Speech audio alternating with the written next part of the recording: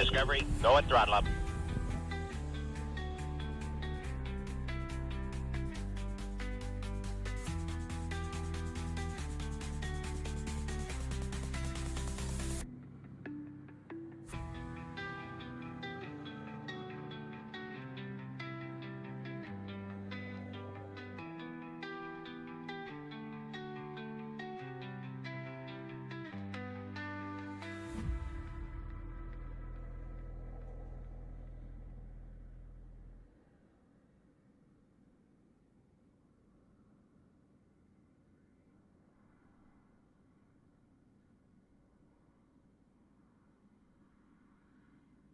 All right. What's going on, guys? Part 27. Part 27 of the crew cab charger. Let's go. Oh. All right. We got a lot of work to do today, dudes. Hey, Rambo, 13-month resub. Thank you very much. It's going to be sweet when that trunk floor goes in. Yeah. It's going to be good. So, if you didn't see part 26 yesterday, let me get you pretty up to speed. We were kind of getting ready to finish off the end of the frame rails so we could put the rear cross member in the car. And I started noticing stuff when I went to patch the passenger side rear leaf spring perch. We had already replaced the driver's side leaf spring perch because it was annihilated. Looked like the Titanic. When we noticed something, we noticed that there was a little pinhole of rust on a structural part of the leaf spring. So that turned into a whole thing with, probing with the hammer and trying to figure out where rust was. And it turns out that it was covering up a lot of rust that I originally didn't see. That's on me. It's my fault. We ended up taking it off, drilling out its spot welds and taking that spring off, and found a golf ball sized hole in the frame rail. The right frame rail, the one that was okay. Yeah, so what we're gonna do is today we're gonna clean up that frame rail, and I'm going to look over that frame rail all over the place. We're gonna get the wire wheel out, clean off all the crap off of it. And I am going to look through that thing and make sure that there is no more rust on that rail. I honestly thought we got to the point where I would, if I hit the back of the car with a hammer, that no rust would fall out of the car. And yeah, I got. It's got Dodge rust, man. Twitch is dying again, it seems. Bitrate looks stable on my end. And it's back now. The one with no more rust on it is the one that's at AMD. That's right. No, it's okay. So I think Sirius is... First of all, don't take him seriously despite his name. YouTube stream seems good. Yeah, my frame rates are fine. No drop frames, 6,000 kbps up. So I think we're good. My follow feed keeps going. And shitification sets in. I've noticed it too. We'll see. Anyway, I'm gonna go over that frame rail. I'm gonna scrape all of it. We're gonna scrape all of it off. In fact, we should probably do it to the other one too. I didn't get all of the frame rail, but I'm pretty sure it's fine. But at least all the spots underneath the trunk on that rail, all the way up to the rear axle, we're gonna clean that up. I just want to make sure there's no rust at all. No pinholes, no nothing. We're going to patch that right frame rail, and then we need to finish the extension on the left frame rail, which means we got to fabricate some parts today, and I got to hope that I get my stupid bends right on these parts. Hang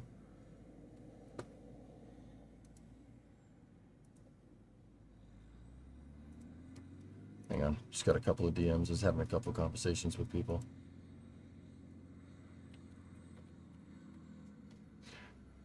All right. We also should have a Starlink launch very soon. Let me see. How far are we out from that Starlink launch? Oh, 15 minutes.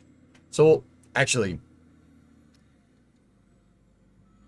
probably do that first. AJ, hope you're well and hope you'll be in Texas for Flight 10. Game time.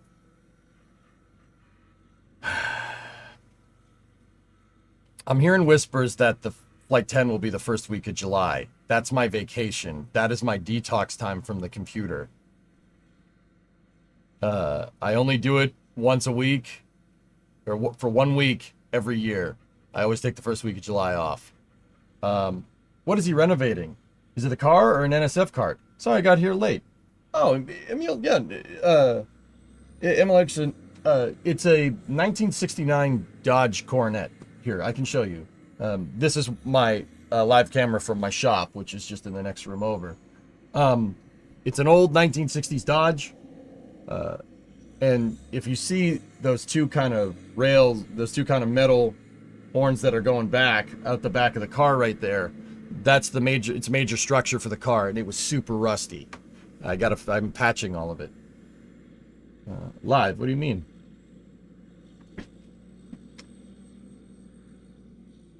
Did it really have to freeze on a shot of me with plumber's ass? Did it really need to do that? Was that absolutely necessary, computer?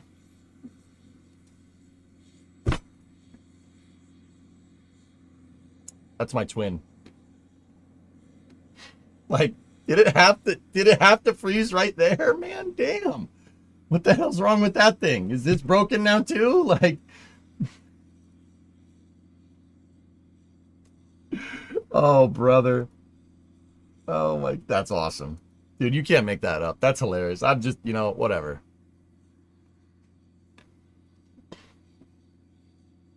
Can you take the last week of June off so Flight 10 happens earlier? Yeah, right.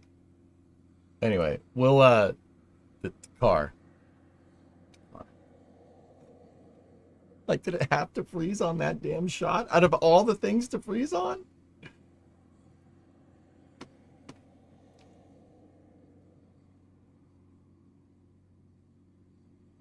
It's pretty funny, though. Again, it's still mad about the power outage. Yeah, maybe.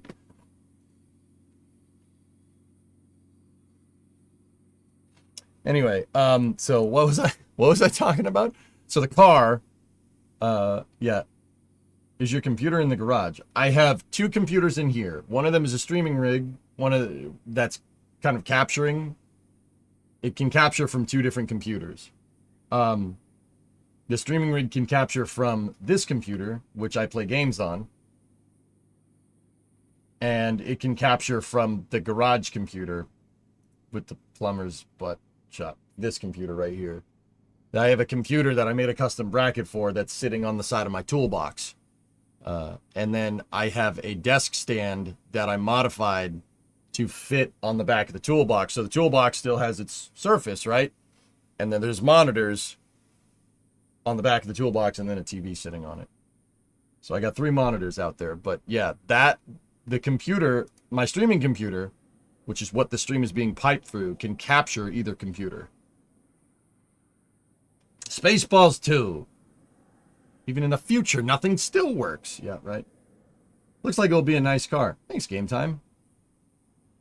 Yeah, that car is a labor of love. Normally, like, if you're not a car person, you're not a car nutcase. Like, I love spaceflight. Spaceflight is my #1. You guys know that from, like, NSF and, streams. I still love space more than anything. But, and, like, airplanes and stuff. I watched Top Gun Maverick last night after my meeting. That movie's awesome. It's just amazing. And not that, like, watching Top Gun is a measurement of how much of an av geek you are, but anyway. But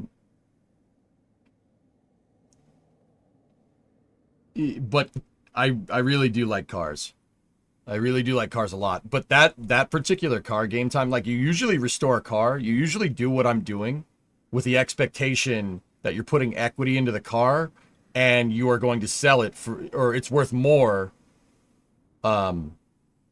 it's worth more than what you bought it for and what all the work costs, right? So say I bought a car for $2,000, right? And then I put $1,000 of work and time into it. Now your $3,000 into this car, is the car worth $3,000? Some cars do appreciate and depreciate in value. Most cars depreciate in value. It's very rare that some go up. Now, with that being said, 1960s Chryslers do appreciate in price. They go for big money if they have 2 doors, not 4 doors. So, car isn't really worth restoring, but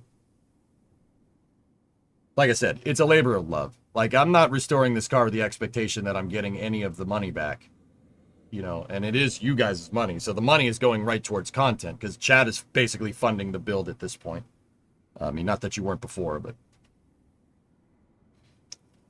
I was thinking if you get an engine stand, rebuild the motor or a motor, that would be awesome content. Farm, just outside the garage door, I recently purchased a 2004 Dodge Ram 1500 with a 5.7 Hemi in it. So that content is coming. We're heavy on the metalwork right now because I'm not going to build a 5.7 Hemi with 400 horsepower and put it in the Titanic of cars. You know what I mean? That would be not smart, right? We got to get a good shell, especially if we build that motor. We need to have a good shell. And that motor, I'm not sure if it needs to be rebuilt. That 04 Ram only has, I think it's like 70, 80,000 miles on it. So it's actually pretty low mileage for what it is. The problem is that, like the Coronet, it suffers from Dodgeisms. It's rusty as hell because it's a Northeast truck, just like the Dodge is a Northeast car. Also, built 318 is pretty awesome. Popped up. Yeah. If I put $1,000 into the 318, we could probably make a 318 that makes like 350 horsepower. If we put $1,000 of parts into that 5.7, I mean,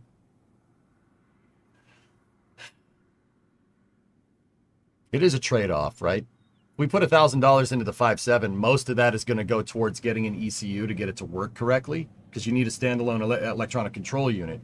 Or we could convert the 5.7 to carbureted and get a standalone coil pack controller. And then standalone coil pack controller standalone electric controller. So the coil packs fire at the right time. You need a cam phaser. You need something that would pick up off the cam phaser and tell the coil packs to fire at the right time. And then we could put a carburetor on that 5.7, put $1,000 into it. That thing could make like 400 or 500 horse. Be pretty cool. I think that'd be a pretty cool little build. Are you gonna lose all the emissions stuff? Yeah, of course. Emissions? Yeah, of course I am. I'm talking about carbureting the damn thing. So yeah, probably. SpaceX should be live here. So yeah, we're gonna start the stream here with a Starlink mission. We'll start it up with a Starlink mission. Carburetor, why not a truckerator? Well, it's because it's a car, Jim. You'd lose a lot of the advantages of the newer 5.7. Yeah, I mean, we'd have to put $1,000 into that 5.7 just to get it to run if we wanted to run with an ECU and a fuel injection system. That would very much increase reliability and power in the car. But yeah. What is a cam phaser again? So a cam phaser is an electrical component that or a camshaft position sensor. It uses Hall effect to basically convert the rotations of the camshaft into an electrical signal that has a differential frequency because the RPMs of the camshaft can change, right? So they use Hall effect to generate different frequencies of electricities, and the computer can pick up on the differential frequencies and tell the spark plugs to fire at the right times based off of the signal that it's getting from the cam phaser. It's actually super interesting stuff.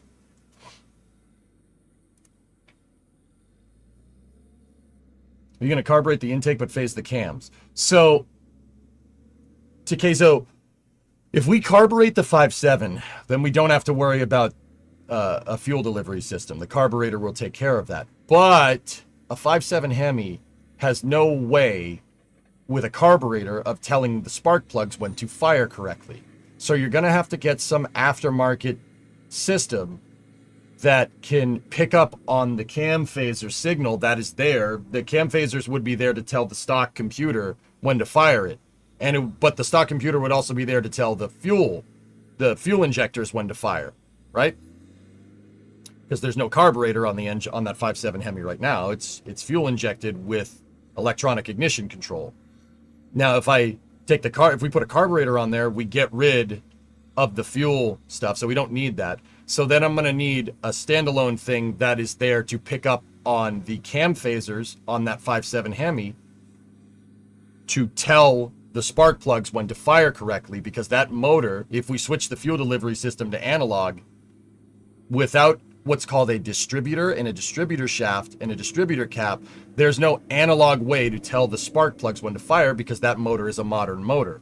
Older motors have a mechanical whirly-do on the top called a distributor that tells the spark plugs when to fire, believe it or not, based off of the spinning of the camshaft. That's on an older engine, though. Like the 318 has that. But since we have no mechanical distributor on that motor because it's a modern motor, I'm going to need some type of computer to control the coil packs. And the coil packs are basically, the coil packs control the signal to the spark plugs, control the electrical signal to the spark plugs.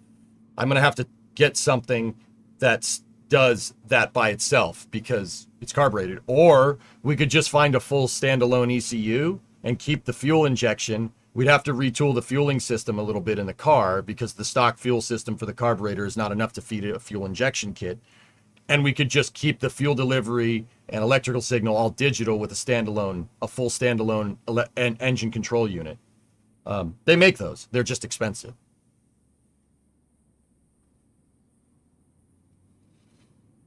Do they make carburetor conversion kits for the new Hemis? Yeah, you can buy intake manifolds that can mount a carburetor on one of those. Sure. Okay, we're inside of 90 seconds for this Falcon 9 launch. We'll continue the car conversation here in a moment. Yeah, so if you're here for car stuff, we will get back to it in about 10 to 15 minutes. But for right now, we have the Starlink 12-26 mission. This is 23 Starlink V2s on there, 13 direct-to-cell satellites, 10 normal V2 mini satellites. We are inside 1 minute. Falcon 9 is go for startup. Falcon 9 is in startup. I told you. Car, barf. Not in here, mister. That's a Mercedes. So, launch pad that Falcon 9 is coming out of today is Slick 40, Space Launch Complex 40 down in Cape Canaveral, Florida. This is one of SpaceX's most used pads, and it's one of their oldest pads that they have. SpaceX has been... go for launch. Slick 40 has been the home of Falcon 9 for 20 years almost at this point. T-minus 30 seconds. 30 seconds. Launch director reports go. We're past ground gas closeout here. Should hear the pad deluge system turn on.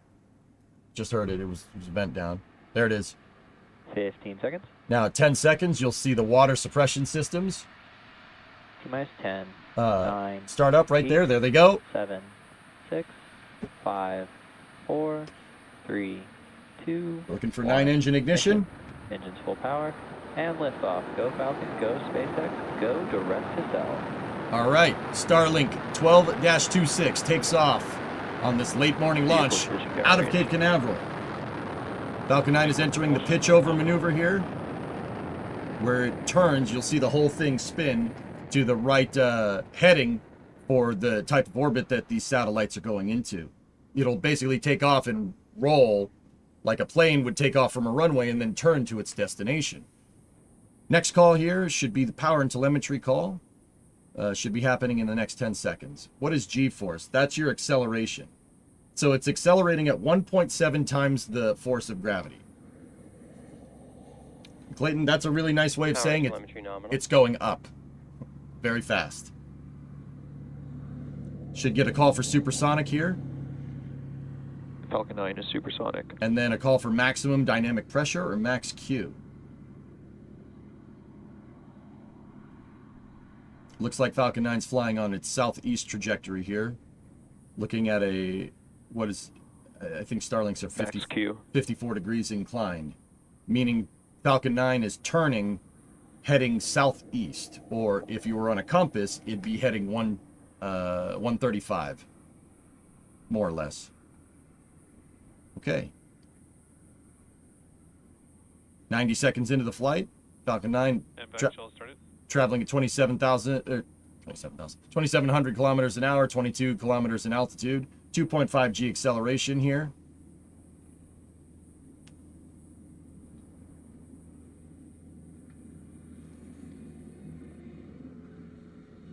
The call there was for basically priming the second stage engine. Falcon 9 is a two-stage vehicle here. So in a second, you're going to see these 9 engines shut down.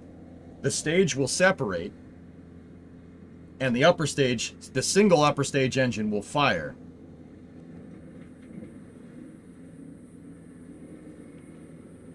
You deserve a raise.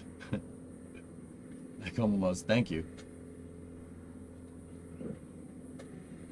Okay, here we go. Should get a call for main engine cutoff and then stage separation. Notice that the G-force, there it goes. It goes down when the engine shut off. There's a shot of the second stage engine. Stage separation confirmed. It should separate from the first stage.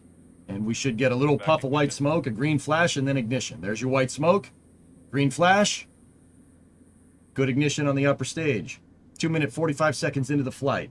Falcon 9 second stage traveling at 7,900 kilometers an hour, 80 kilometers in altitude. First stage now coasting on an arc, on its ballistic arc. Basically in preparation for landing here. The first stage is traveling at 7,400 kilometers an hour, 87 kilometers in altitude. Note that its speed is going down because it's getting to the top of its trajectory.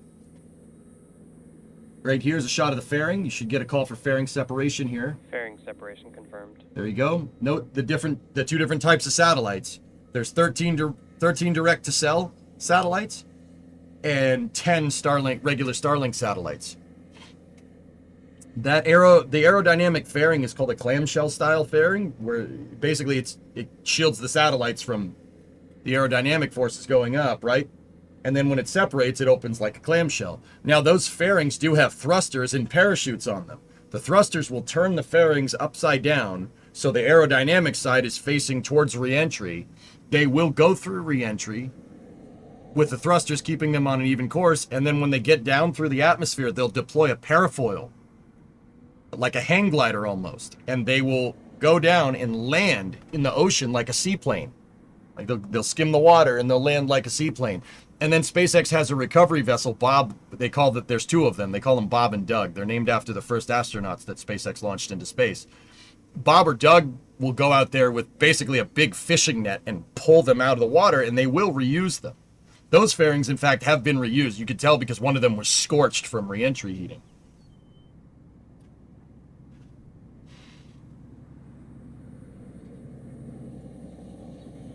Being a symmetrical craft with no human payload to worry about for G-loading, I missed it. Throttle up. Hold on. I missed it. It went off the screen. That looked like a good question, though. Give me 1 second. Why roll and pitch rather than just yaw to trajectory? It should have no effect on the flight or payload being symmetrical. Nader, if you're flying around in a fighter jet, why not just fly upside down? It should have no effect, right? So if you're flying around in an AV-8B, right, and you're flying like this with the horizon right here, why don't you just fly upside down? You'll be able to see the horizon better.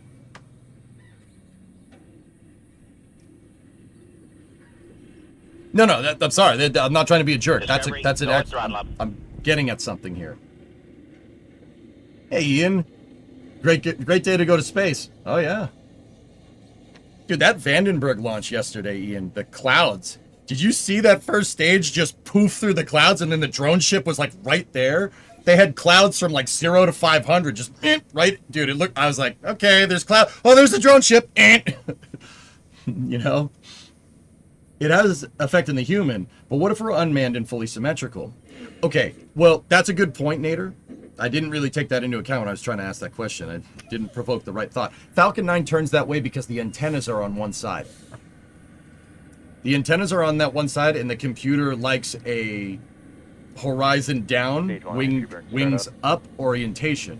It still has yaw, pitch, and roll. Oh, there's the supersonic retropropulsion. Falcon 9 using its first stage engines to slow down and protect itself from re-entry heating. Supersonic retropropulsion.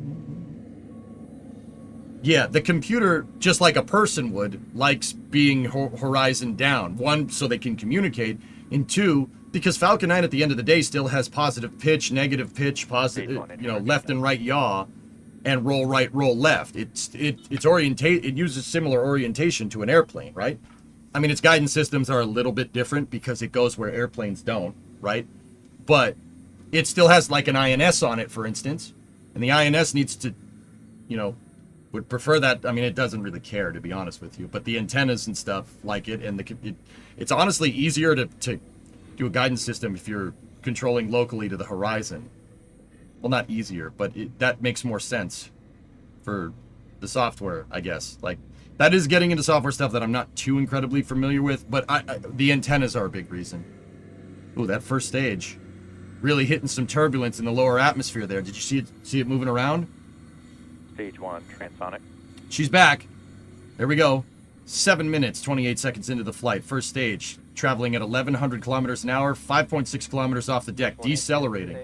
Second stage, flight termination is saved, meaning that if the second stage has a problem, it'll just re-enter and you don't need to worry about trying to get rid of it.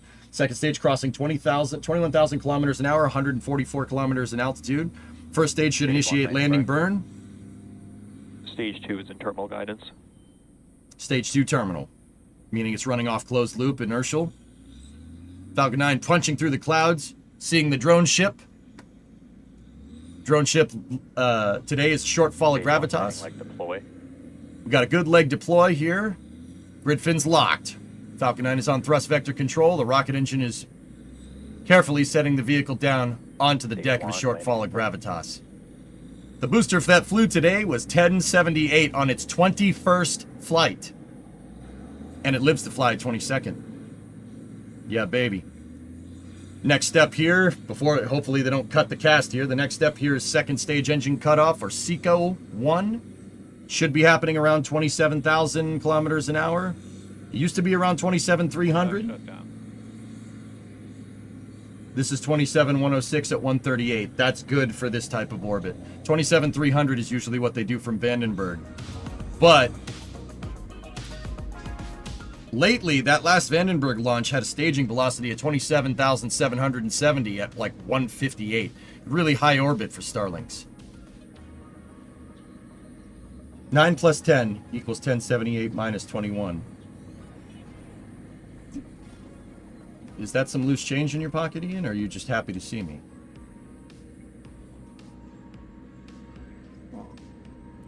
Also, could it have effect on fuel pickups and sensors in regards to orientation? There are other factors at play aside from the antennas. Let me put it that way. What those are? Don't know. No idea. I don't know what you're talking about.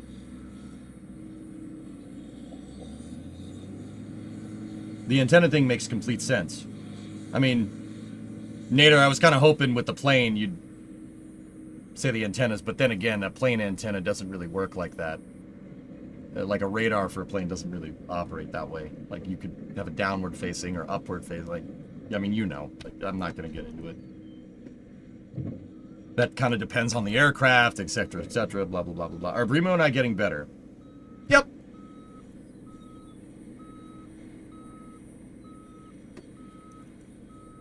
And then we are being serenaded by the sultry sounds of Starbase construction. Oh, nice, dude. Look at this thing. Oh, nope. Don't play Satak. Not today. Oh, look at that. Look at that big old Peterbilt. Hell yeah. That's a lot of weight over the rear tires there. Hal. You might want to put some of that weight forward for better tongue weight. I really hope that blue truck is not going, or well, that truck is not going very far, because that's a lot of weight. Look at how the trailer's springing around. See that? See it springing? That's dangerous right there. That's yeah, that's sorry. The physics nerd in me. Yeah, that's I hope that guy isn't going very far, to be honest with you. Watch the trailer spring around. See it moving all over the place? Yeah, yeah, you don't want to have a lot of weight behind the rear wheels on a truck, because all that's doing is turning the entire trailer into a seesaw, and it's not pushing down on the rear wheels of the actual truck. That's called tongue weight. You don't get good tongue weight that way, and that having your trailer every time you go over a bump basically wanting to come unhitched is probably not the smartest thing.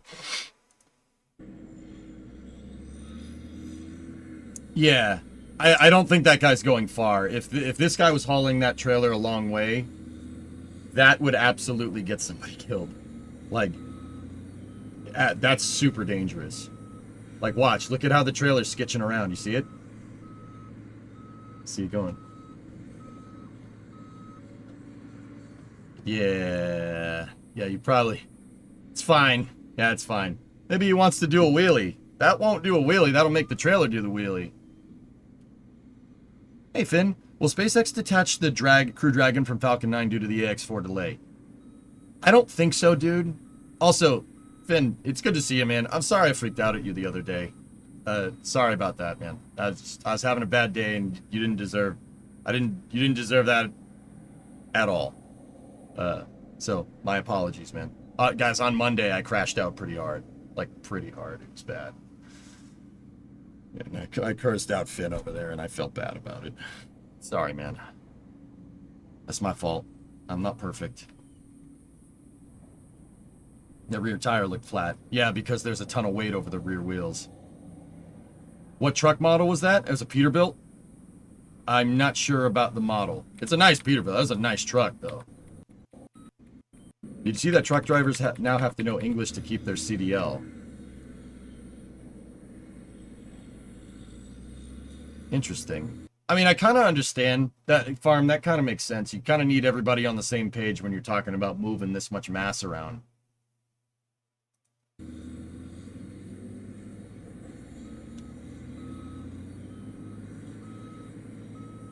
Like, this is one of those things where you really should have everybody on the same page, especially when it comes to operating heavy equipment. I mean, a big rig technically isn't heavy equipment like the excavator is, but also when there's a lot of physics involved, communication is key. So I kind of get that. Peterbilt 389, thank you.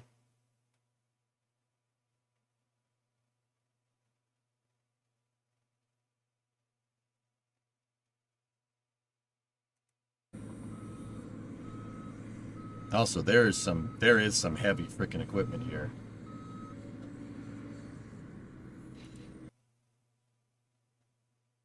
It really helps if you can read the signs. Yeah, yeah, Creation, case in point. Yeah, yeah.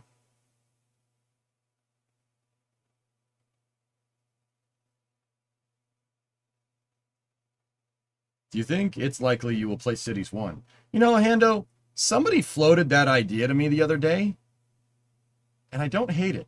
I really don't. Like, really, I really don't hate it. Hey, WD-40, thanks for the raid. WD-40 doing a launch stream. How was the view, dude? Pretty good? Interestingly, they're laying down fabric where they dug for the Gigabay. No pile driver yet. So the fabric is probably permeable layer, most likely. It's a water permeable layer.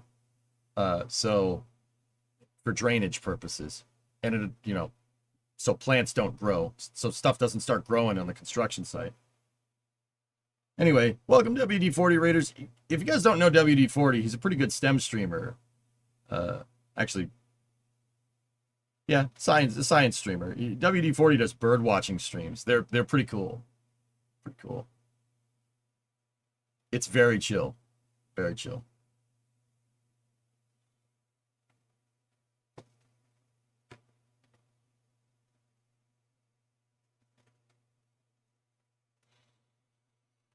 Is it also lit? I don't... Banana? I'm old school. Give me 13 gears and a clutch. My heavy-duty truck has a manual transmission in it. It doesn't have a twin stick, but it's got a manual in it. And that F-250 definitely drives like a semi. Dude, you don't have to float the gears, right? But with that thing, with the ZF5, you're... Like, the throw on it is so long. You have to pull it back, right? And then you have to kind of get it. Like, dude, it's actually super cool. You can feel the synchro. Like, when you pull it back and put it into the gate for second gear, but not all the way, you can feel the synchro kind of meshing, and then you pull it into gear. So when you shift it, it shifts like a semi. So it's like...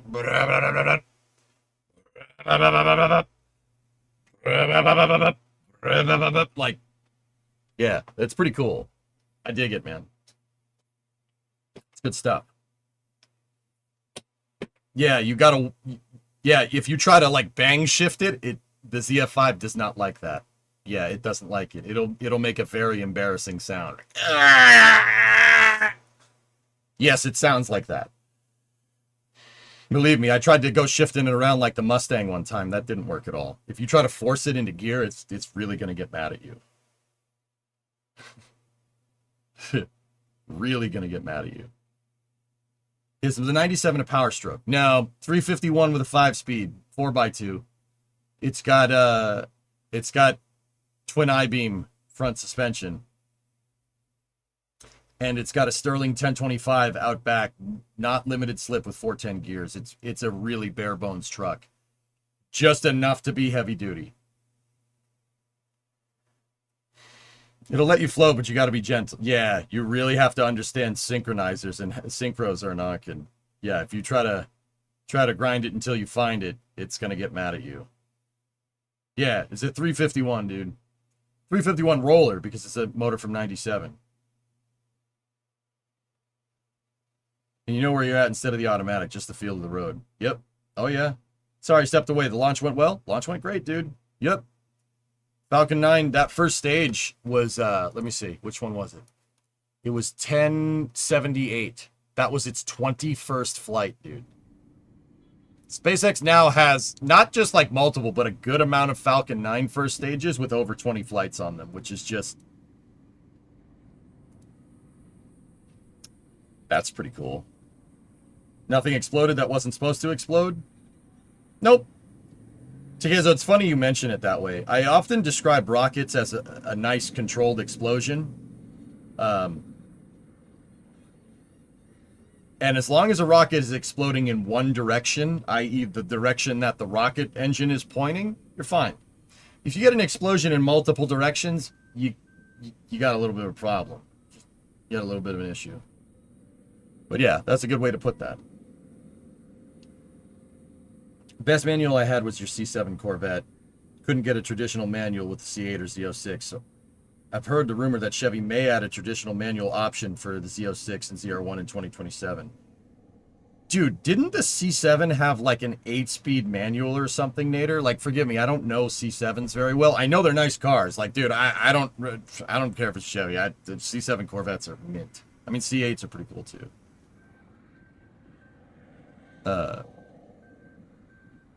I mean, the whole rest of my dang family is a bunch of Corvette guys, so.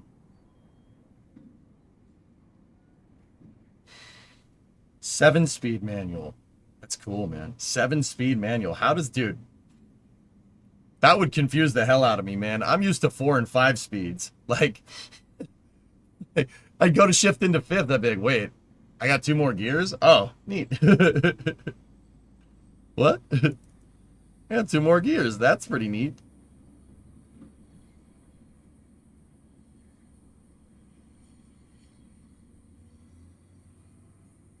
You never driven a manual, MK? Midday Space News, love it. Well, we were just starting up. I started up a little bit early because of the Starlink launch, but we got to get out into the shop, dude. We do have a lot of work to do, so we'll chill here till the top of the hour, and then we'll get going. Hey, boss, how you doing? I'm all right. It was extreme overdrive. I have to look. I think 3 were overdrive. Cool. Manual transmissions are the ultimate anti-theft at this point. Yeah. Dude, when I drive the 97 around, I never lock that truck because no one knows how to use it. It's pretty cool.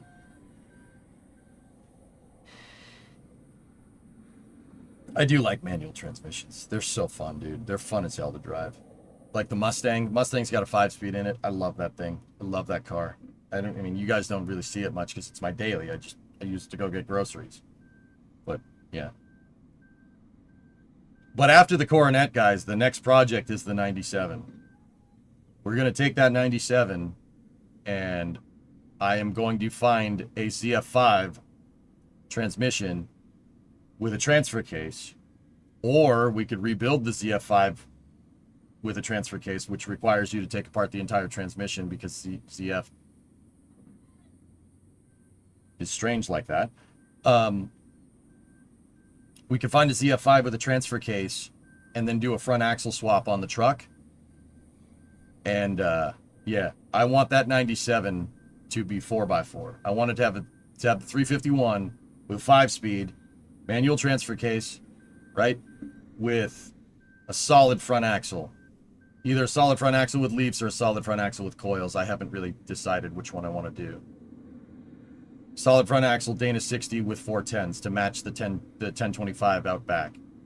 Ideally with lockers. And then the rear diff, we need limited slip with lockers too. So I got to go find a Sterling 1025 with lockers and a rear diff.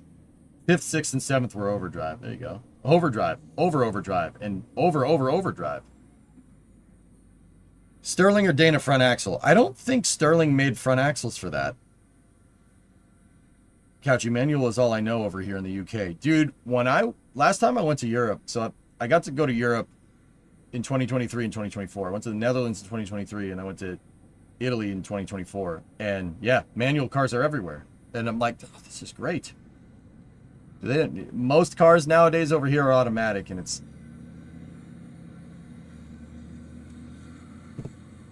whatever.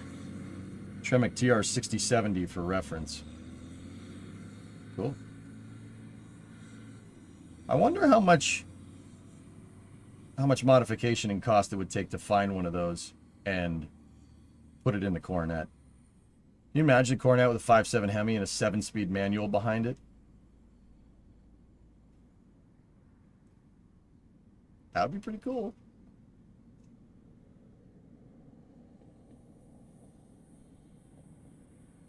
Manual are everywhere in Europe because they're cheaper, no catalog price, and therefore lower in road taxes. Yeah, that used to be the case over here, and then they just gave every single car a damn slush box. Manual transmissions cost more to buy nowadays over here. Not with that frame? What do you mean not with that frame? There ain't no frame. It's a unibody. Hey, Vasia, 75-month resub. Excuse me, when drive? Your first car was a Dart, 3 on the tree. Nice, Astro. What year? Darts are cool cars, man. Those are super sought after nowadays because front engine V8, rear wheel drive, and compact car. That's pretty cool, man. Would you cage it at that point? What is a 7-speed manual going to do with a 5.7 in front of it? I would want the manual transmission for good fuel economy, guys. Not for performance. A 5.7 in the front making like 400 horsepower with the 7-speed behind it would be perfect for that car. The weird part is that it's part of a transaxle, so it might need a custom tail housing to work as a transmission. Oh, yeah, that's right.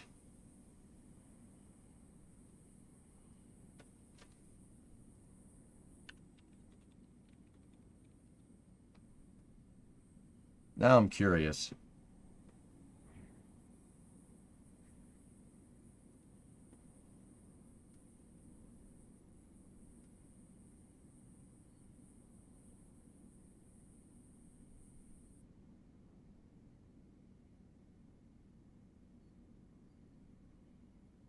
$65. Nice. Nice wheels, man. Very cool.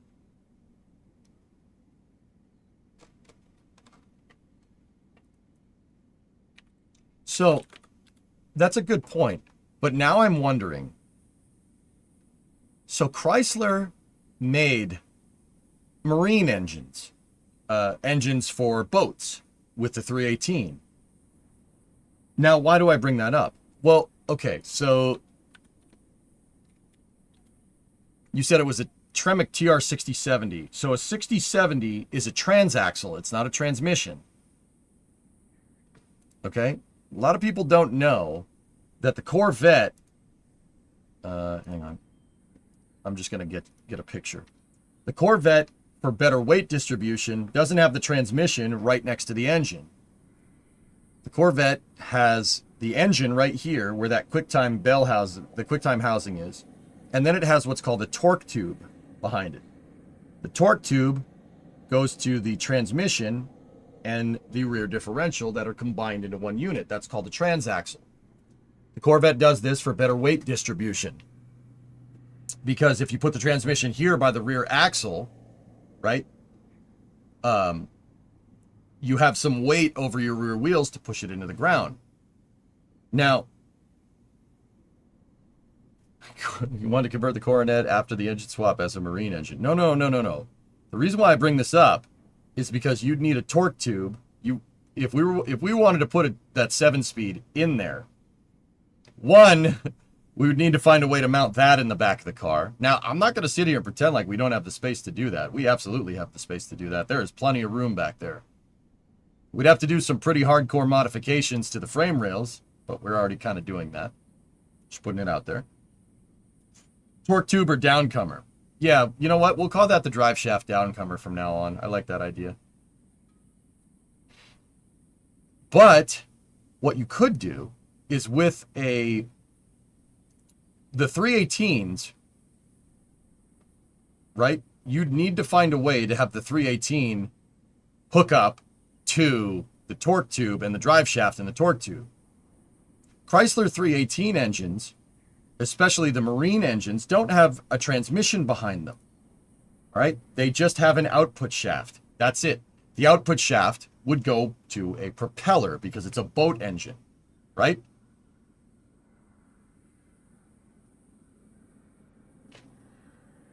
There you go.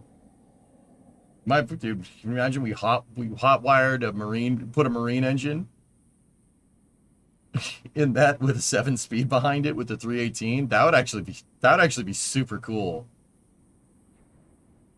EJ, what do you do for a living besides being a cool streamer? Takezo, streaming has been my full-time job since September 19th, 2015. Oh, this is space. I'm in space. This is what I do, man. I commentate on spaceflight, play STEM games, teach people about engineering, and work on cars. This is my job. Yes, I still get serious imposter syndrome to this day because this job is awesome. Yeah, this job's really fun. It's a lot of work, but it's really fun. See last. You'd have to do an independent rear suspension. Oh, no. Eric Berger just responded to a tweet whether if Jared could be renominated. What did Eric say? As I've heard, it is dead, dead, and dead. Oh. Opium. Nader, what was your last? First car is an 88 GTA Trans Am. Nice wheels. Get a C8 driveline from a crashed C8 and make a mid-engine Coronet. Confuse the hell out of people. That would require a ton of modification to the unibody, more than really what I'm comfortable with. Sorry, just checking in if you'd already talked about the Air India crash. It's my usual airport airline for the UK flight, so it looked pretty shocking. Supersonic, first and foremost, I generally do not talk about stuff on stream that has to do with people dying. It's a rule of mine. I do not like profiting off of death. So I generally don't show plane crashes on stream, and I generally don't talk about them. Now, there are some exceptions, like the American Eagle flight at Toronto Pearson a couple of months ago that crashed and everybody survived. I'll talk about that, sure, no problem. But I would defer to channels like Blanco Lirio on YouTube if you want thoughts on that. That channel's done by a guy named Juan Brown. He's a 777 pilot. He's much more qualified to talk about this stuff than me. With that being said, I have seen the Air India footage. It's terrible. That's so bad. It's so bad. Like, I'm not gonna put that on you guys. Don't go looking for it. It's pretty gruesome. And I'm not saying like, oh, don't go look for it, dude. Seriously, you don't want that on your mind. It's terrible.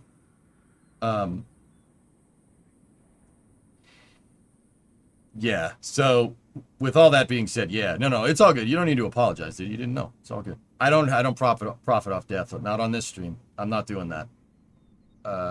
Yeah. So I don't show like police chases because someone could die. I don't show plane crashes. Heck, dude, Supersonic in my entire. I just told Takezo, been streaming in September. I'll be streaming for a decade straight.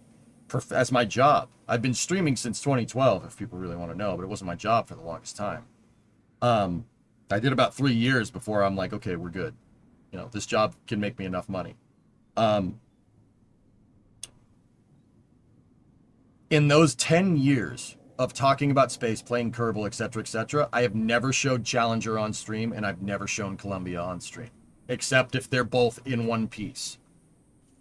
I've never shown the Challenger disaster. I've never showed Columbia. I've never showed Apollo 1. Ever. Ever. Ever. And I never will. I don't feel right doing that.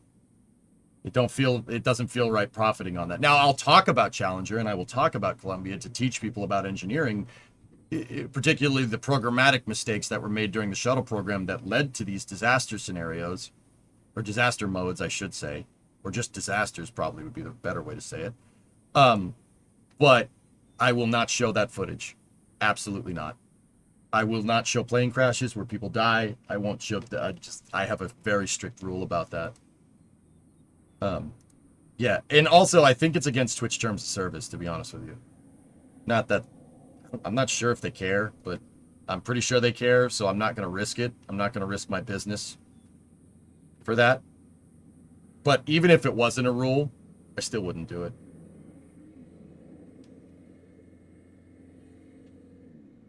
Correction, you showed that piece they put on in the pad. Yeah, that's true. That's true. That's the only piece of Challenger that I've shown where the orbiter was not intact.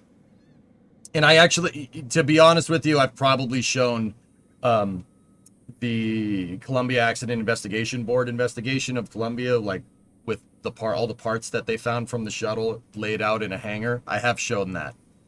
But I won't show the disasters themselves. No, it doesn't do those astronauts justice. And I feel really bad profiting off of that. Like, yeah, it's just, yeah, no, I'm not doing that. Anyway, can we talk about transaxles more?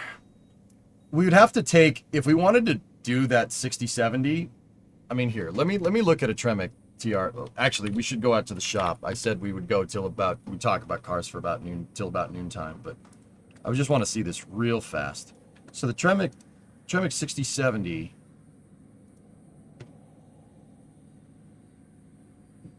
You could get a bell housing for this.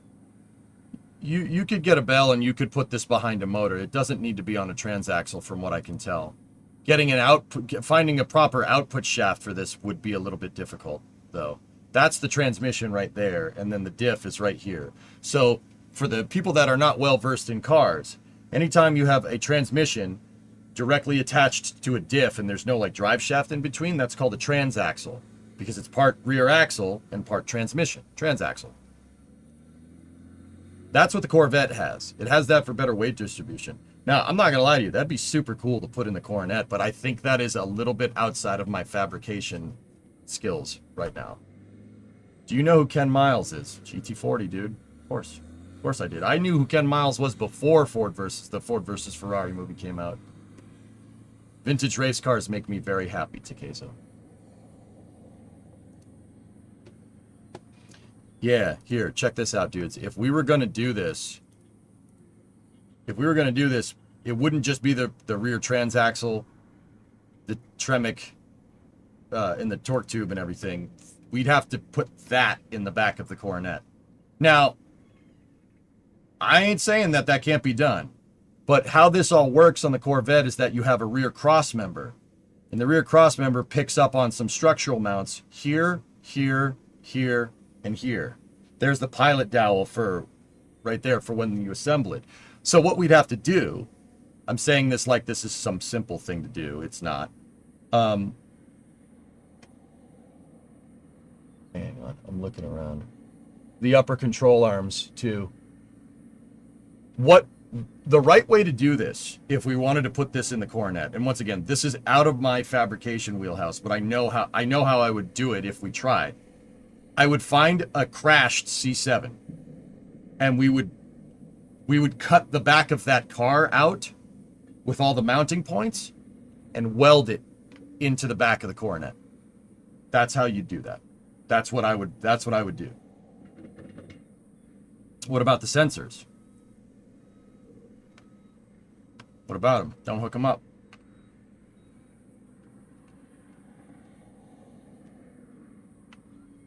Well said, well thought out, except for the Ford obsession. I commend your integrity. Thank you.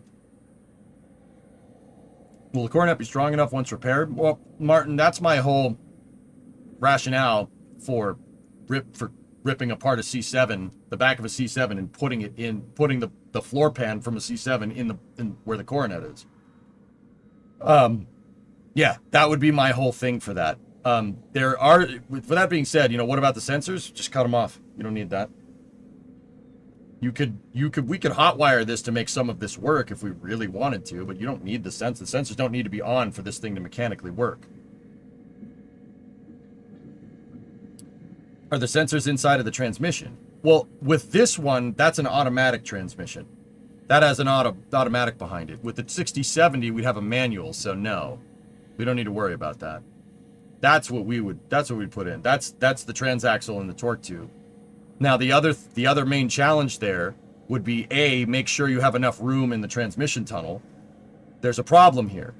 The Coronet is designed to have the transmission right here, not right here. So what you'd have to do is cut the transmission tunnel out, take that piece of floor, reverse it, put it right here to make a larger housing right there, and then pray that all lines up. To be honest with you guys, if we did do that, you'd probably wouldn't have a rear seat in the Coronet. I just don't think there's enough space in there. Is that an electric motor? No, it's the transmission, Alex. On the Corvette, the transmission is in the back.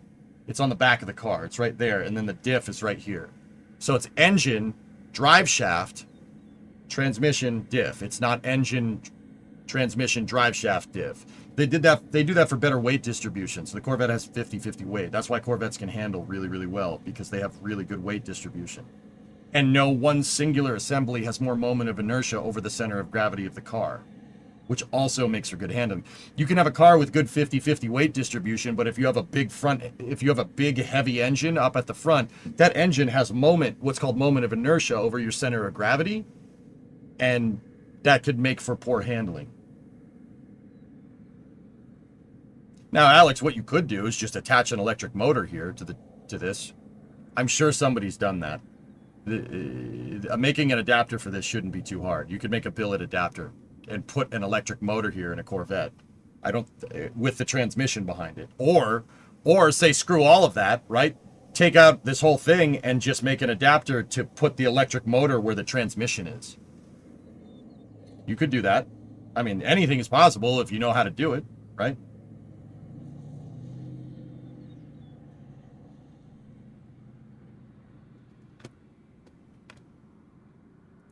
That'd be pretty cool, but... Oh, what the heck's going on there? Oh, no.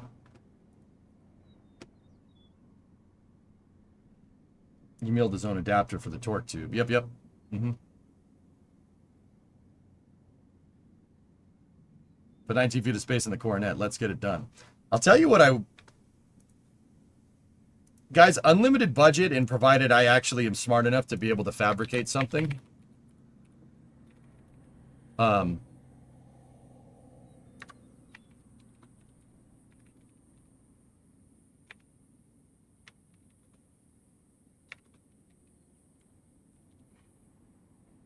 you know what I would do? There is an ungodly amount of room in the back of that Coronet. Here, excuse the plumber's ass from me. there's an ungodly amount of room in that car, or in the back. That's what I'm learning from putting that trunk pen in. I mean, it's got a huge trunk.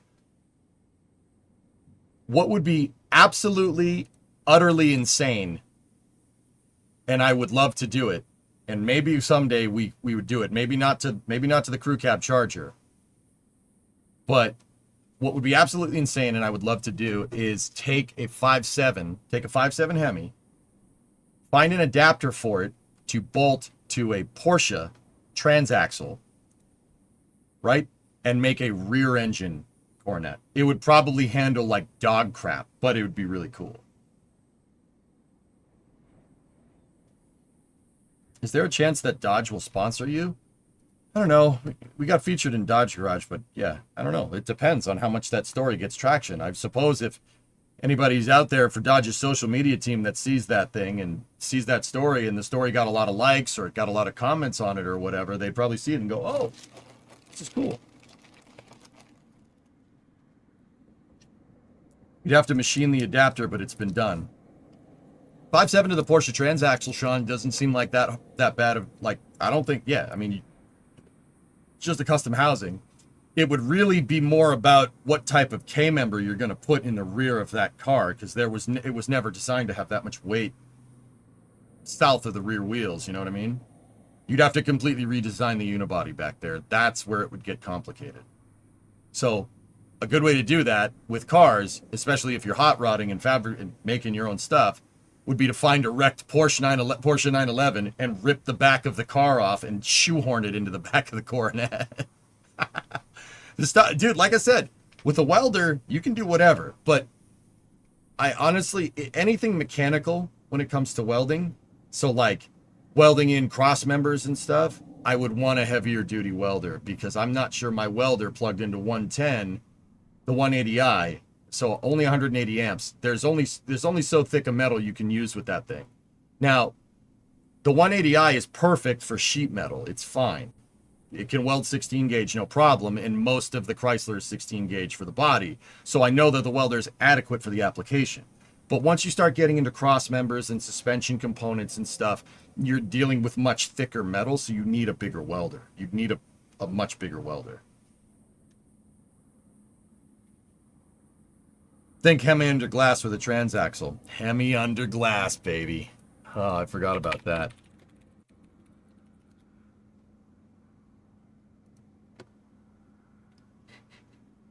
Yeah. So, yeah, Sean, we are not the first ones to think about this. If you guys don't know Hemi under glass, it is a legendary hot rodded vehicle. It is I think it's a 67 Barracuda, and it has a Hemi in the back. That's exactly what we're talking about. And that's what I mean when I say it'd handle like Dookie, because this car was designed to have the weight up here, not over the rear wheels.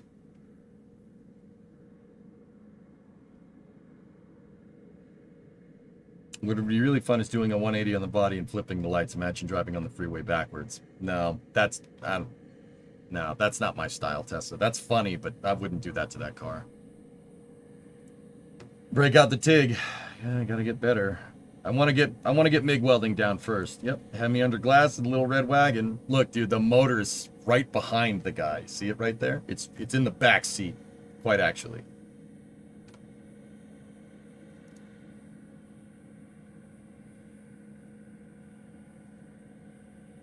Whoops.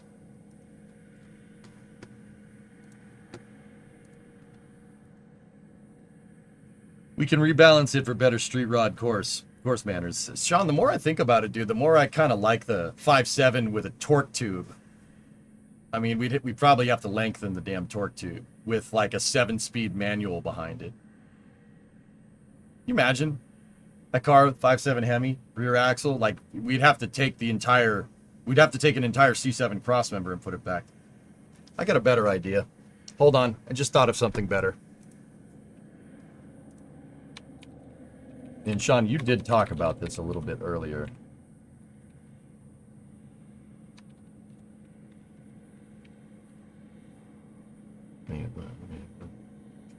Stuff.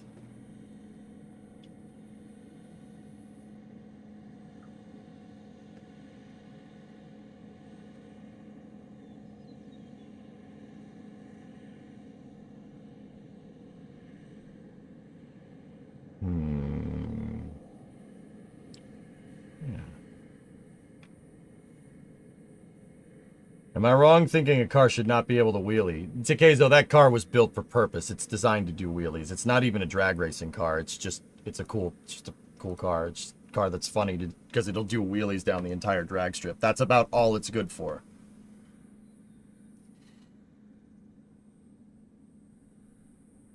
Mid-mount the motor, shorten the torque tube, and everything becomes easier. Sean, as screwed up as this sounds, I would probably do that with a two-door. And the reason I would do it with a two-door is to piss people off. Because people would be like, you screwed up that two-door. I'd be like, yeah, I know. I know I did.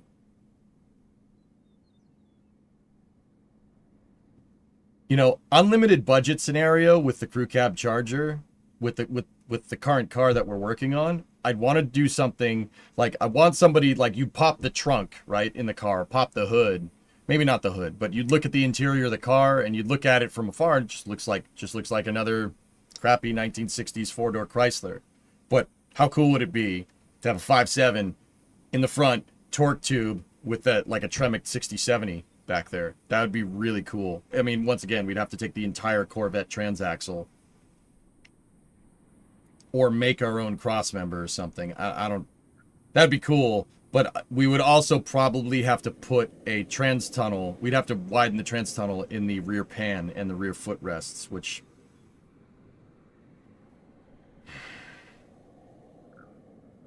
Yeah, I'm not sure I like that. What I would honestly do is just cut the trans tunnel out of the front of the car, flip it 180 degrees, and weld it to the rear pan. But then again, at that point, I don't think the car would have a back seat, and it defeats the point of the crew cab, you know?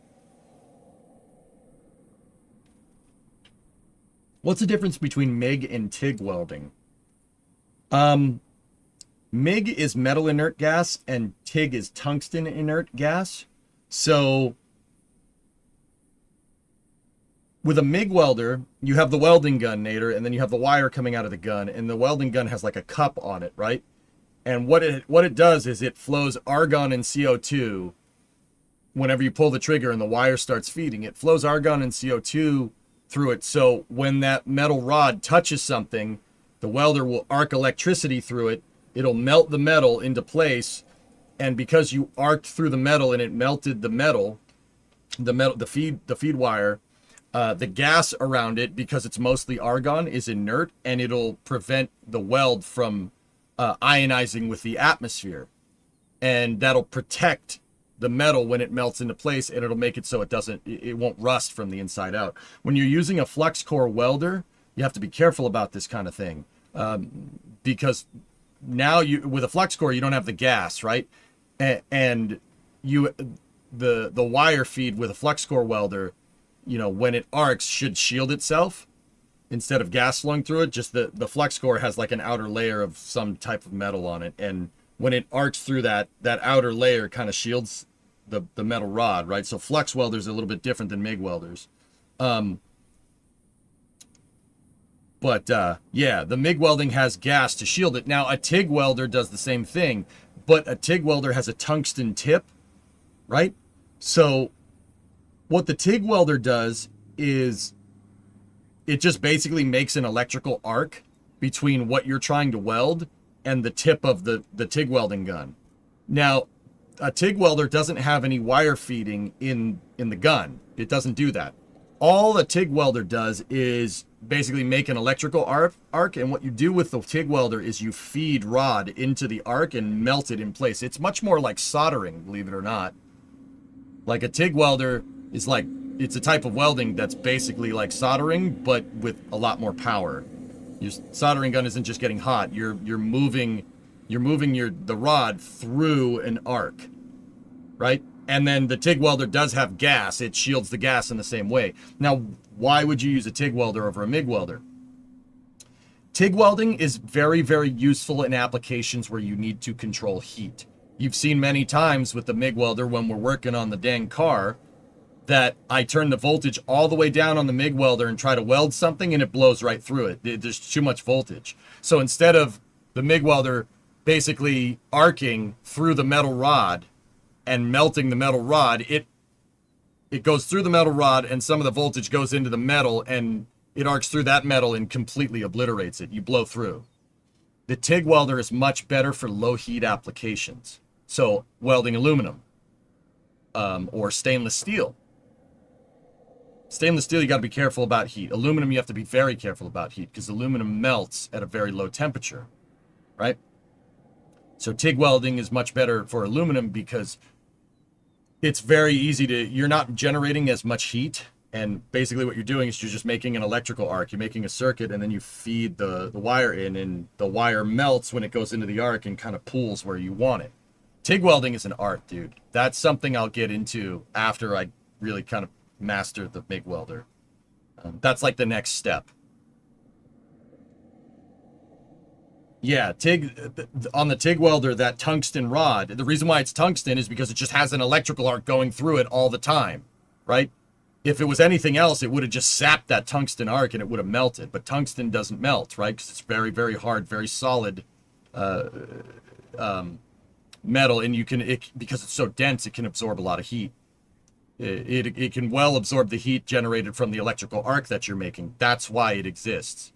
So you hold the tungsten rod close to what you're welding, you make the arc, and then you feed the welding rod into the pool.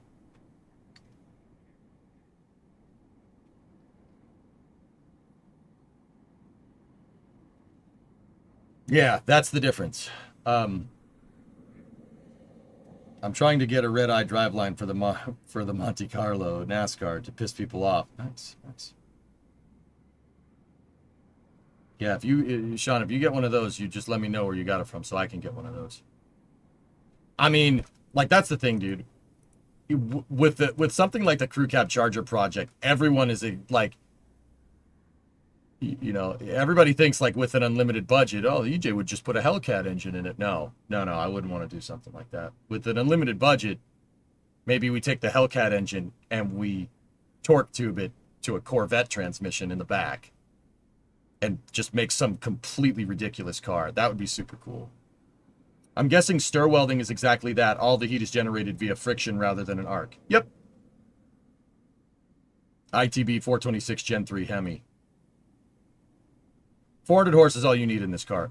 Yeah, Zeros, right now with not unlimited budget, that's really what I'm aiming for. I want 400 horse in this car. That's plenty for that chassis to be able to handle without some extensive modifications. That'll make the car fun. It'll make it fun to drive, and that is what I want to do. I want to drive it. It's not a race car. I want to make this the ultimate hot rod power tour cruising car. So my ideas for the Crew Cab Charger is to make something that you could get into, if you could have some fun with it, if you really want to hoon around with it, right?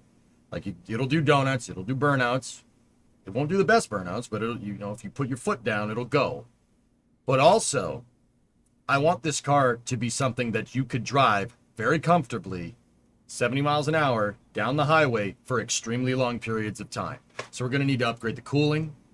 We're going to need to put air conditioning in this car. I want all the amenities. And if we can figure out the right transmission and the right rear diff and stuff, I would like this car to be able to get some relatively decent fuel economy. I'm thinking 20 miles per gallon highway would be perfect. That's fine. That's fine. 20 mpg is pretty bad, but you're not getting, I don't think there's any applications where we can make 400 horsepower, have enough to do burnouts, but also get 30 miles to the gallon, unless we wanted to put like a 4-banger in it from a Mustang, like a turbo Mustang, and I'm not doing that. With 16-inch wheel with less sidewall work, for ride comfort, I would prefer a bigger tire. That, and I think low-profile tires on 1960s cars look incredibly stupid. That's just a personal thing. Some people dig it. Some people think it's cool. I don't. I think that looks awful. It looks terrible that way. The SS with 420 real horsepower does 20 miles to the gallon. It has 411s, by the way. That's what I'm talking about. Torque tube to the ZF8 8-speed, and then use the LX platform rear subframe. Keep it Mopar. The CF8. Is that a manual transmission? No, it's not. What is this thing? We would need a standalone ECU for this transmission, would we not, Sean?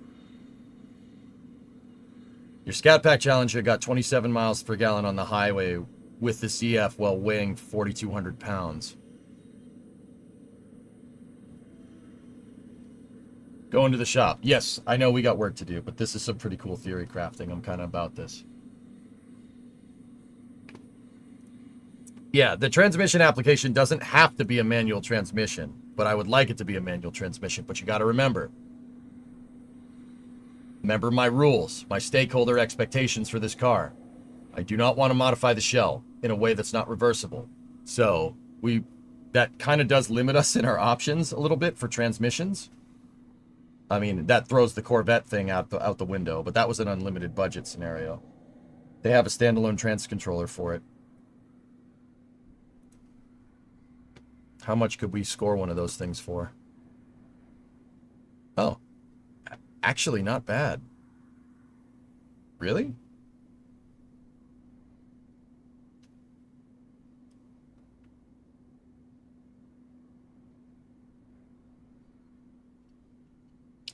These transmissions are not expensive, guys.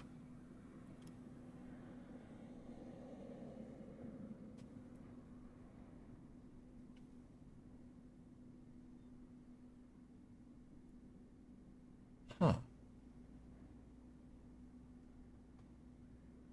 They range from $500 to $1,000. I'm not showing the shopping results because Google just feels the need to incessantly tell me where my zip code is. Like, these search results are based off of this. We know where you live. We hope these results are good for you. I'm like, yeah, they're not. But thanks for that. Really wish I could get rid of that. Like, not have that because, you know.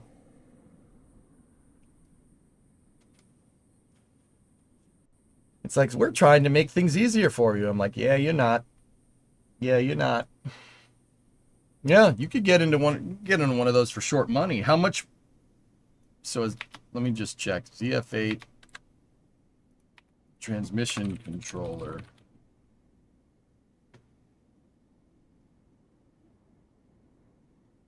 I'm not putting paddle shifts in my car.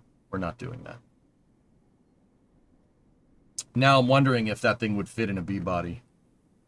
That's the next,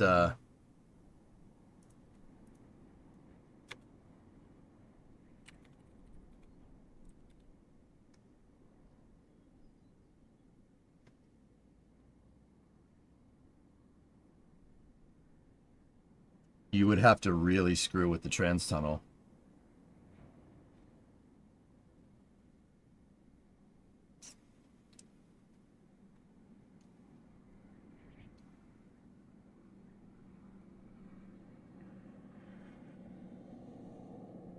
If that transmission, you really should. It'd be so damn good. Not doing an EV conversion, it's not the right type of car for that, Sig. That's not really my goal here.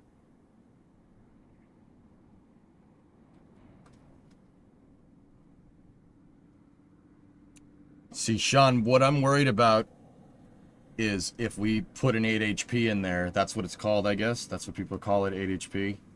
Right? If we put that in there, if we have to modify the transmission, the torsion bar cross member, yeah, that could be a rabbit hole. I'm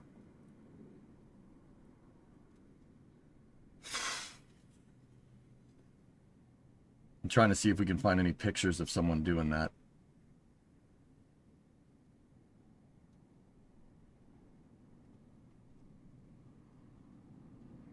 Yeah, I know, Graham. It didn't used to be that way. Do a feasibility study. That's what, well, that's what you do. That's what you do when you do this. You do research. I mean, that sounds like the right application, but so, guys, the thing about this is, we gotta go. Here, hold on. The thing about this is that the trans tunnel has the torsion bar cross member. It has the torsion bar cross member in it. Here, this is the AMD thing. We're eventually, if we want to keep going with, you know, we're eventually going to have to buy one of these and put that in. Do you see this part right here? There's a serious structural hump right there.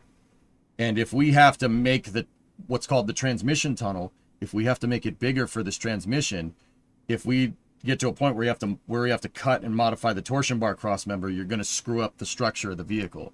This needs to be tied together because this holds the suspension in the front suspension in place. See that thing right there and that thing right there? That's the back part of that's where the back of the front suspension picks up on the rest of the car. If that thing can move around and it's not structural, i.e. not connected, there's nothing that's triangulating your rear suspension, and your rear suspension can just do, or your front suspension can just do this. You don't want that. What is that hump for? Well, Graham, it's that hump is connected to the transmission tunnel, and the transmission goes through it. The output shaft of the 904 goes through here. Like if you look at a Chrysler, you look at a Chrysler 904, right? Look at the output shaft. See, it's very thin back here because the transmission crossmember goes up and over. It goes over it right around here. So see where that mount is? That's the other thing. The torsion bar crossmember has bolt holes for it, and it's holding the back of the transmission in position. That doesn't leave you a lot of space for anything else. If we have to modify the pan, it's kind of going against my rules. But what is this? Swapping a 904 for a 727. Oh. See, a 727 would fit, but even then, at the end of the day, 727 is still a 3-speed. It's a 3-speed heavy-duty transmission. That will satisfy the 400 horsepower thing, because both of these transmissions can take 400 horse, no problem. But we'd have to get into some serious transmission tunnel modification if we wanted to put that CF8 in there.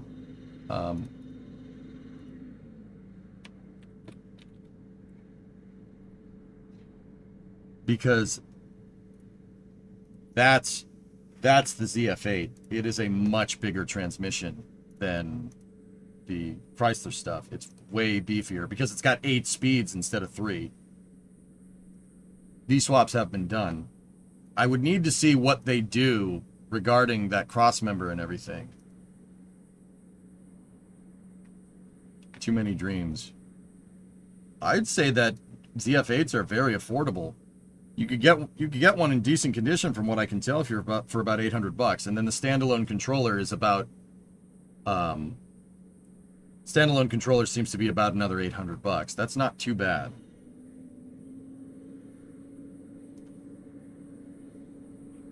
Heck, dudes. If I'm understanding this right, if I'm looking at that bolt pattern right for the ZF8, that will bolt to the 318. And it'll definitely bolt to the 5.7 Hemi. Can you imagine? Carbureted 318 with an 8-speed transmission behind it? That would, that'd be pretty neat. Nobody would see that one coming. It'd be like, oh, what do you got in there? 3-speed? No, 8.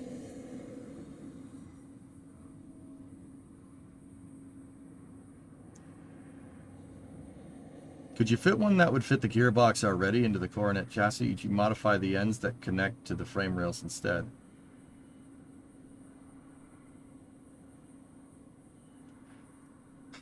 Tessa, what we would have to do is if we're making the trans tunnel bigger, we would have to, what I would probably end up doing is before we put this crossmember in, I would probably cut it right here and cut it right there and weld an extension. We'd need an extension piece in to make that loop taller and bigger. And then we would need a custom rear transmission mount. Because see, the rear transmission crossmember picks up right here. See how it's indented right there? The transmission crossmember bolts in there, and that holds the back of these transmissions in place. You see the back mounts are right there. So the rear trans crossmember would be right here. Bolts directly to the Gen 3. Pretty sure adapter plates are available for the older engines. Yeah.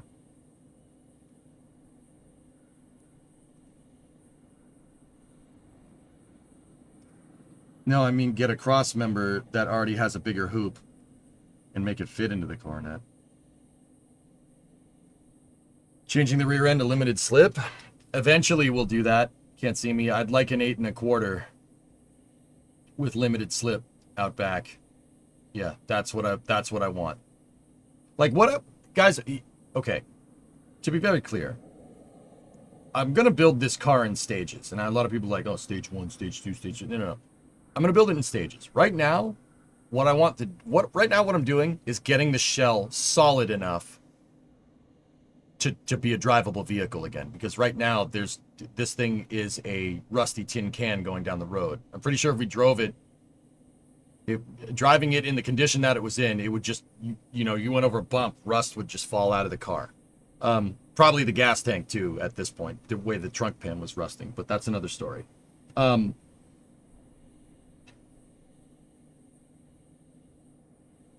My goal right now, the base model, so our Falcon 9 1.0 of this car, is just getting the shell solid. And I'll probably keep the 318, the 904, and the 7 1/4 rear end in it just for now. Get that running. Just get it running and driving. Then down the road, actually, like road because it's a car, right? Then we start planning the stage 2 build. The stage 2 build, I want the 5.7 Hemi. You want to put the 5.7 Hemi in and then maybe figure out this CF8 thing. But the thing is, dudes, is that if, once again, you're running into this problem here. If we do that, if we repair the floorboards in the car, which is rusty, and we repair the rear torsion bar crossmember, which, like, guys, it needs a new one. We got to cut that whole damn thing out. We got to put a new one in. If we do that, or when we do that, I don't want to put this nice new rear torsion bar crossmember in there and then have to cut that damn thing all up to do our stage 2 build. So maybe when we get to that point, when we start working in the floor pans of the vehicle and fixing that stuff, we could think about future-proofing it. But once again, that whole thing kind of violates my whole rule that I have for this car. And the rule that I have for this car is that I kind of want to not do something like that. I kind of want to keep the shell stock. Just texted you the contact info of the person to speak with about the ZF Gen 3 swaps. I don't get reception in here, man, but yeah, when I take a break in a little bit and I go outside, I'll check it out. Thanks, Sean. Appreciate it.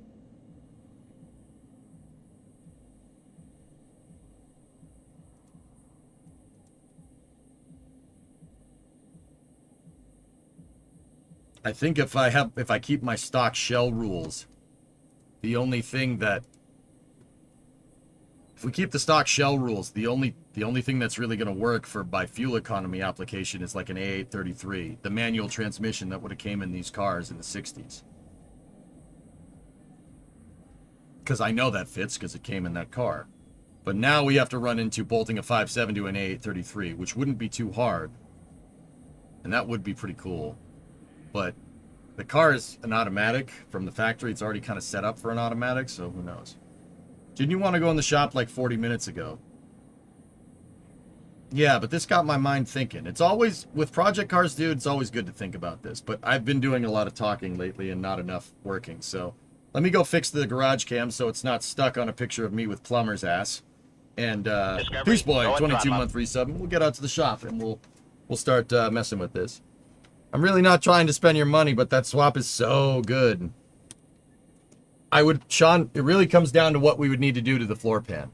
And is it in the realm of my fabrication ability right now? Because I know what I would need to do, but I really got to get better at welding before we try to do something screwing around with a transmission like that. So here, let me go fix this. Stand by for loss of signal from the office as expected. That's just stuck on there. That's great. All right, be right back.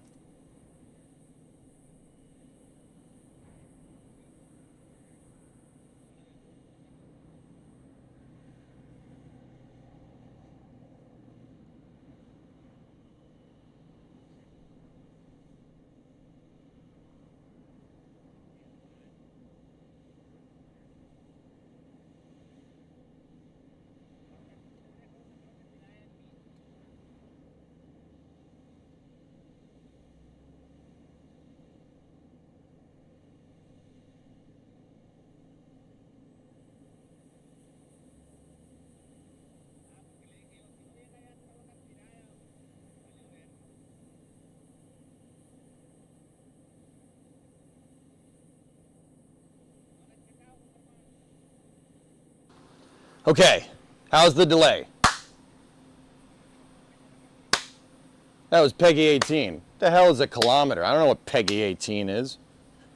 What is that, your crazy Euro rating system? I don't do that, man. Sorry, I'm putting the KSC trucker's hat away. I love that hat, and I don't want to get it dirty. No delay. Nice and classy. All right, cool. Rockets use metrics, not the ones that went to the moon. All right. I'm kidding. I don't care. You're already much better than you give yourself credit for.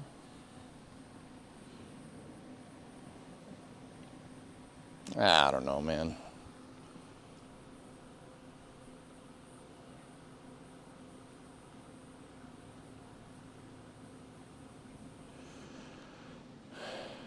Background workbench tour, please. I don't have cameras over there, dudes. Like, what I really need to do is figure out, I need to wire, like, wires up and over the shop to get a camera over there.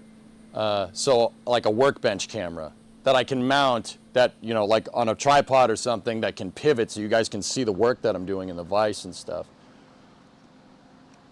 Peggy 18 is Hank Hill's favorite movie. Keep in mind that you started welding doing the hardest kind of welding. Thin, rusty metal, vertical and overhead position. Not easy stuff. So you're pulling it off nicely. Cool. Attention to detail and willingness to learn go a long way. All right. Yeah, Sean, I didn't get it. I didn't pick up welding because I wanted to be bad at it. You know what I mean? Like PTZ that the moderators can control. Yeah, we got to figure that one out. I got to talk to DOS about doing that, dude. That'd be super useful.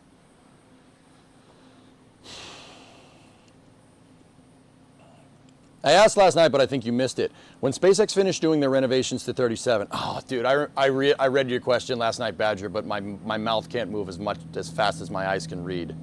How quickly can they turn around a Starship? How many a day could they launch if they really went for it realistically? The EIS calls for 76 launches from Slick 37 in the coming years. They're permitted with no findings of no significant impact to the environment for up to 76 launches. So, Badger, if I had to guess, that means SpaceX is probably an overestimate, right? Just like they're permitted for 24 launches this year from Starbase and have done 3. You know what I mean? It's probably an overestimate. How much of an overestimate? I don't know, because when they finish Slick 37 next year or the year after, the Starship program is going to be completely different than it is now. They're going to be mass producing these things, right? So,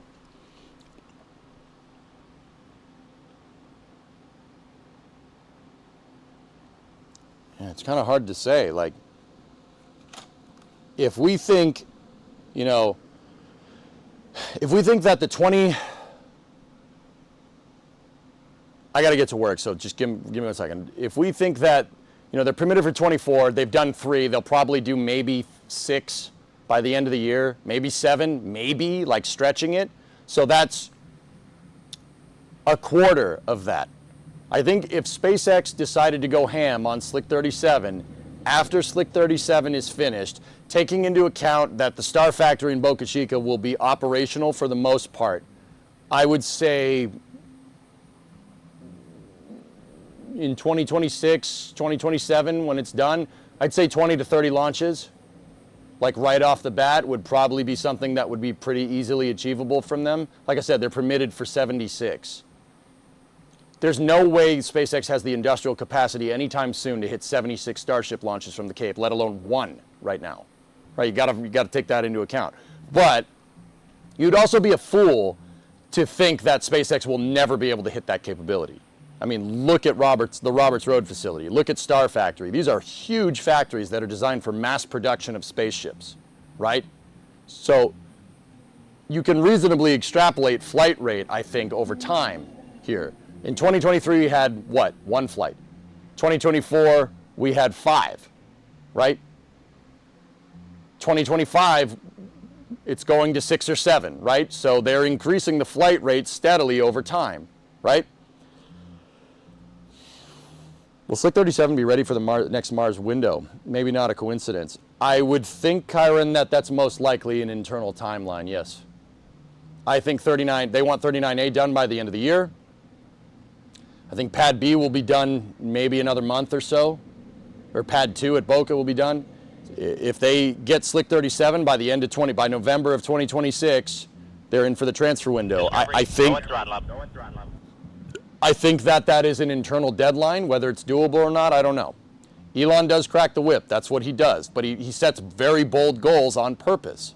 Because if you set the goal high, right, and you complete half of it, you're still ahead of everybody else, right? SpaceX has been doing this for 20 years, and look at how far ahead they are. And they still set ambitious goals because you got to stay hungry, right? That's how aerospace is. You have to stay hungry in this business, because if you rest on your laurels, you're going to A, get somebody killed, or B, end up sucking at what you do and fade into stagnation.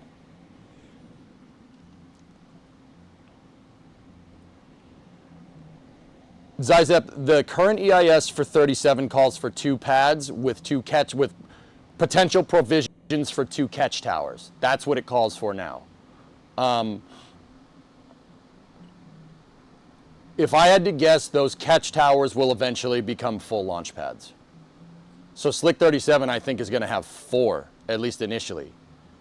4 pads from Slick 30, well, not initially, like eventually, Slick 37 will have 4 pads, and then I think 39A is going to have a launch and a catch tower that will eventually turn into a 2-pad complex for Starship.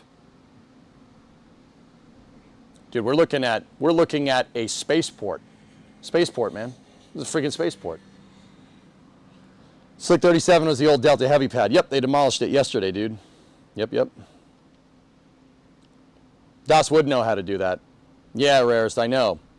The PTZ camera that we had lined up to do this is currently at South, at Starbase.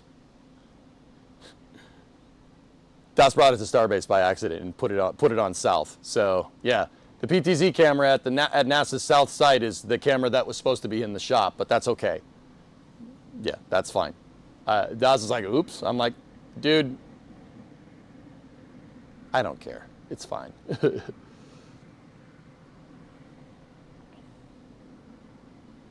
All right, let's get to work, dudes. So let me just make sure all the cameras are working. All right, so here's where we're at. All systems can set you up with the camera stuff too if you need. All right, Tally, good to know. Yeah, you guys will just have to take a vacation down here. I live 15 minutes from the beach, by the way, so, you know, incentives.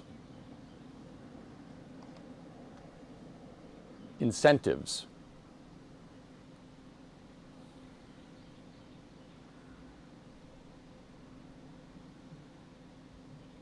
You literally installed a PTZ in the garage yesterday. Why don't you guys come down here in the summertime, dude? We'll figure it out. All right. So, here's where we're at. Here's the update. Man, VOD watchers are gonna kill me, dude, because I sat here for a freaking hour talking to you guys. Somebody's watching the YouTube VOD. First of all, thank you for watching this whole thing. Second of all, I know I like talking and I like communicating with chat. It helps me get my mind straight before we start doing this stuff. We had a little bit of a problem. The leaf spring perch over here we figured out was totally junk, and we have a gigantic hole in the frame rail right there. What I'm gonna start out doing here, guys, is cleaning all of this. We're gonna clean all of that. I'm gonna clean it all up. we're gonna get the grinding wheel out. We're cleaning all this crap up, getting all the old undercoating off of it, making sure that this frame rail is straight. I do not want any more surprises like this. This pissed me off yesterday. Not because it's there, right? This car is old, it's gonna rust. It pissed me off because I missed it. I missed that. I look at this and give this a clean bill of health, which that's just a colossal screw up on my part. This all needs to be fixed, but the first thing we gotta do is clean up the entire rail. Just buy a new car, it's so much easier. No.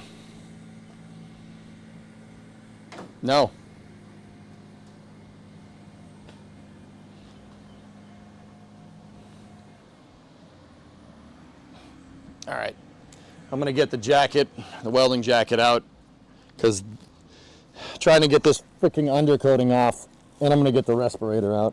Yeah, I don't know if you guys already hear it. And I'm gonna get the welding jacket out and the face shield and stuff, because this grinding this undercoating off makes an incredible amount of dust. And the dust, I'm pretty sure, it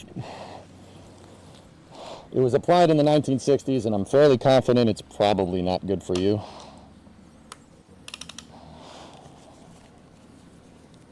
So I'm getting the respirator and everything on here. And where we're going to start is down there, getting all this crap off of there. I'm going to go all the way, we're going all the way up. Luke, I am your father. La la la la. Oh, I've interrupted happy time.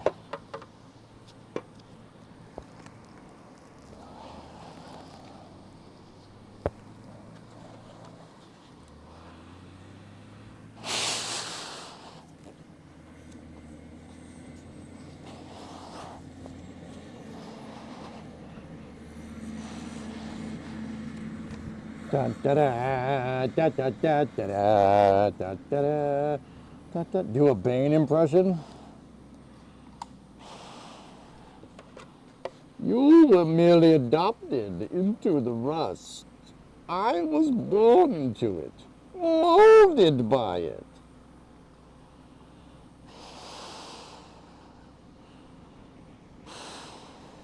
Me to the leaf spring perch. Brother, one of us needs to stay behind. That's the only way they'll think that this was an accident. You merely adopted the tism. I was born into it, molded by it. In my childhood, everything was about trains. I like trains, and if you don't really have the tisms. Epics, when you restored your 69 FJ40, cool truck, dude. I had the frame sandblasted and then pour 15, best decision you ever made. I'm not saying I couldn't do pour 15 here. What I'm saying is, yeah, I'm probably with you. Whatever we do, I'm gonna find some type of solution that makes sure this thing never rusts again. Because the amount of work that I put into this damn thing, I want it to last another 56 years, you know? Like,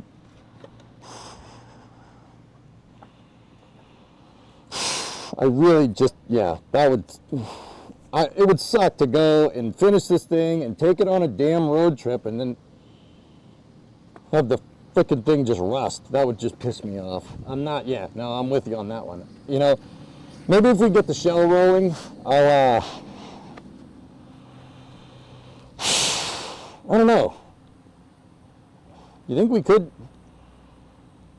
I mean, sandblasting the metal that we replaced isn't going to hurt anything, right? Like,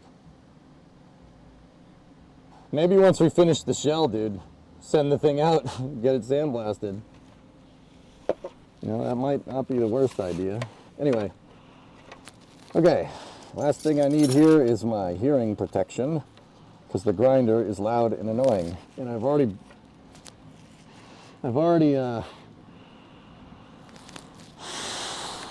damaged my hearing by listening to music too loud and going to concerts when I was younger. So, you know, mostly just listening to music loud, less concerts. By the time I started going to concerts, it really started gone. Sometimes, I'm telling you, man, sometimes people say things and all I hear is the teacher from Charlie Brown just wop, wop, wop, wop, wop, wop, wop, wop, wop, wop. I'm like, that's good. Yeah, no, I know. And they're like, you have to go to the bathroom? And I'm like, oh, yeah, I know, because all I heard was, okie dokie. All this crap needs to go.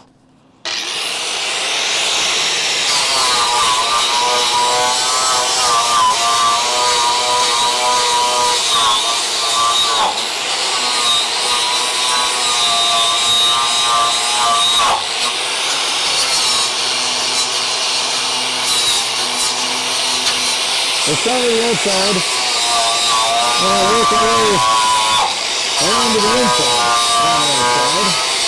On the outside, around the outside.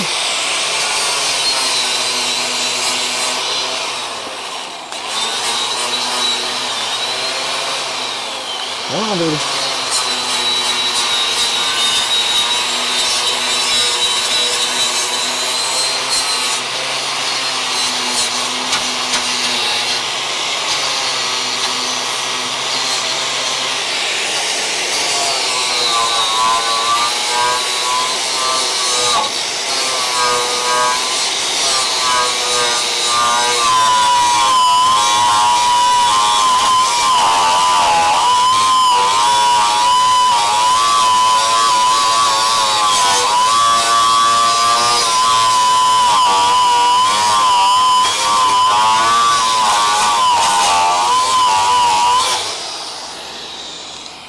I need to get another light here, dudes.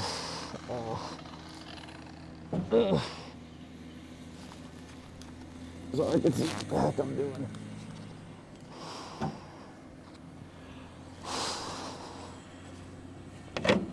Man, this stuff is really thick.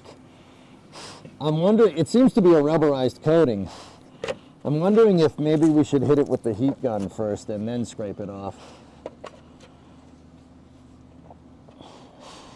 You know,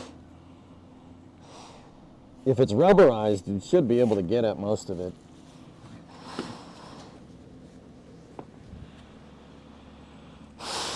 Are you working on a new type of music? Mic is peaking. That's all it is. The grinder is making weird noises. It's undercoating. It's something that they applied on the car back in the day to prevent it from rusting. Now, the parts that they actually caked with this stuff actually survived. The problem is they didn't get the back of the car, from what I can tell. They undercoated a part of the car that doesn't rust.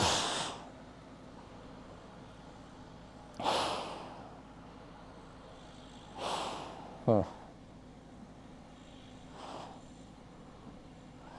Just as you already nope, I had to patch lots of rust in the frame before sandblasting.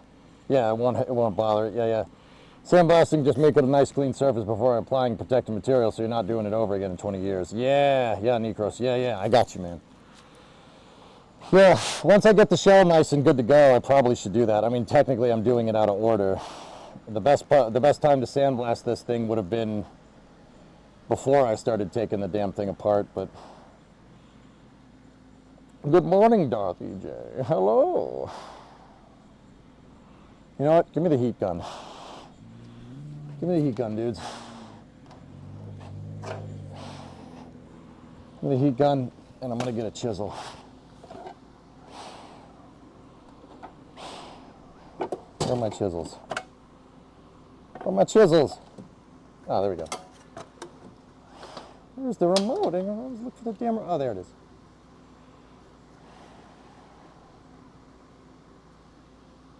You betrayed me, Obi-Wan. You turned her against me.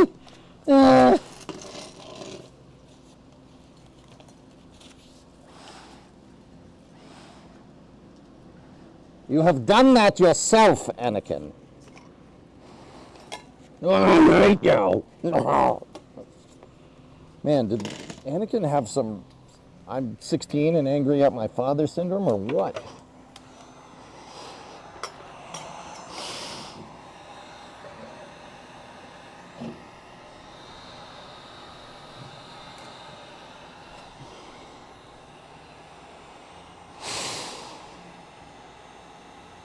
Trying to see if this is quicker than the damn grinding wheel, because this stuff is caked on super thick right here.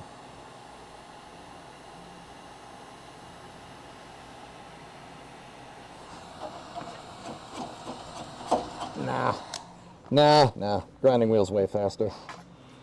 Okay, back to the wheel.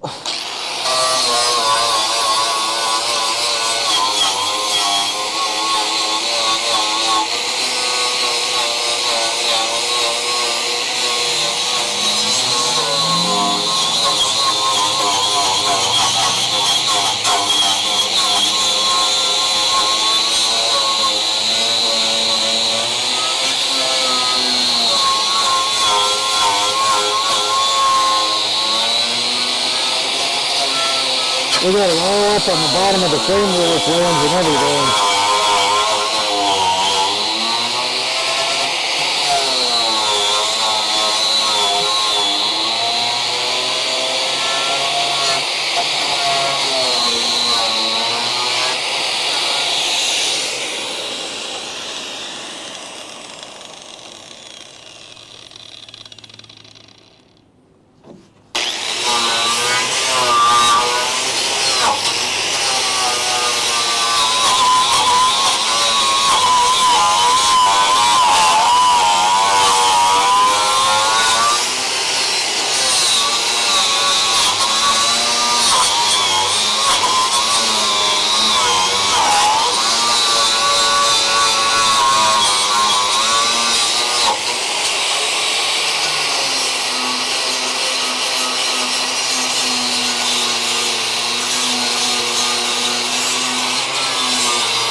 So the good news is this pretty much looks okay.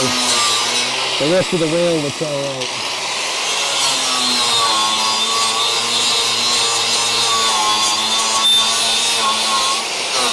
Well, that sure looks pretty good. But we haven't uncovered all of it yet.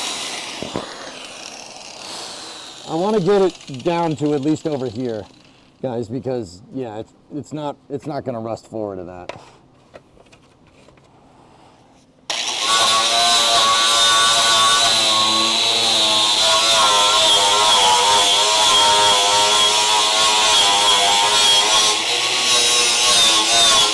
Now, granted, this is probably what I should have done from the start.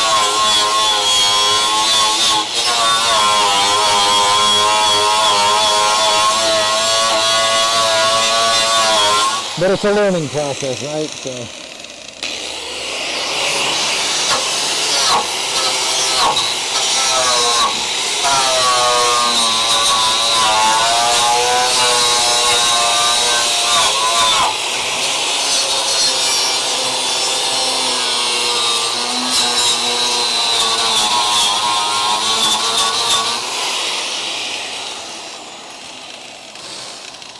Okay, moving down a little ways.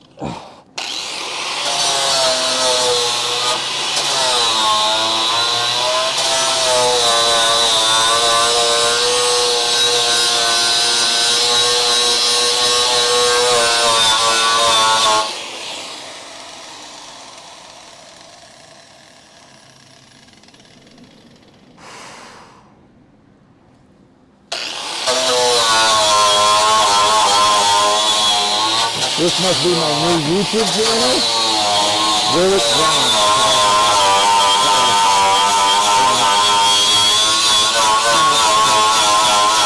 I thought I found some rust, but it was just more the rust converter, or not the rust converter, this undercoating or whatever.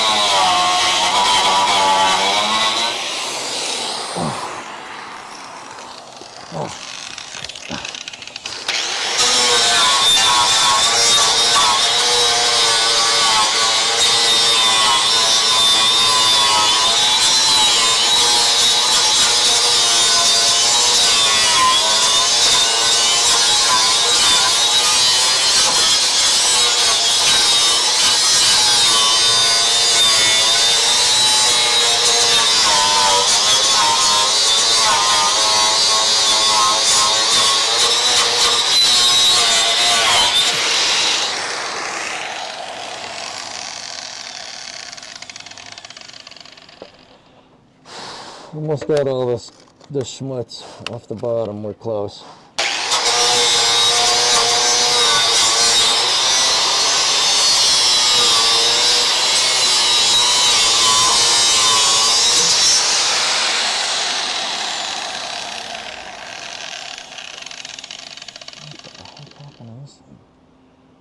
Oh, that's just it. Okay, never mind.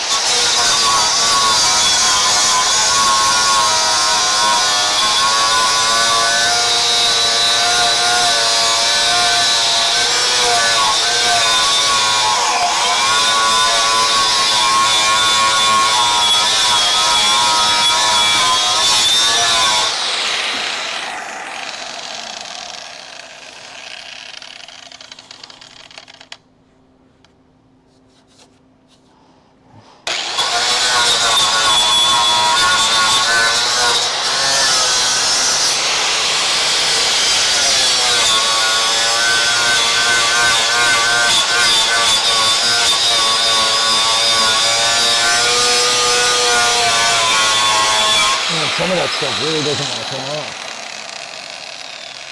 Good news is that this is all really nice metal. It's pretty damn good. And the only real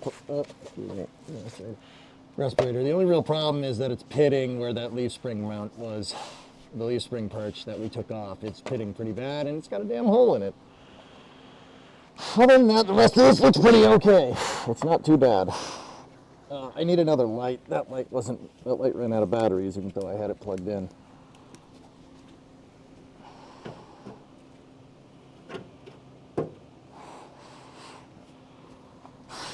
All right, almost there.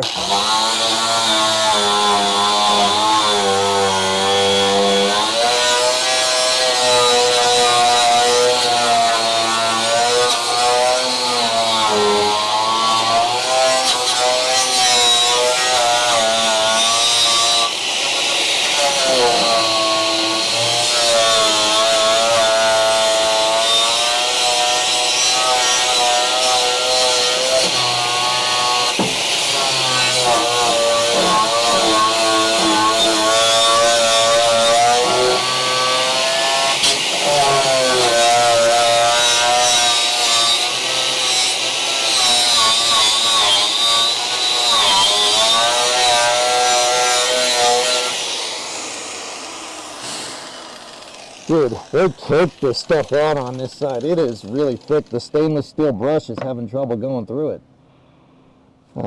Maybe if I flip the direction of the disc, hold on.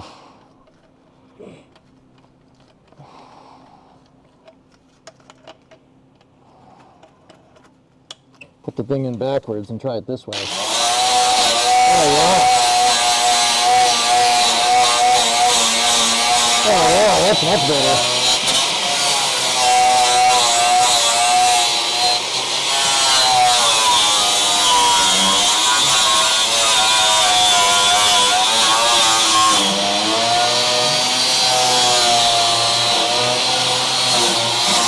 It's really easy to do it now.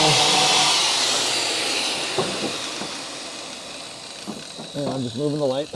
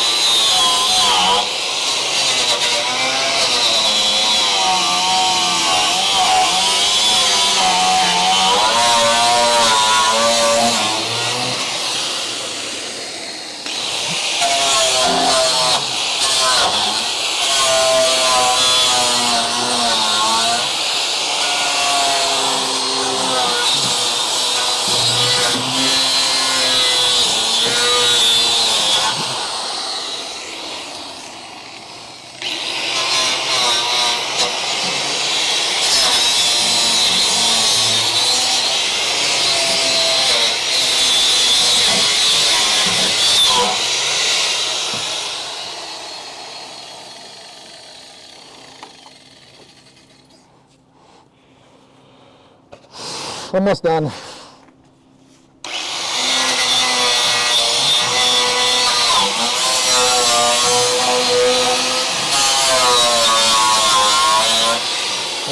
gonna flip the, we're wearing off a lot of the stainless steel brush. This stainless steel wire brush is getting to its last legs. That's probably why it's getting a little more difficult to do this.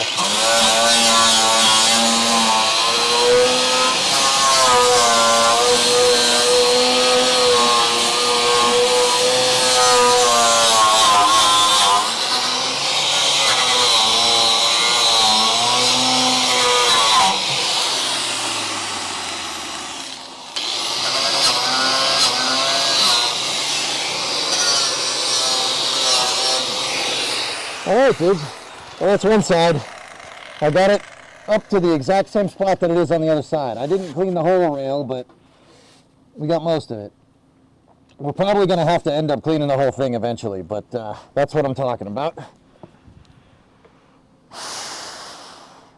Oh, sorry about the light, dudes. Sorry, I should have thought about that. How's it look? Here, I'll get you guys a close-up look.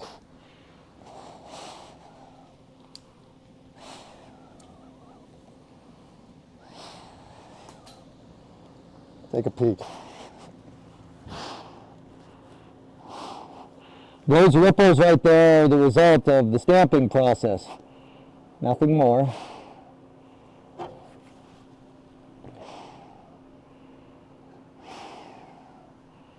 There's the pitting. Right there, we knew about that. And that's what we found yesterday. That's my terrible seam weld. We will fix that. But for the most part, this side looks pretty good.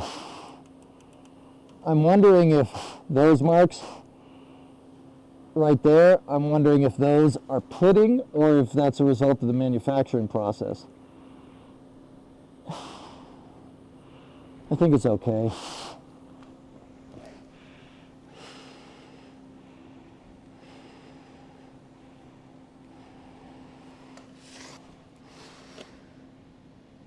Bottom of the rail is fine. Yeah, it's fine. Okay. Cool. That satisfied me for this side. Now we got to do the other side. The other side.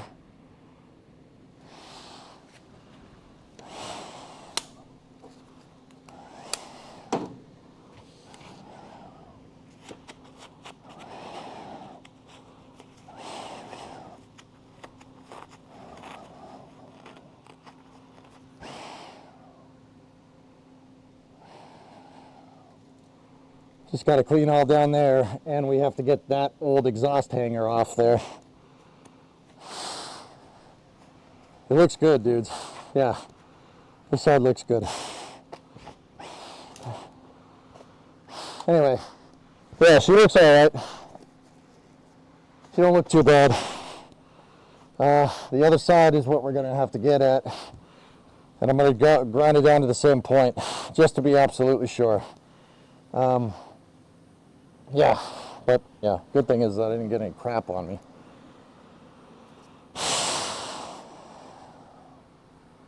Nothing else to get rid of that except the grinder. Using an angle grinder as a brush looks wild. What would you recommend? What would you use for this? I don't understand. What should I use?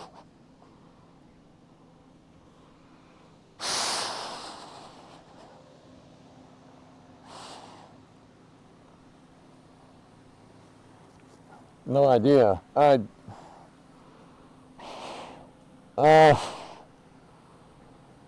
suppose I could use the drill, but the drill doesn't hook up to that stainless steel disc the stainless steel brush that I got doesn't hook up to it. It's not the right piece. I like the angle grinder, dude, because it has really high RPM. It spins really fast. So it gets rid of smuts real quick. So the grinder works though. Yeah, never change a running system. Yeah, exactly. Get one of those. What's that?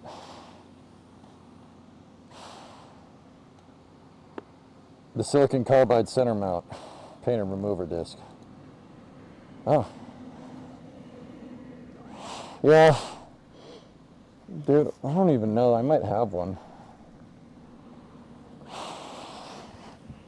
Nah, I just have grinding wheels. Grinding wheels, flap discs, and cutting wheels.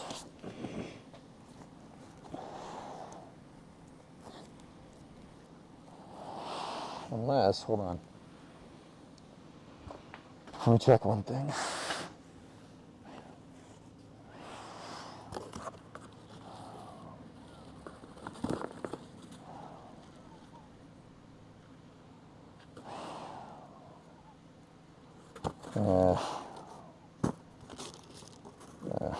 Nah. No, nothing that nothing that I particularly like.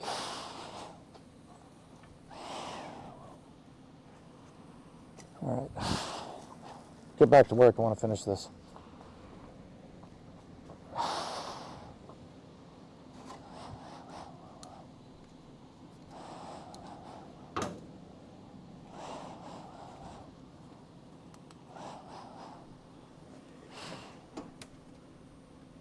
Okay. You got lights. First thing we got to do is get rid of that. We broke it. I broke the bracket yesterday, and that bolt is rusted off in there. So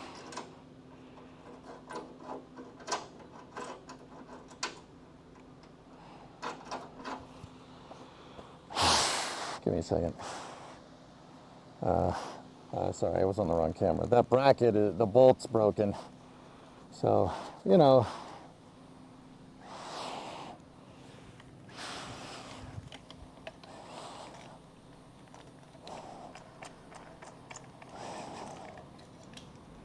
we'll fix this problem right now.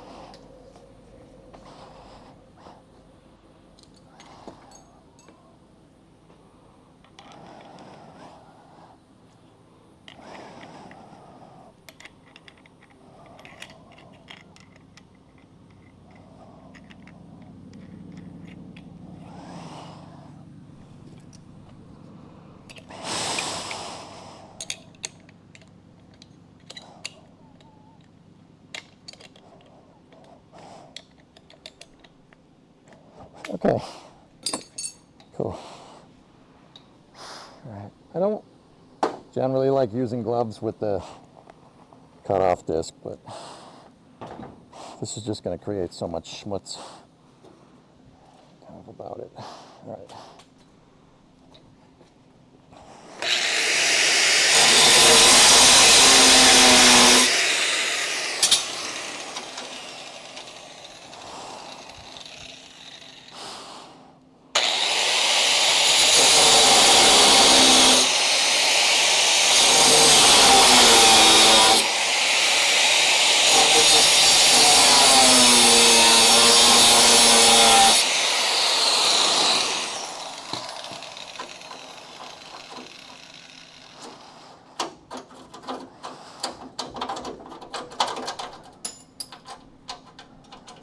Excellent.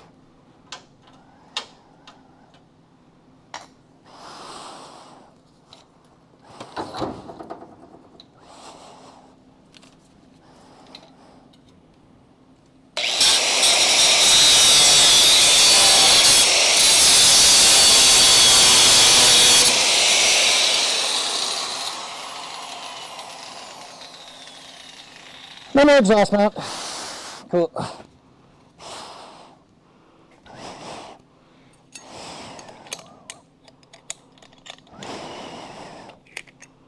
I mean, I have another type of wire brush for this thing, guys, if you wanted to try something different. I have the cup.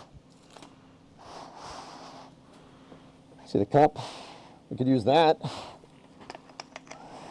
It would be a little strange being on the end of a, yeah, like you said, it looks strange being on the end of this thing, but nice camera. Oh, man.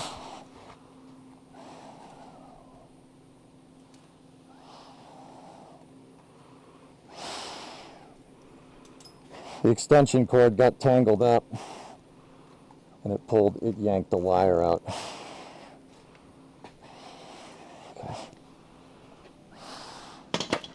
Yeah, I got the exhaust hanger out. Sorry. You know, I think if we keep doing this, I'm going to splurge a little bit and get some battery-powered tools. We'll splurge a little bit and get some battery-powered tools so I don't have to deal with a frickin'... So I don't have to deal with that. Okay. Let me get in there and we'll go.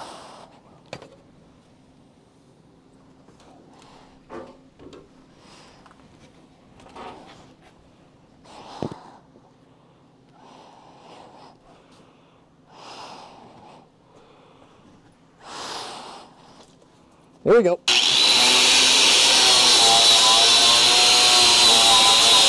Man, this doesn't work as well as the stainless steel. Oh, found a pinhole.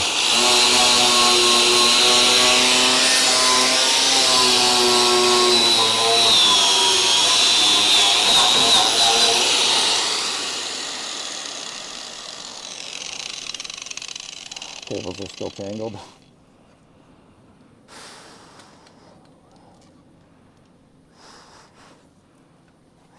IOB is good. Well, I already have Milwaukee with my impact wrench, so I want to stick to them, and that's what I already have.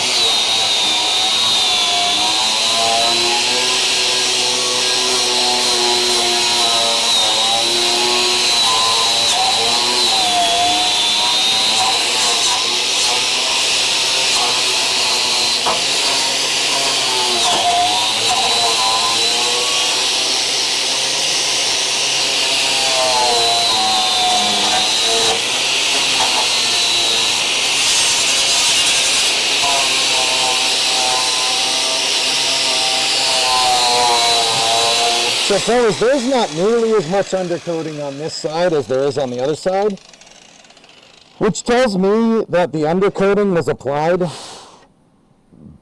This was applied to a car from the dealership. All the undercoating here was applied from the dealership, because that means if there's not as much here, that means it's because the gas tank was right here. This is where the gas tank goes. So that tells me that this was a dealer option or something for the car.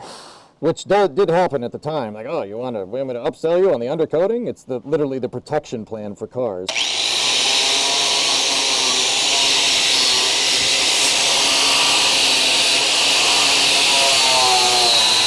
how they did things in the 60s. Like, oh, would you like to buy the undercoating? It's only $2 more. I don't know, dude. That's kind of a cheap price.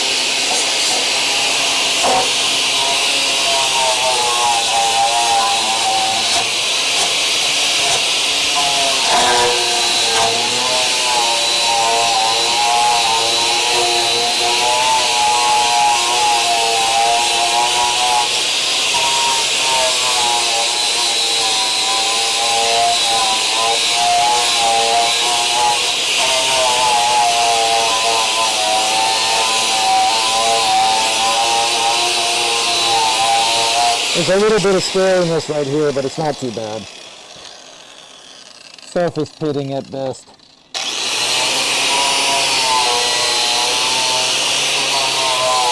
Like, it's not anything that paint wouldn't fix.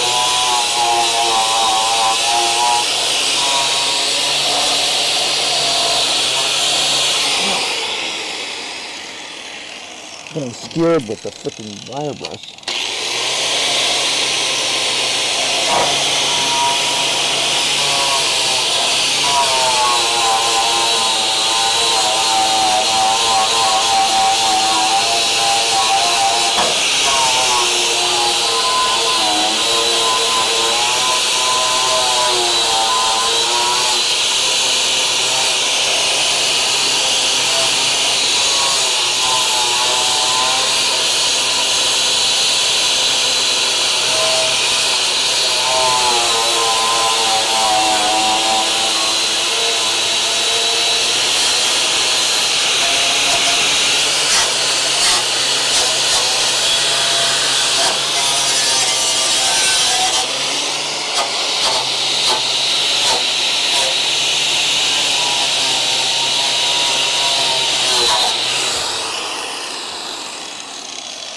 stand up. I gotta get at some of this rust here.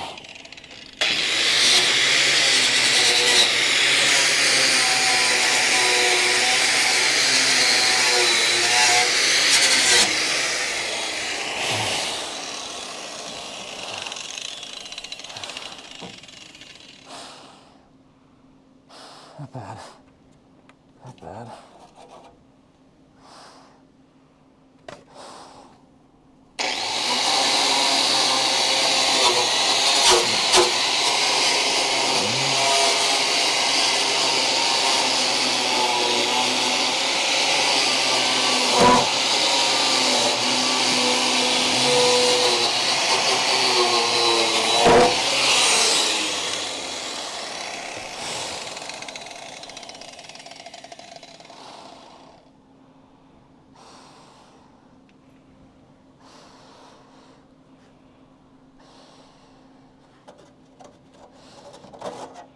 Luke, I am your father. How is there still mouse house in there? This is ridiculous. All right. Just gonna get the tops of the rail right here and then we're good. Discovery, go at throttle.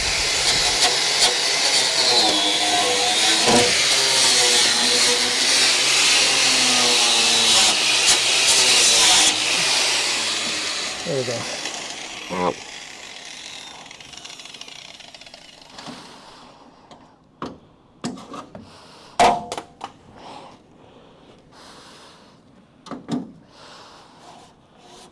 Okay. No rot. Just a little pinhole right there, guys. That's all. Cool.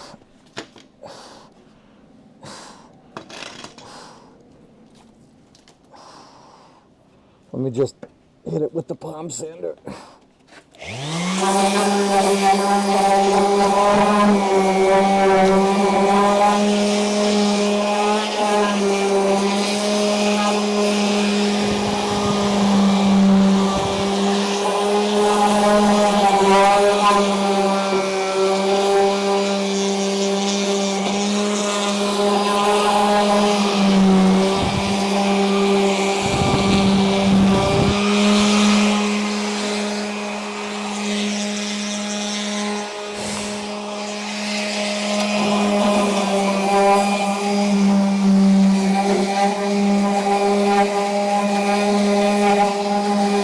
Decent.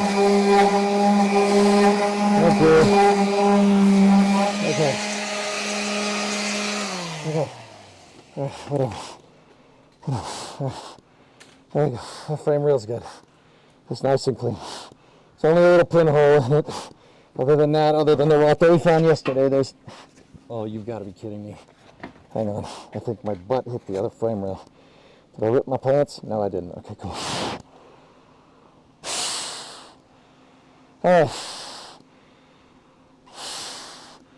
Now, fortunately, with the headset, you're not gonna know if there's desync or not.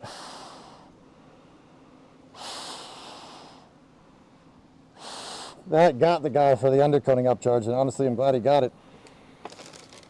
If this car didn't have that undercoating, I am fairly confident this thing would have been in a junkyard by probably the end of the 70s. Glad to see you got a good respirator. Thank you. Yeah, no, dude, God knows what's on that undercoating. For all I know, it's like asbestos, cancer. Yeah, that's the end of the sentence. It's like asbestos, cancer. Sorry, I'm just cleaning up the respirator real quick. That spray away wipes. Or the spray away, and I'm gonna wipe it off. I don't have the spray away wipes. This thing was dirty, dude. Couldn't see nothing. I think it's asbestos that has, yeah, it's not good for you. Okay. I'm just gonna take a breath of fresh air outside, dudes. Put the faceplate. Right there. Maybe I'll shake it off. Shake it off.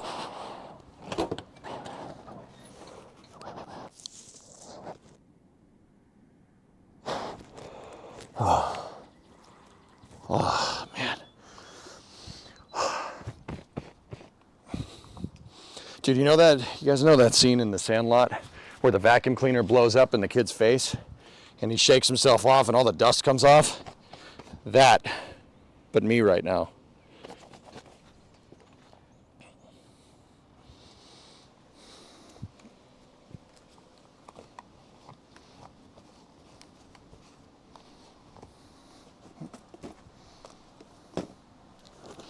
I'm just cleaning the respirator.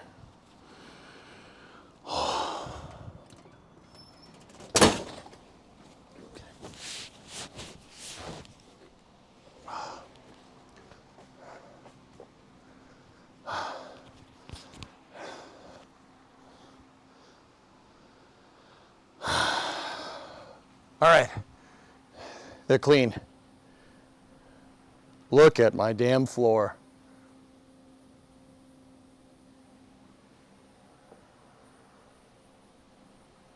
Oof.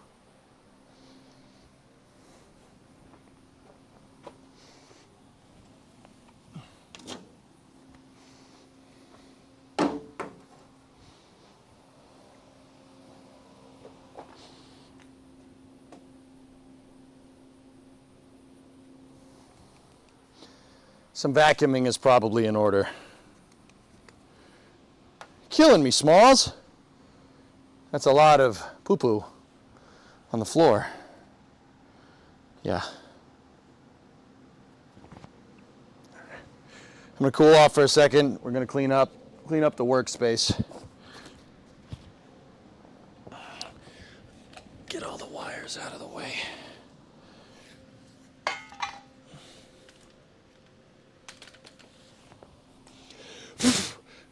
Camera fared okay.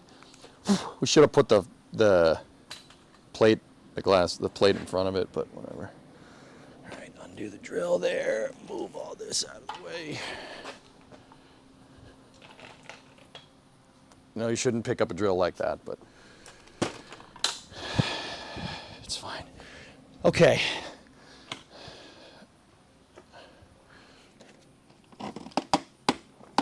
This is now a vacuuming stream.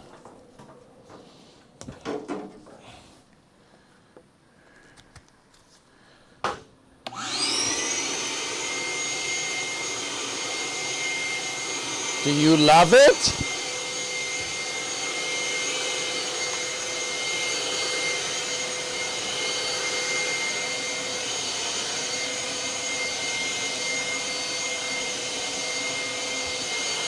Yikes. You bet. Concur.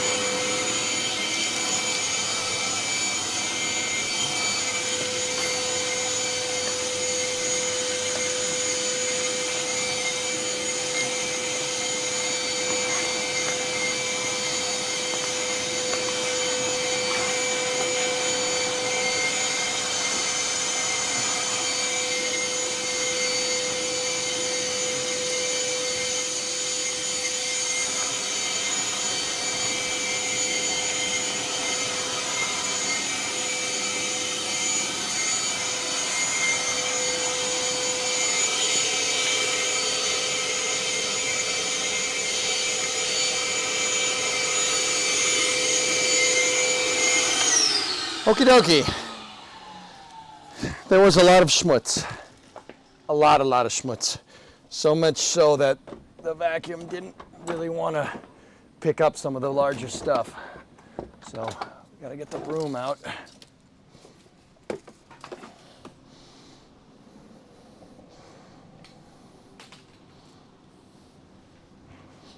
Let me get the broom and the dustpan and we'll go from there.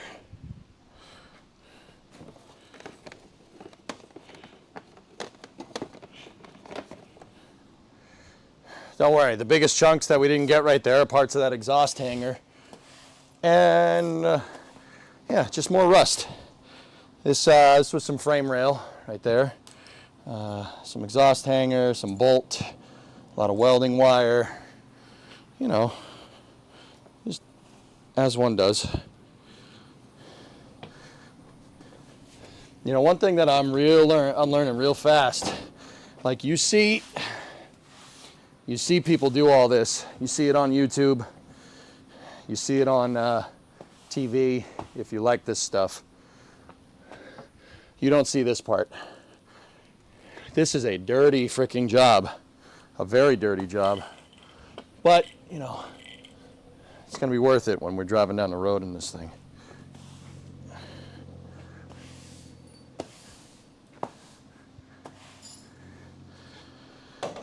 This is a very involved process, but that's okay.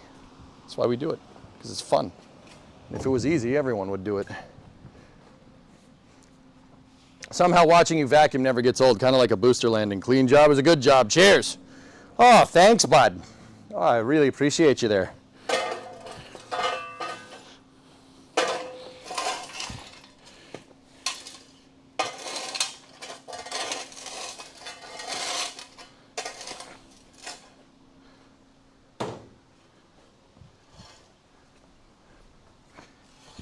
Into the garbage.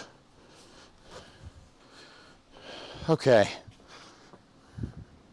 Into the garbage with you. Okay. All right. Sweet. Nice and clean. Oh, you know, I should probably, well, I was going to say vacuum out the middle of the frame rail. But, you know, we'll probably do that when we're done. Probably vacuum out the center of that when we're finished. Because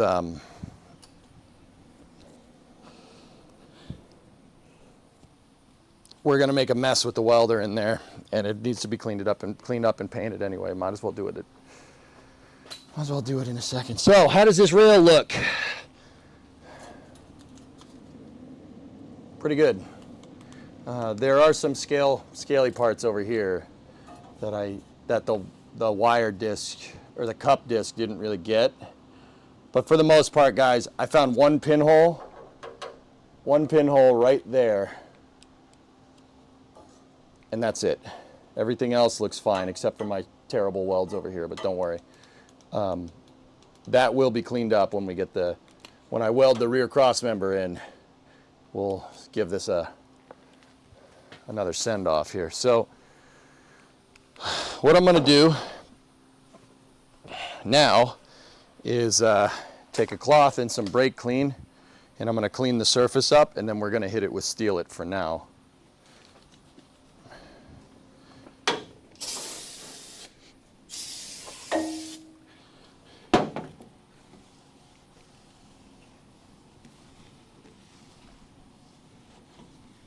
Just gets all the crap, any crap that's left on there, gets it off. You don't want like rust particles, right, on the rail, right, and then you paint it, and that stuff, the paint traps that. You want to make sure you're painting on a clean surface. Now the brake clean will take a second, and then it'll evaporate. It has acetone and a bunch of other stuff. You really shouldn't get it on your hands, but let's be real, that ship sailed for me a long time ago. So you don't want brake clean on your hands, but it's not a big deal if you get it on there, but there are health risks, just be advised.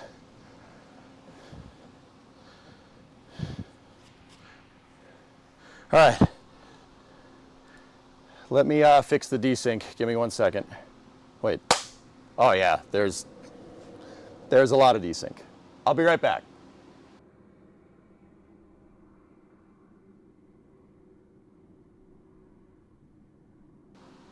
Okay. He must have built up an immunity to brake clean. I wash my hands with brake clean, dude. In Minecraft. What I meant to say is that I wash my hands with brake clean in Minecraft. Yeah, in Minecraft. That's what I mean.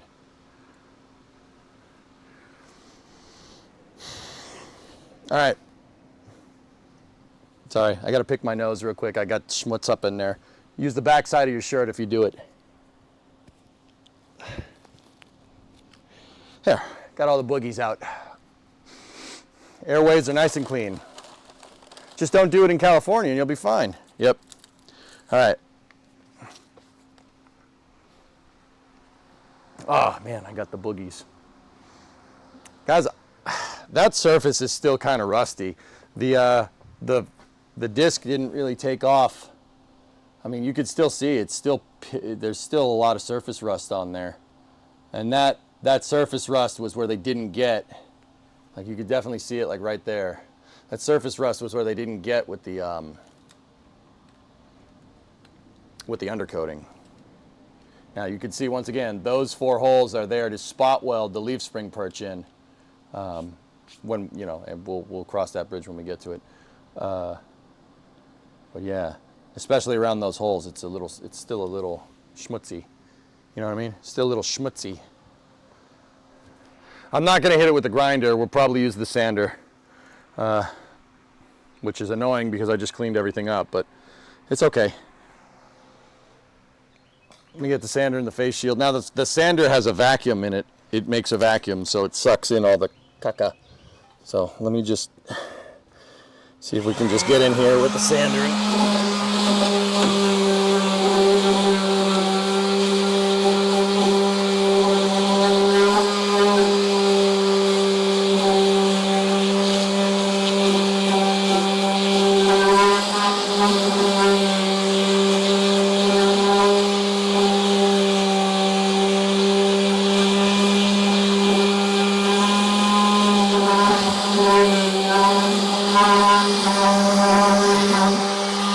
But yeah, this rail looks okay.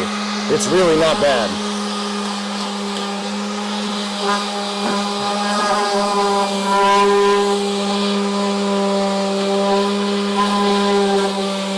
I mean, this taught me a pretty valuable lesson, dudes. Don't assume. And that's something that's consistent in spaceflight too. I shouldn't assume just because this rail looked fine that it was. I looked at it, I once overed it, and you know, it looked okay, but then we actually went and verified it, and it was narrated. It was in fact not okay.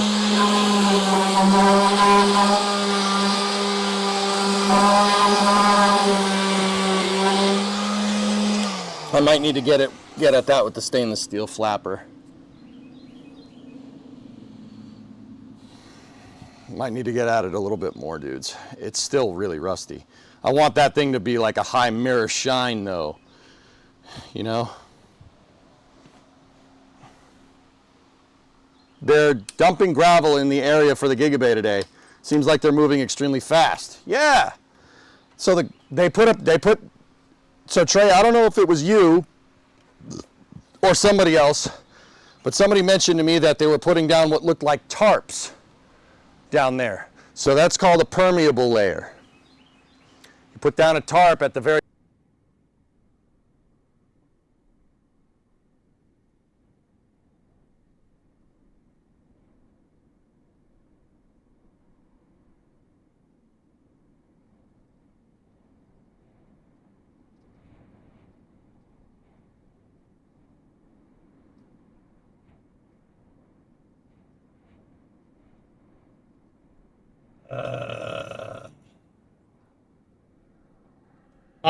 Oh yeah, this is just messed up too now.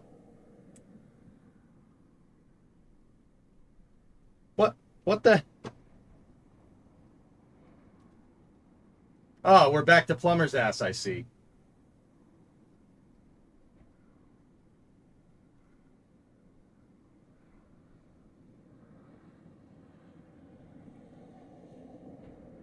The computer blue screened, guys.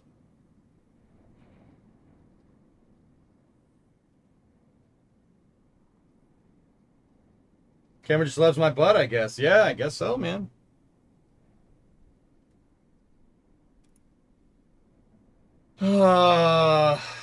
Why does it have to freeze frame on this? What the hell?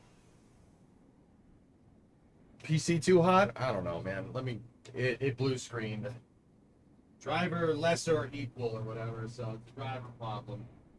I haven't updated the drivers on that computer in a long time. Give me a second, I'll be right back.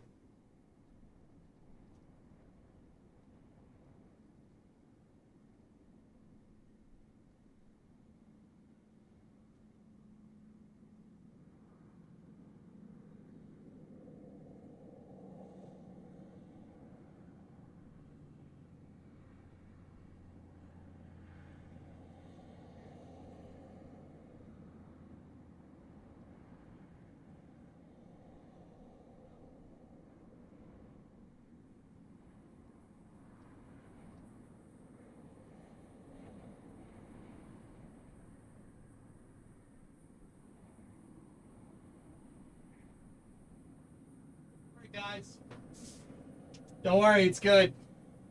It's good. Windows is updating the computer. Don't worry. Everything's gonna be fine. Yeah.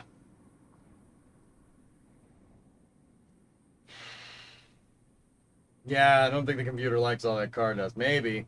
I should probably we'll probably clean it when we yeah. We should probably clean it. Nice butt. I know, dude. I mean, it's more love handles than anything, but you know, it's good. It's good. You know, I got a little dad bod.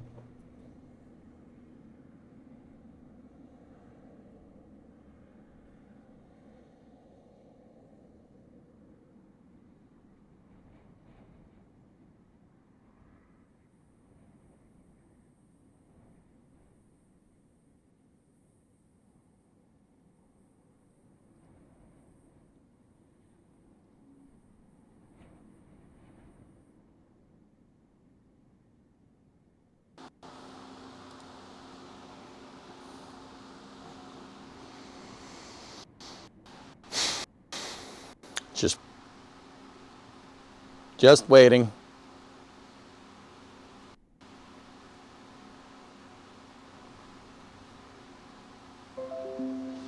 This is why I schedule updates in the middle of the night.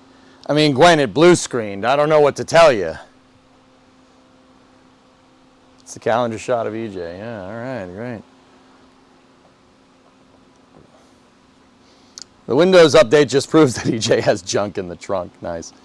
All right. Let me restart this. I'll be right back.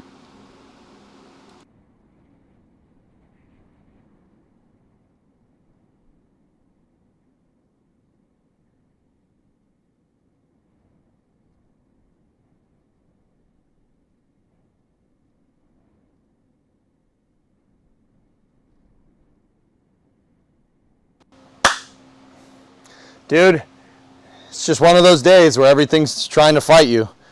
I'm telling you, man. I think what I think this is the universe telling me to not go so fast working on the car. Go slow and take your time. You know? How are we synced up? Good? Yeah, it seems all right. You guys tell me, though.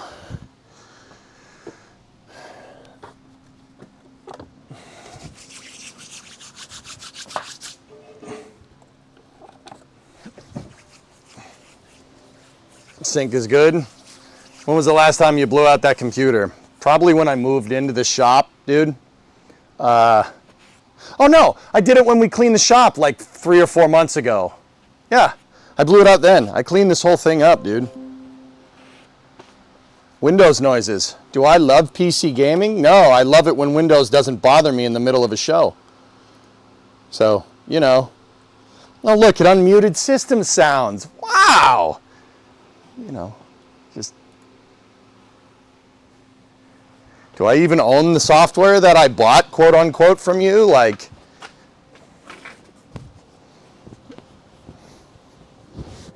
It doesn't seem like it. Seems like this is a subscription service at this point. Hi everyone, Elon Ma. No problem. Driving my Tesla. I love you. Wow, wow. All right, so I really didn't, I got a wedgie again, dudes. I'm sorry. I got a wedgie. I don't care. I'm sorry. If you want me to stop, just say, but I'm not gonna stop. Windows will just crash your computer to install the updates if you have them delayed too much. Shub, I'm pretty sure that's what happened. It blue screened, and then it went from the blue screen to, oh, Windows, we gotta update your computer. Look, are you ready to experience Windows 11? No? Here, let me help you set up this software. Here, do you want to do this thing that you don't need? No. Oh, well, what about this other thing that you don't need? Well, what about the cloud? What about the cloud? Well, what about the cloud? Get that off the damn screen. I don't care about the freaking cloud. I don't even have a Microsoft Cloud account. Or maybe I do. Don't know. Don't care. Trying to fix my stupid car. Okay? What happened to my freaking car? My car is rusty to bejesus and back.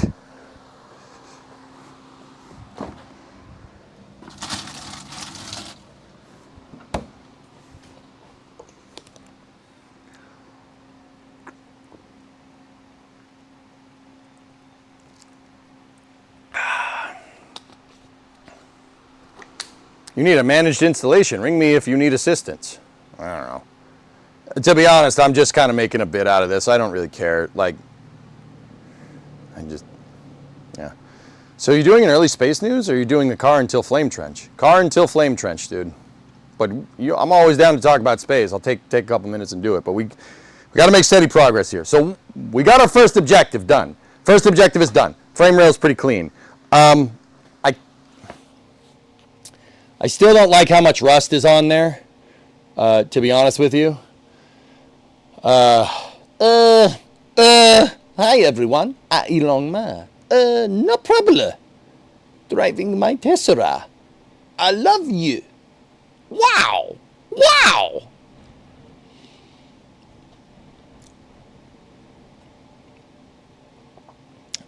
Yeah, I don't like the amount of rust that's in there, but ain't no thing. I think, you know, because that pinhole is there, like, and when I say rust, I don't mean like rot or anything. You just, like, look, you could see it. The part of the frame rail looks like the surface of Mars. ATHF references that most people probably aren't getting. Yep. You know, let me get the face shield on. And we got most of the schmutz off, so I'm going to just put the face shield and the hearing protection in. And I'm just going to hit this with the stainless wire wheel again. I'll take the cup off of the brush, or that was a sentence.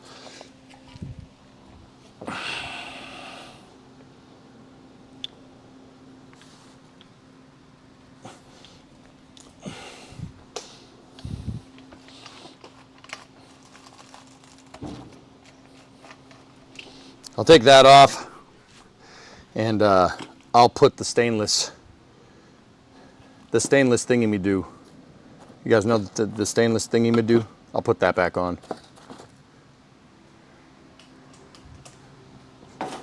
This thing seems to give her a nice polish. Okay. It's really kind of the polish that I'm looking for, mate. All right, it is just the front of the back of the frame rail for the car, but the front for this shot, it's just up here.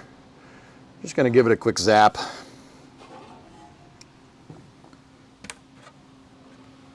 Oh. Oh. All right, here we go. This should clean it up. That camera work? All right, cool.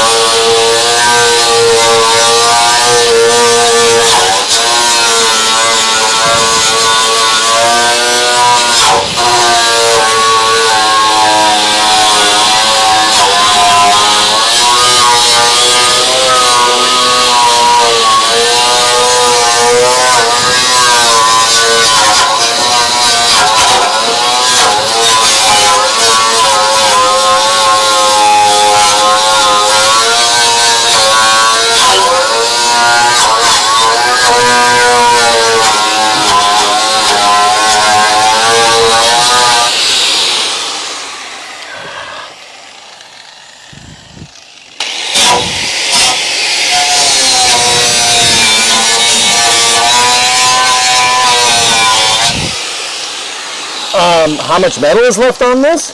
A lot. Jim, the stainless steel brush is only designed to remove Mars regolith. You understand? You pick it up when I'm laying down, buddy?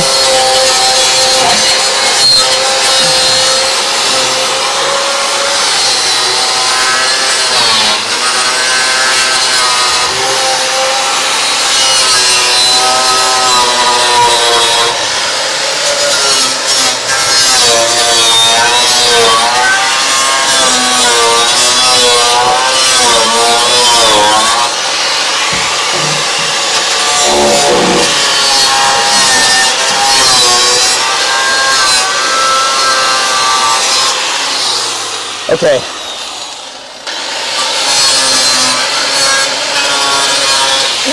All right. Nice. Now this is good. See, we got all the scale off. I love that thing. I bought that stainless steel brush on a whim. And I was like, you know, this could do some work because it's stainless. It's harder metal. Plumber's butt again. Much better. Much, much better. Yeah, that really cleaned it up. It looks good. All right, cool. So now live streaming X, nice. The office chair is a paid actor. Oh.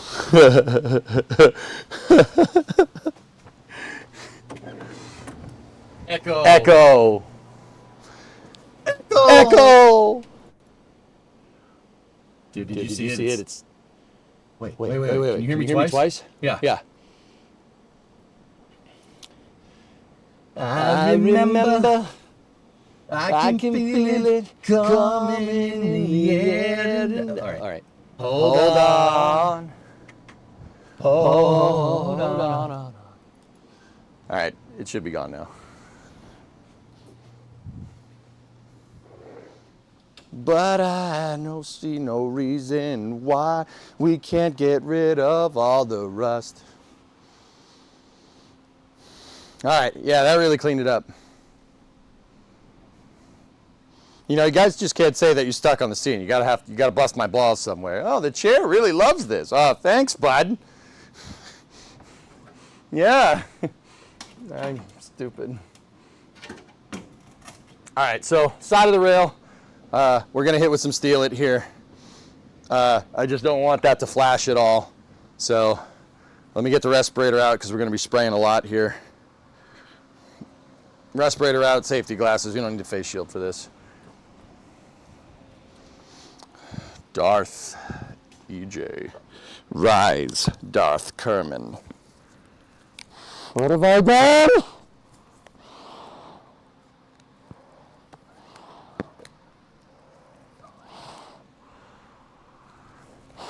So, do you guys think Anakin Skywalker is schizophrenic? Like, kind of. You know, like the more I think about Star Wars, like, guy that acts impulsively. I mean, bipolar at the very least. Like, at the very least. How's the bottom of the rail holding up? Bottom rail's actually pretty good, dude. Yeah. Just speaking to you in a language your masshole brain will understand. I said I resemble that remark.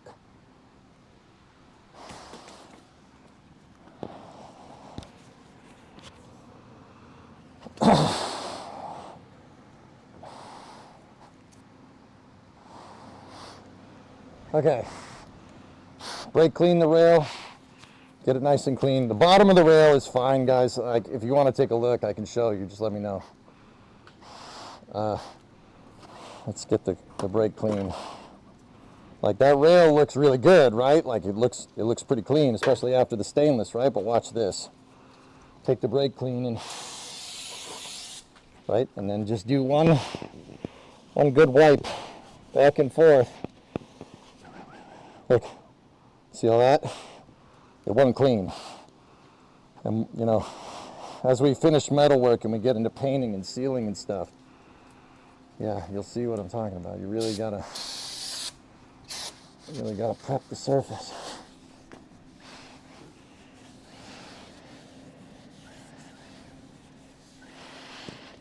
That's the cleanest that thing has been since the factory.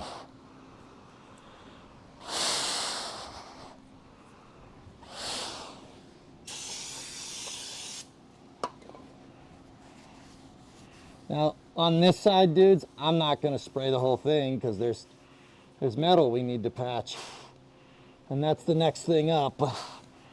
The part of the rail that is nice and clean, we will spray. So, with that all being said, just give the brake clean a second to evaporate, and we'll get to steel it and we'll go. Are you planning on de-rusting the leaf springs? Yeah, eventually. So I'm using Steel It. This is weld through primer. Super, super useful stuff. I'm gonna move you guys away. I don't want any paint flashing to the lens. So we'll zoom in instead.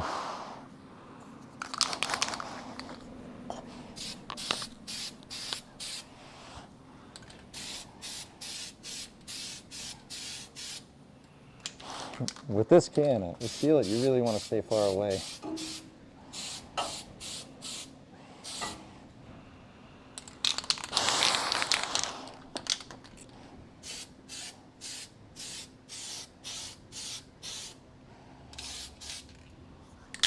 Nice. Looks wicked good, dude. So let me just...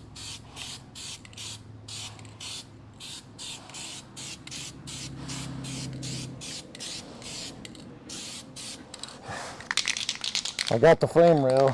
All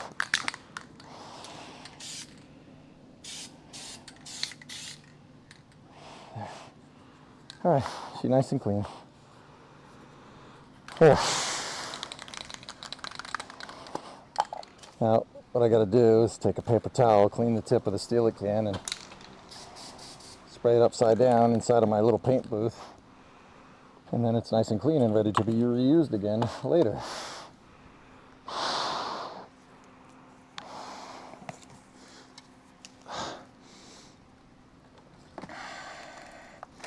Now, if you really wanted to really be safe, you would wait for the ventilation system to suck all the paint fumes out so you never smelled the paint. I got a fan over there. It's pulling the fumes out, but yeah.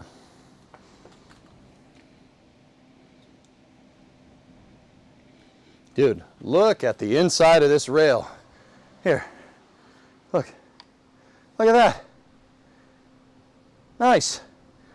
Wait, what are those lines? Are those lines waves in the frame rail, or is that just me caking too much steel in it? Oh no, it's a little wavy. She's a little wavy, but those waves are left over from the stamping process, dude. You'd be hard pressed to find this thing better from the factory. Like, what made that frame rail is a gigantic stamping press. And that stamping press, when you stamp it, sometimes the metal doesn't, sometimes the metal doesn't conform exactly to what you want. Like, the other thing is that maybe the tool and die set for this thing was, maybe the tool and die set for it wasn't, was used. I mean,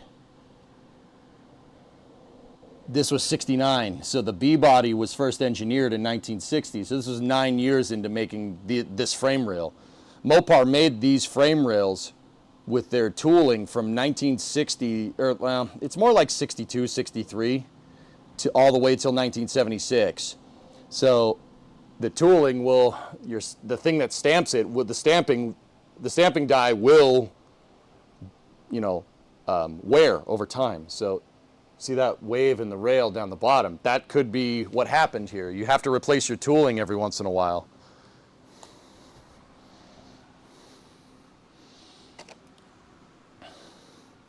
Yeah, there's a little bit of waviness at the bottom, but that's okay. It's fine. The other thing is the shadow. The rest of it is the shadow that the frame rail's casting. Like if you look at it from here, when I change the lighting, dude, she is mint. That's really good. It's just that one pinhole right there, but we can zap that up. Not worried about that. Spot welds for the frame reinforcement. The frame reinforcement tab that's in there, those spot welds look fine. The ones for there look fine. It's not pitted at all. Just a little bit of schmutz right there. And I'm willing to bet that that's there because of that stupid exhaust hanger that was there. It probably trapped water up against the frame and rusted it. And you can tell that this is all bulging a little bit. We'll flatten it out. We can flatten it out with the flat stock and a hammer, make it look good. Now, and then there's my 3 plug welds for my backing plate here. Paint's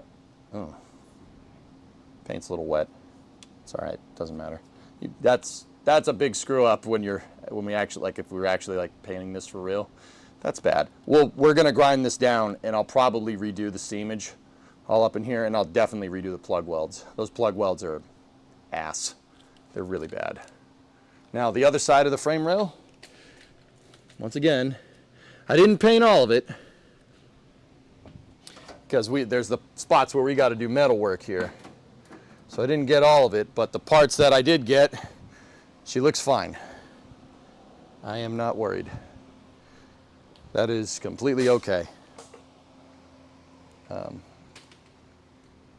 That is the side of the car. I really can't get a good angle from here. That's the best I can do. Best I can do. Once again, there's a little bit of waviness in the metal, but that's okay. That's fine as long as it's not rusty. Waviness is okay. Once again, these are probably stamped on the stamping press that had been going for a little while. The tooling does degrade over time. It happens. But it's still straight. Metal's pretty good, man. I am not upset. I just wanted to be sure there's no more surprises. Yeah. Just want to be absolutely sure. Oh, I got to steel at the bottom of the rail. Crap, I forgot to do that. All right.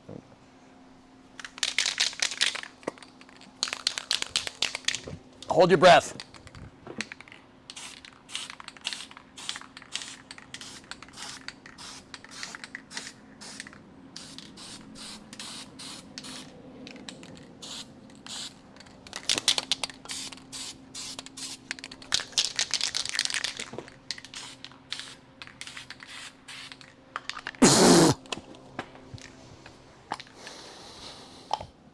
Did you hold your breath?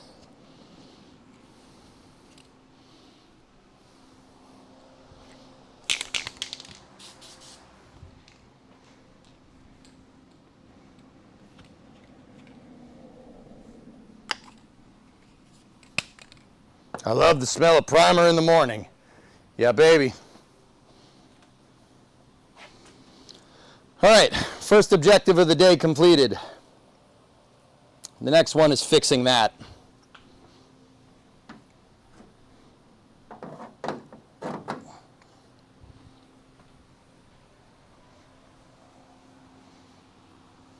Oof.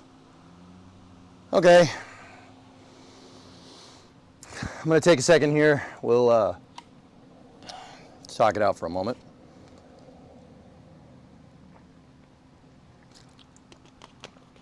Okay, so what we got to do, we got to fix that hole. That's what we're doing. And the other thing that I'm going to do is my seam weld for my frame rail extension is caca. This is no good. I mean, it should be fine. I'm not satisfied with it. That's what I'm trying to tell you. I'm not satisfied with this. Some of these plug welds are actually okay. Those ones are ass. They're terrible. Yeah, we're going to need to redo this part right here, because once again, this needs to be flat, because that's where the leaf spring flange. See those 2 holes? 1 and 2. Here, I'm going to move the tripod down. You guys will be able to see it better at a lower angle.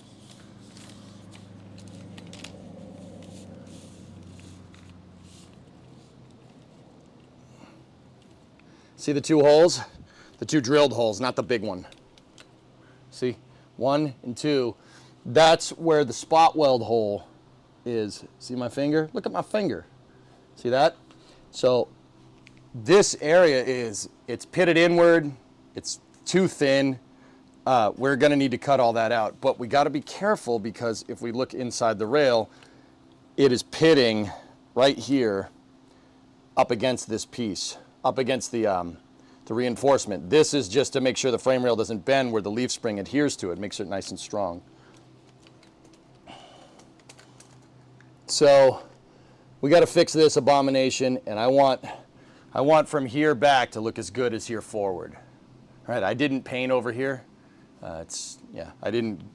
We steel it. We did some steel it up there. I purposely didn't paint back here, because we got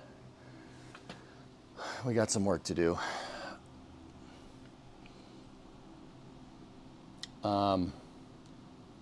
Yeah. So we got to also redo the flange up here. The flange is no good. See? That's not great. This, that was my first kind of clue that this leaf spring perch was struggling. It wasn't doing good. I thought I blew out the metal with the grinder initially, but if you look, there's definitely pitting. So the grinder will just make this look nice and smooth and thin. But you see how there's a lot of holes right where my finger is? That's rust. Or more importantly, that's rot. There's pitting, which means there's pitting down here, which means there's pitting over there. Because water goes down.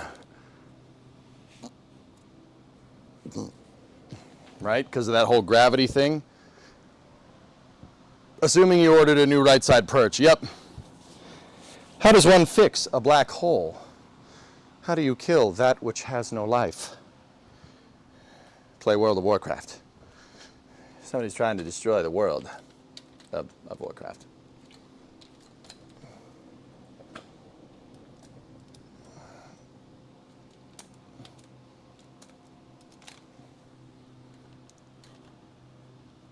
All right, so this is our real problem area. So the thing is, the metal is thinned so much that it's pretty much, you can see the reinforcement bracket. It's right here. My finger's touching the front of it. Like here, if I move the light, see what I mean? You can see the front of it. So the metal is so damn thin right there. I don't even think drilling the spot welds is going to do us any good. I think we should flap disc this thing down to the reinforcement and then cut it. We should probably cut right here. That's a little pinhole right there that we can, it has the backing plate up against it, so we can seam that up and fix it. And if we cut back here, basically right in front of my crappy plug weld, we can just basically put a plate right there, just a square. We can put a plate, we drill 2 holes in the plate so we can plug weld back to our reinforcement, right? And then we have a nice flat surface here. It'll end up looking like over here, minus the crappy plug welds. Yeah, I think that's what we need to do. So this is going to require some grinding. We got to grind this stuff down, and I have to redo that seam. That seam is nowhere near consistent enough for my taste at this point with my current level of quote-unquote expertise for welding. This was the first seam weld that I did, and you can tell it's really bad. I even missed over there. That's not welded to anything. It's just some weld sitting on this flat plate. So, and then I didn't even get that down here, and there's holes. There's holes going through the bottom. That's good. This is a terrible seam weld. I mean, it's not going anywhere, but that's mostly because of the backing plate. This is really not doing anything. Yeah, that's really not doing much. So we do need to do a little bit of welding. I got to patch this up, right? Yeah, we got to patch that up. And then, so we got to do grinding. We got to grind all this crap. We got to cut that out. This is junk. There's no saving that. That's way too thin. So we need to replace the flange from here back. That's not bad. It should just be a straight piece right here. So we got to cut that out. We have to weld up that pinhole right there. Right? We'll rosette weld it and it'll work like another plug weld. We got to grind all this stuff down, including the plug weld that we're going to do there. And then we have to figure out where we're going to cut to make our patching plate. When we make the patching plate, we got to drill 2 holes there for the spot welds. Just tiny ones, so they fit right there and right there. So we spot weld it back to that frame reinforcement. Once again, the whole goal is to just get this area nice and flat. It needs to be flat because this is where the leaf spring perch like butts up against this. If we don't have a flat surface, when we go to weld this back in, there's going to be air pockets in here. And guess what happens? Guess what happens? Water gets into those air pockets and rusts it from the inside out, like that, like this, see? Now, from the factory, it probably wasn't as bent up as this, to be honest. From the factory, though, they probably just butted bare metal up against bare metal and called it a day. They made them cheap. They didn't paint it. Why? Why would you paint it, right? So they made them cheap. And what happened is water got in there, got against the bare metal rusted, and it bowed the metal out, except around the spot welds where it was welded together. And that's why you get all this waviness in the rail. Like the waviness that we saw up at the front of the rail from the stamping process, that right there, I touched it again. That's good. Just screw up the paint. Why don't you just contaminate it? Right, the waviness up there from the rail on the bottom right there, that's from the stamping process. This is from rust. Not great, Bob. Not great, Bob. Now, the front mount area, where the leaf spring mounts to the front, you can see the spot welds for the reinforcement. That all seems okay. And to be honest, when I did this a little bit, when we ground this down, it did look pretty pitted, and it is right there. There was some rust right in this area. You could see where it was, where the water kind of seeped down and in. But now that we've painted it, it actually doesn't look too bad. I might be able to put the dolly back here and just hammer that all back into place.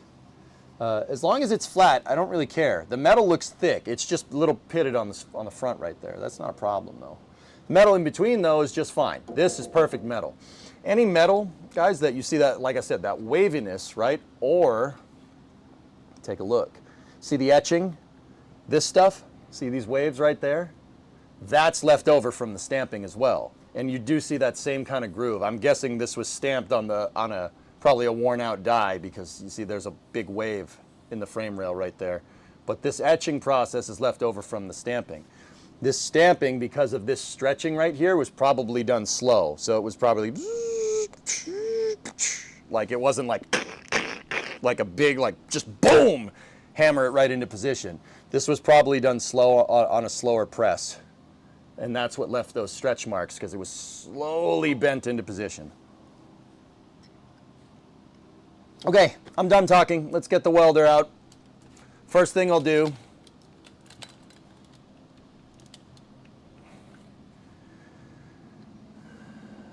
I'm going to do is get the welder. I'm going to give you guys the face shield, and I will have another one too, and we'll zip this up. That's the first thing we'll do. So we'll patch that, grind this down, make everything smooth, re-weld that, redo the plug welds right there, redo the seam weld, patch that hole right there, and then we take the flap disc to all this. I flap this metal off. We get this down to the reinforcement, right? Get it down to the reinforcement, and then we get the cutting wheel. We cut this. Zoom you guys out a little bit. we get the cutting wheel and we zip from here, just on the outside of this plug weld, from here to about here, replace it with a new plate. We can butt the plate up against the reinforcement right here, get it nice and flat, seam it here, seam it here. I want this done before the flame trench, so I'm gonna shut up and go. You guys are gonna enter the matrix here in a second, okay?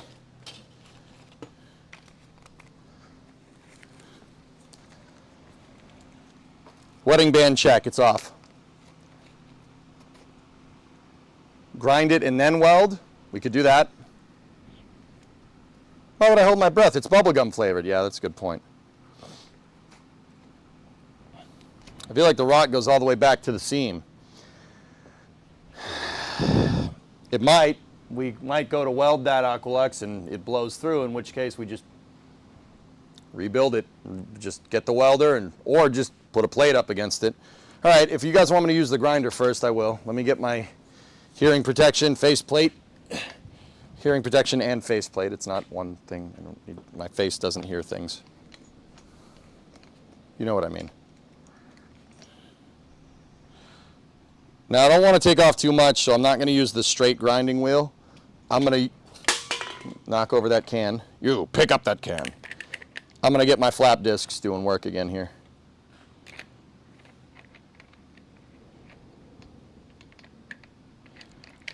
Flap discs on the grinding wheel or on the angle grinder do this stuff. This thing takes off material, but it's a fine adjustment, okay? The grinding wheel takes off a lot of material really fast. This kind of sucks that we're doing this now because I just cleaned everything, but such is life.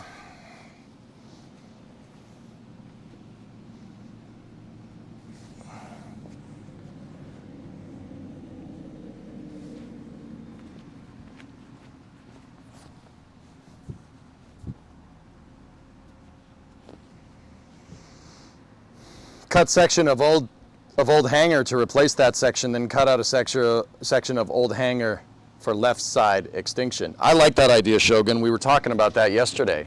That's a good idea. Yeah, to do the top flange, dude, we could cut it right off of the leaf spring perch that we, you know, because that part of the leaf spring perch is still good. Let's focus on getting the welds all fixed and doing a little bit of an assessment of this area here. All right. What time is it? 2:30. All right, we got 2 hours. Face shield on, hearing protection on, wedding band is off, but that doesn't matter right now. So I'm gonna back you guys up just a little bit and we're gonna see what's good.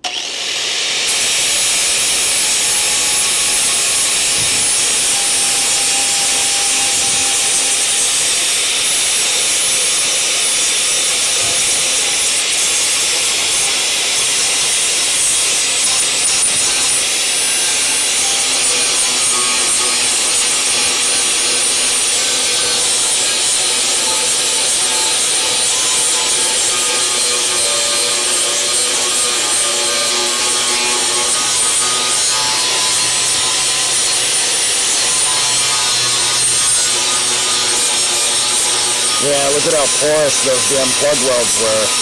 Oh dear. Oh dear. Oh. Is that coming through on camera? Look at all that crap. Oh. But then again, these are my first welds, so on the car. So, we're going back and we're fixing our work.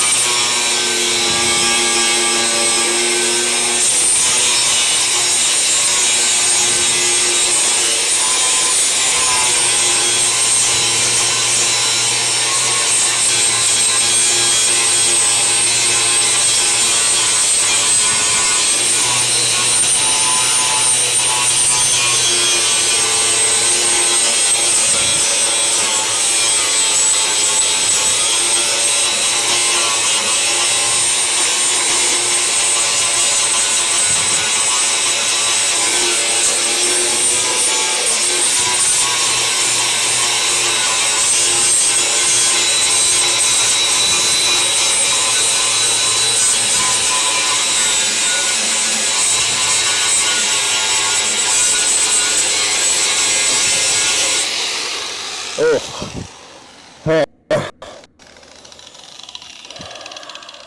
All right, let's just got to get a little bit more down here.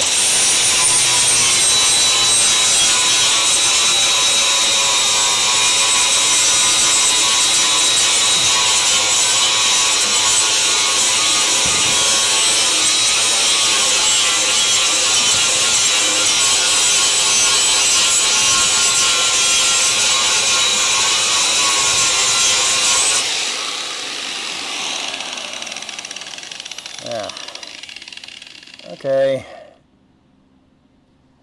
Just one more zip up there.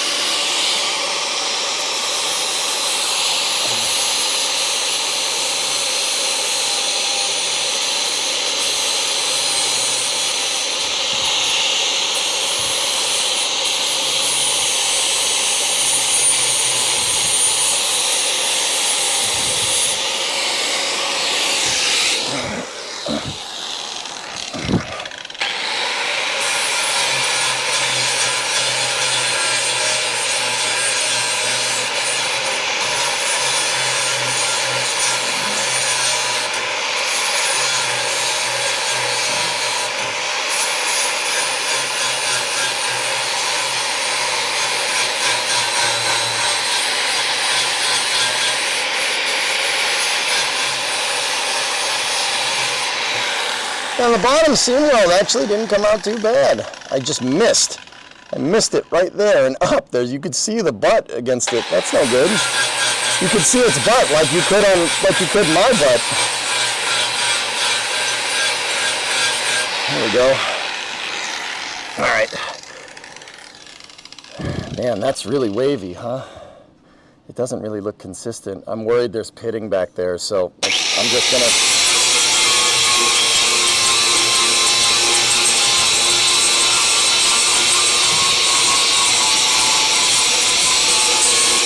All right, that's good enough.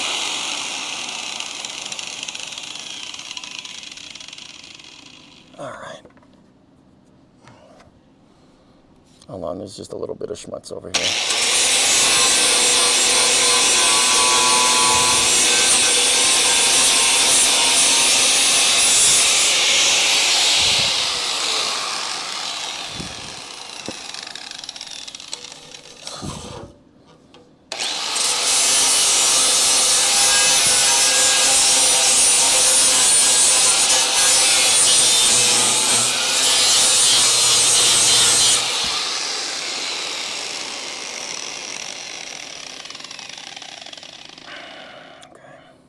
I wanted to get up in there just to see.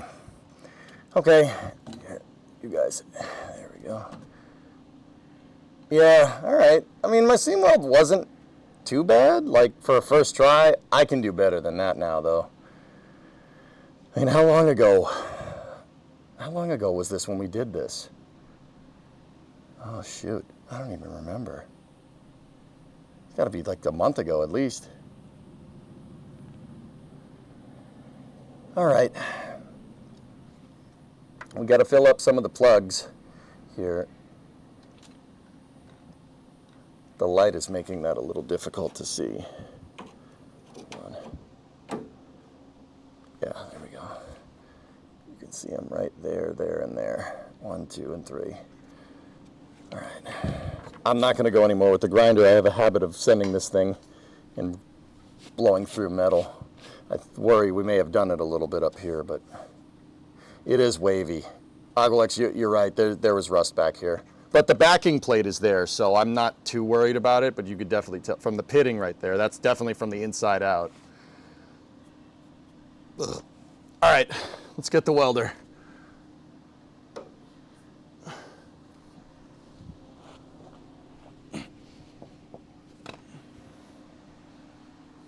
Hammer it.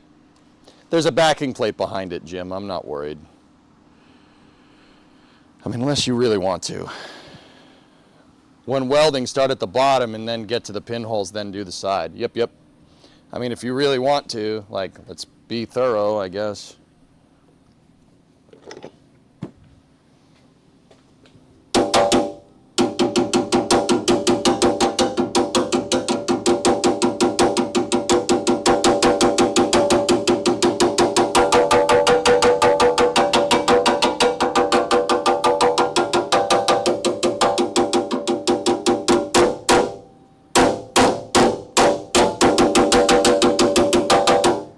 I hate it when you're right, you jerk. Yeah, there's a little bit of pitting around there. The rest of this looks okay.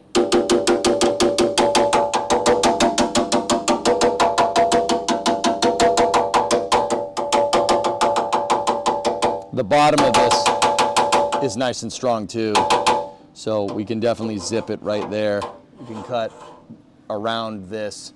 We won't have to worry about redoing the bottom, because getting the bends right sucks.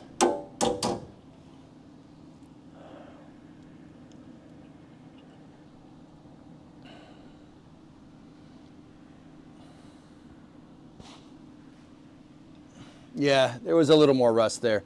We can fill that up with bead, and I'll do that when we fix these pinholes. All right, welding time. Let me get you guys the face shield. You're gonna enter the matrix here. It's very nice clothes. How much do clothes cost in the matrix?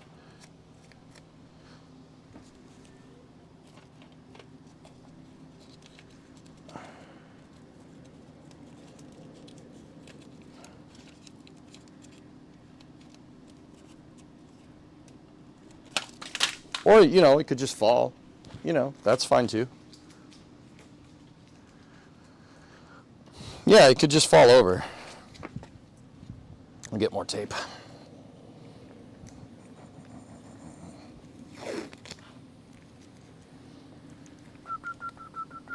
This new EDM track kind of sucks. Yeah, I know. It's terrible. That's the wrong side, idiot.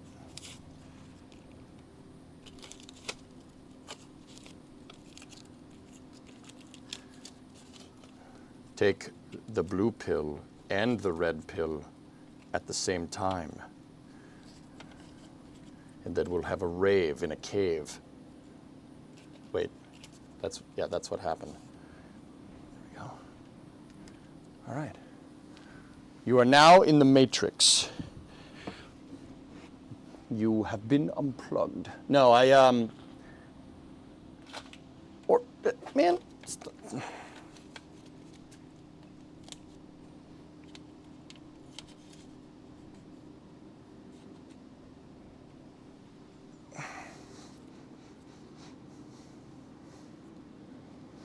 Cool. There we go. You're digging the tropical island steel drum sounds? Oh, all right. I know kung fu. I know how to weld. Show me. Neo, AJ. Neo, take this pill so you can leave your cushy job with financial security and come live with us in a cave, Neo. That's free, Neo, please. Don't forget, you can eat all the slop you want. It's got everything the body needs. I feel like you should be able to model and print something to fit on that filter, to fit that filter on easier. Yeah, you're not wrong. Or I could just, probably be better in the long term, Aqualex, but painter's tape is really inexpensive, so. You missed your meds today, Neo. No. At least I don't think, yeah, you might be right, dude. I don't know.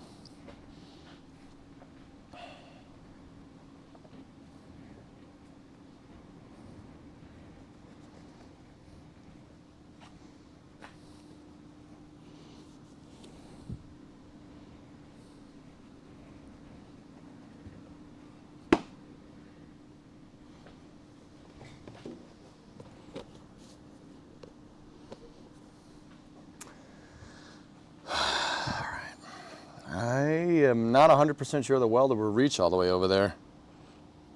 All right, let's move it forward. Try to get this cable as much slack as possible.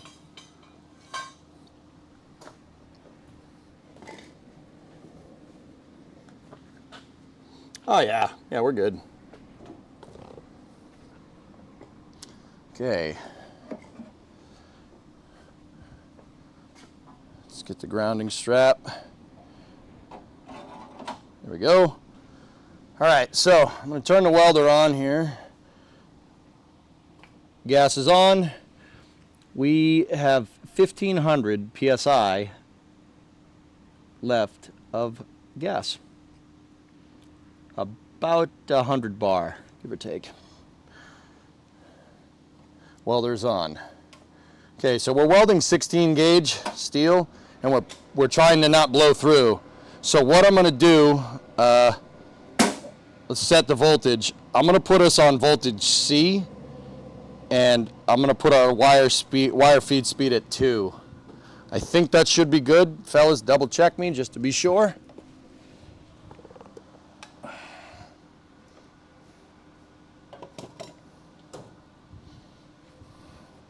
Could be as simple as getting into CAD project. I mean, dude, yeah, Aqualex, I'll be honest with you. I know me, and I know us. If we do that, we're gonna sit there and we'll spend a month in CAD trying to get that thing perfect, and that's a month when we just could have been working on this, dude.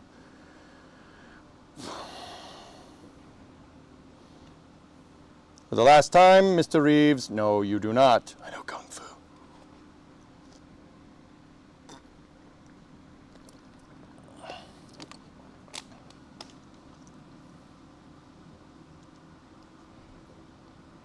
Like the other side sounds correct. All right, let's do this. Let me get the wire brush too.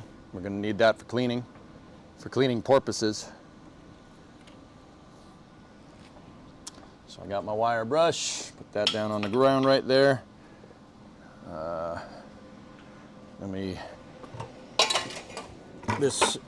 What we learned from the other side is that this is an extremely difficult thing to weld. It's a really weird spot to weld at, so I'm getting the Harbor Freight bucket. And yeah, we're gonna go from there. Let's verify the gun has gas. It does. Did you hear that noise? It means we got it.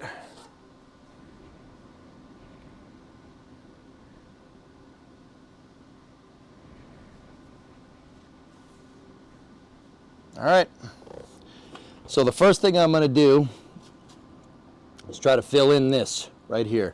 What I'll do is I'll try to basically treat it like a plug weld. We got a nice backing plate there that's 16, and I will start at the bottom here and we'll go back and forth and work our way up. Good. Our first weld of the day.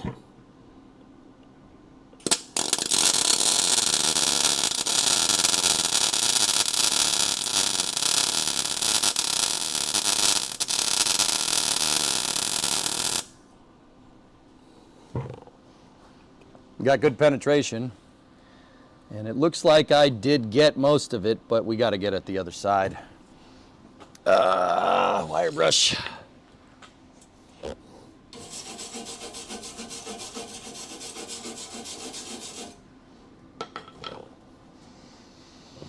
So I'm gonna do the same over there. We're gonna, here, let me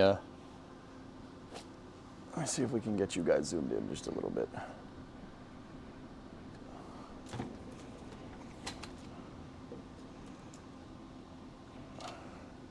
Right there.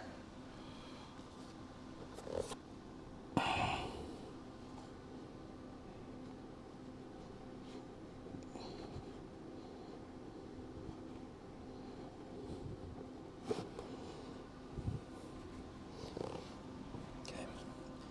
Now we'll go up the other side here. Same deal. Start at the bottom, work our way up, just back and forth. I think I might up the speed, up the feed speed. I'm gonna go to 2.5 up from 2.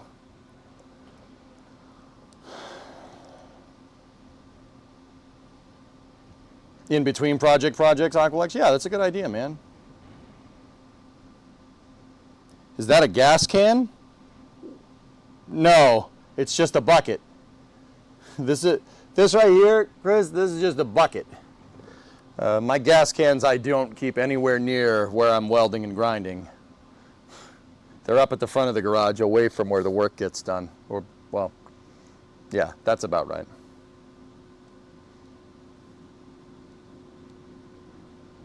Yeah, I'm gonna weld right next to a gas can, dude. Yeah, let's do that. It's a good idea. Yeah, it's a funny hat. You know, it's bigger than a normal one. That's why it's funny. All right. Here we go.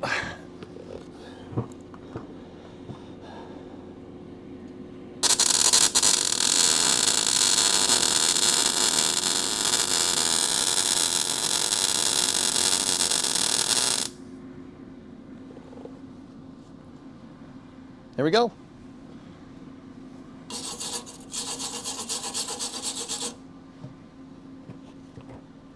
Just looking at it from where you guys are at. Yeah, there's some schmutz over here.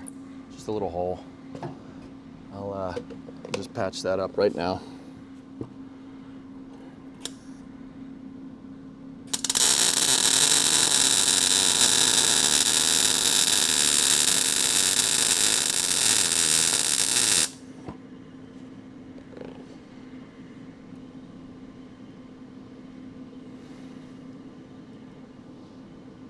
Good.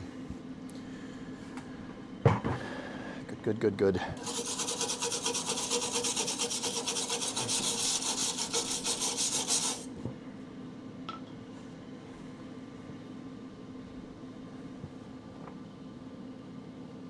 I'm just gonna do one last tack in between the two butt cheeks right here. You see what I'm saying?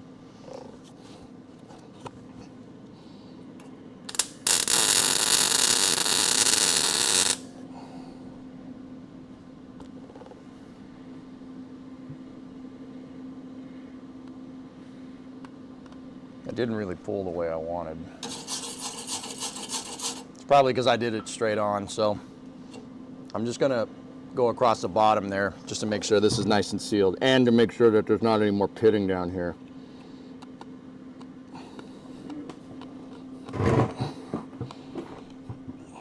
So Chris, the reason why I have a bucket here is because I'm resting my arm up against it so I can be steady with the welder.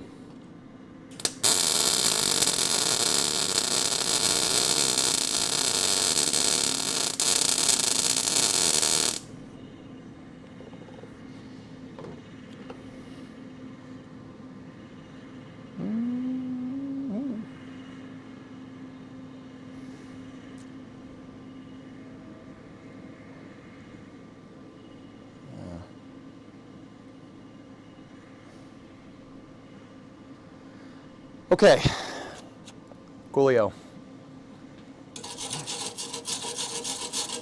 That should be enough material for when we go past this with a grinding wheel again, we filled in everything. So, one thing I forgot to grab is my cutter. And you ought to take my cutter back. All right. It's a smiley face.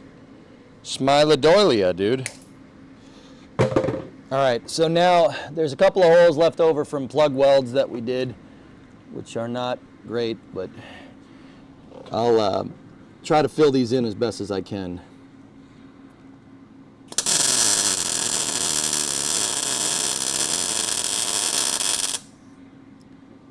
That should have been one side, or I just think I may have just gotten the whole thing. No, I did one side. Good. Sweet.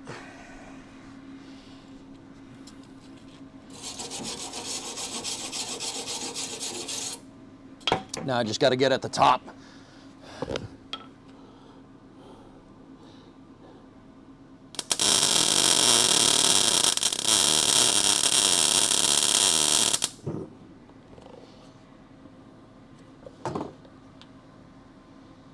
Cool.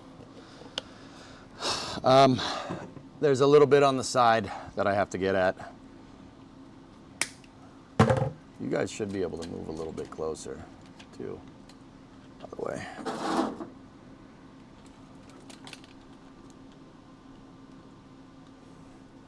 I just got to get up on the side right there. See, there's a little hole. No problem. Start at the bottom.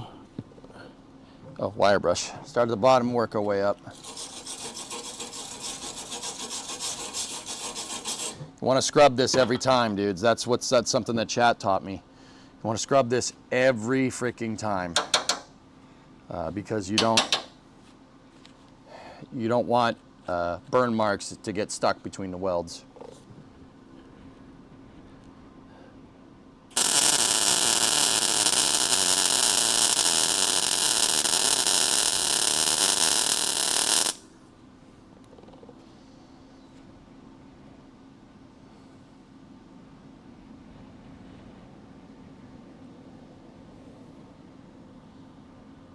Okay, that one's pretty sealed up.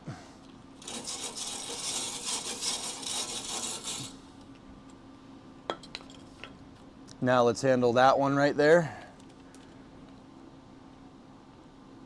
Let's handle this guy. That one should just be a straight tack. I should just be able to put a pool right up in there and call it a day. Ready?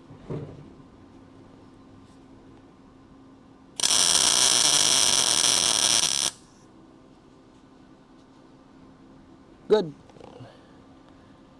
Nice and sealed. Now we just got to get at that sucker right there, just around the edges.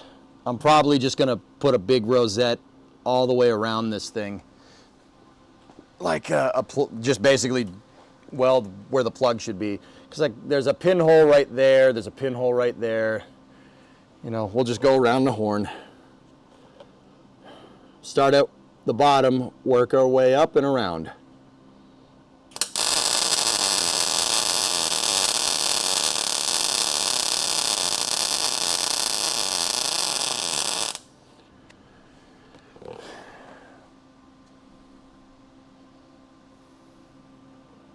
Done.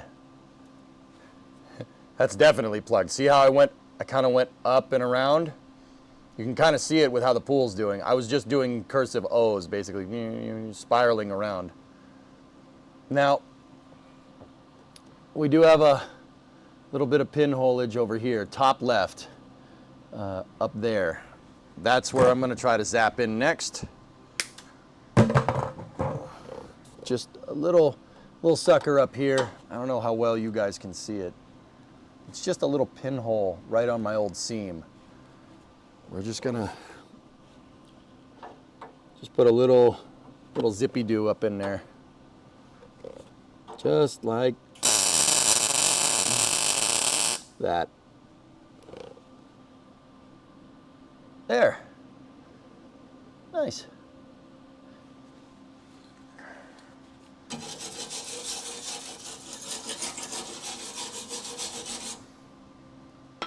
Sweet.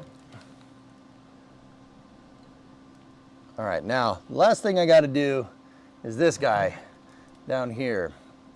I left a little bit of a seam. There's a spot where I missed. The reason why I missed is because I couldn't really get this in there. We couldn't get at it at a good angle because the leaf spring perch was right here. Now that we don't have to worry about that, well, here we are.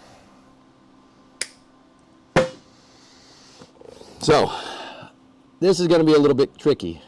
I got to start at the bottom, and then we got to work our way around. I think I'll do the bottom first, and then go up.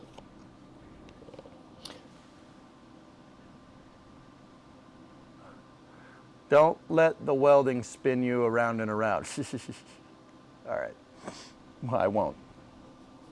Remember, the whole goal is to just fill up that seam, because this is the original frame rail over here, and this is my patch piece. You see there's a little gap in there. Every time there's a little bit of a gap, I got most of it, to be honest with you. But every time you see a little gap between the plates like that, that's a contact point that could be welded, and it could be stronger that you didn't get.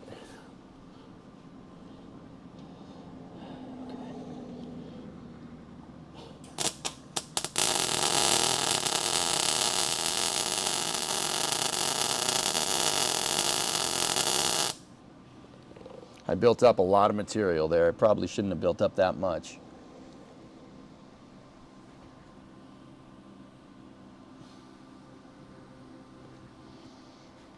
Oh, all right, so this side right here, gonna clean it.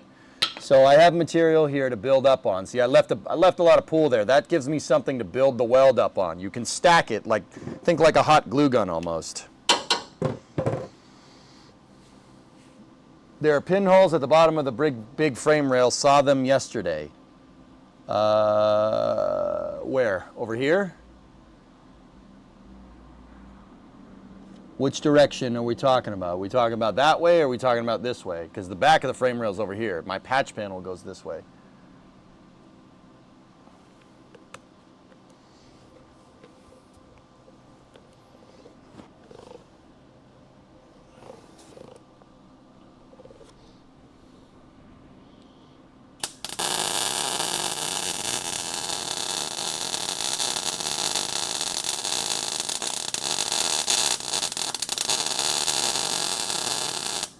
Ah, that wasn't that good. Bottom center. This. So the thing that I just patched up, right? That's not a pinhole. That's just me not being able to seam weld correctly. Well, used to not be able to seam weld correctly. Now we can do it. Ready? Watch. I'll show you.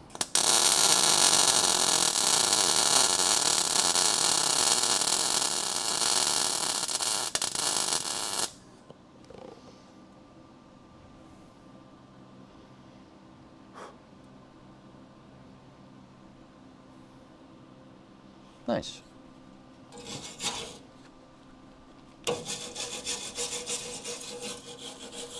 No, forward, bottom center. Right there? Or right here? What are you talking about? I can't see what you see, dude. There's a car in the way.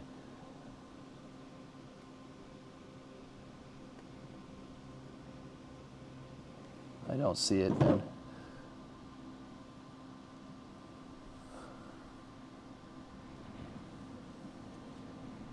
Flat under.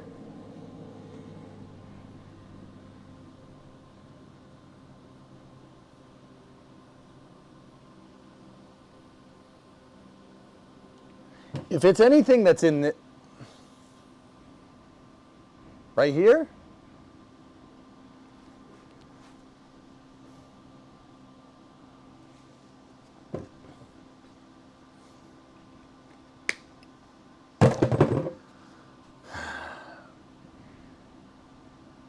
underside where you shine the light between the edges.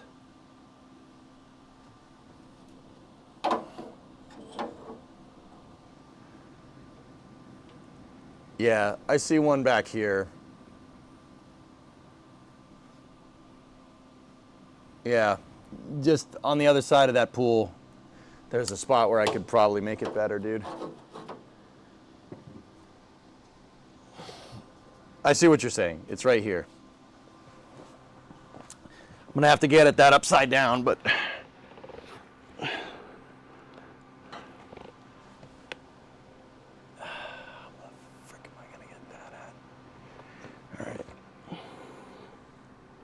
I hate welding upside down.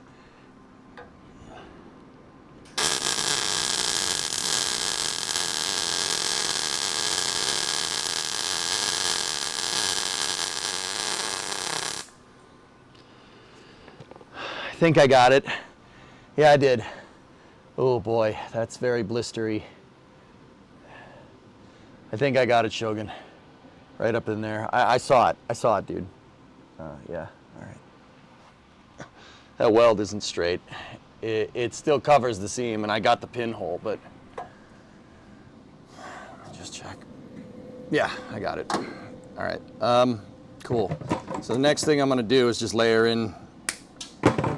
There's a low spot in between my welds right there. I'm just gonna clean this up. Right there, just layer in a little bit.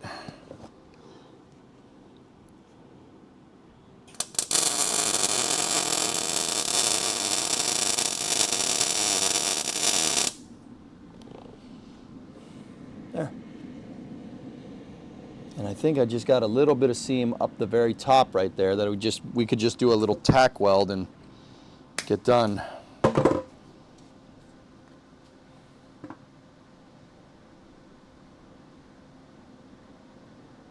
Weld isn't straight, grinder and paint.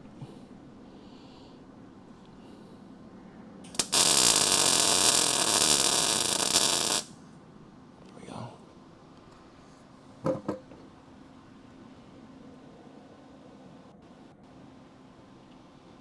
All right, dudes. Well, we've patched that up. It looks like there's pinholes here, but that's just the 3 plug welds over here. Yeah, I wouldn't worry about that. It looks like the metal did get a little wavy. Probably sent it a little too hard with the welder.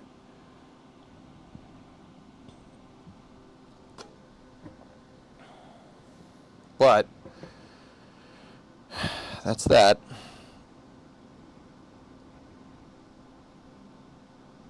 All right, so let's zoom you guys out here for a second. Now,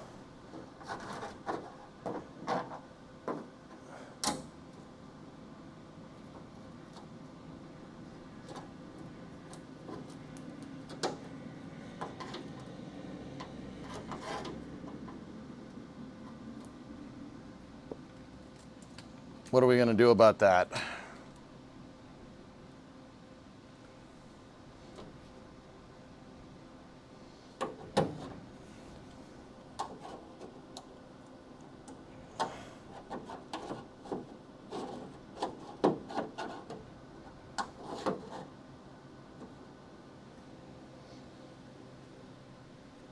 Looks fractured between the two bottom holes. Huh? Are you saying it has a fractured butthole?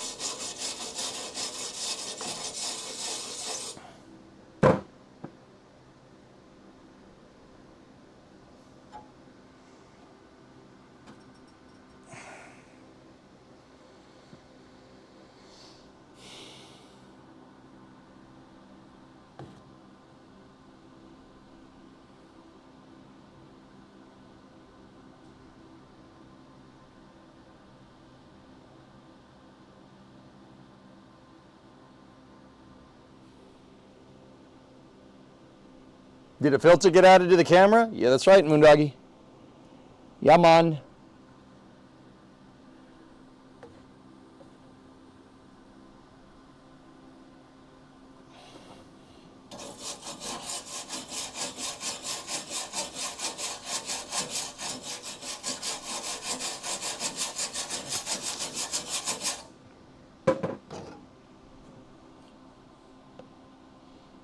We're gonna have to rebuild that.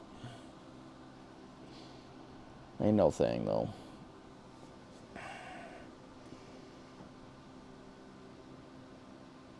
Yeah, I'm pretty much gonna go from my patch panel all the way back to, well, my other patch here. We just gotta cut this section out right there. I don't think we're gonna need to use the leaf spring perch lines, dudes. Not at least for up here.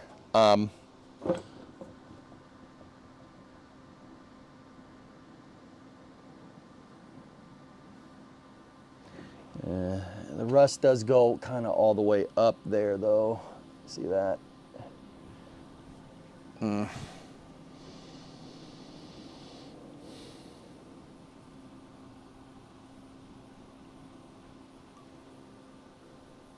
you guys green? Super green. I'm just wondering how we're gonna get at in here because there's a plate right here. Yeah, that's gonna be a little weird. Like, I was thinking just cut right here, but that looks like it's gonna cut into the plate piece. Like if we cut right here, I mean, we're still gonna have to grind all that off.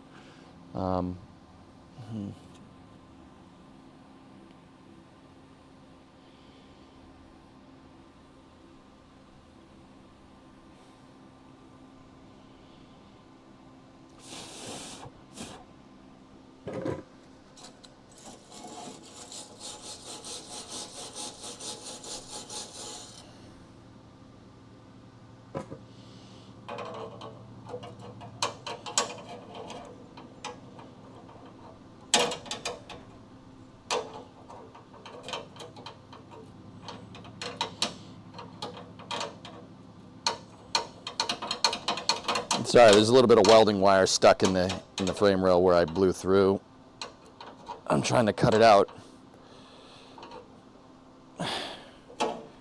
Why won't you die? Whatever, stay in there. I don't care. I mean, I do, but...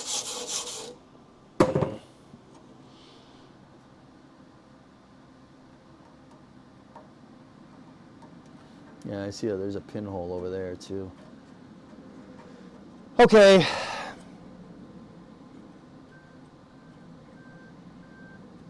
All right, I got to get the cutting wheel out, dudes. We gotta cut this flange, and then we gotta cut here to replate it. I'm just, once again, I'm worried about the the frame rail flange.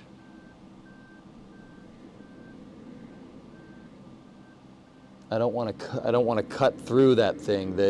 Not the flange. There's a reinforcement bracket right here. My finger's touching it, and the plate goes back, and it's all the way back to basically the plug weld. That plug weld right there. I'm thinking maybe just get the flap disc back out and just grind all this down to the reinforcement. Just get rid of whatever rusted frame rail there is left. Like just go back and forth and back and forth and back and forth with a grinding wheel. And that, you know, if we get a nice clean edge to butt up against, I'll go back with a cutoff disc and zip a channel in there. Get rid of all that, and then we got to draw a line here. And then we need to get over to here. We need to get to clean metal. And then the rest, there's a little pinhole up there. If we get the metal nice and flat all up in here, right? And then we go to redo this top flange, I could just fill this pinhole in with weld.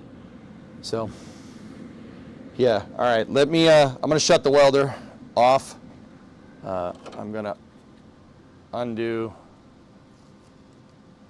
the tape that's holding the filter on.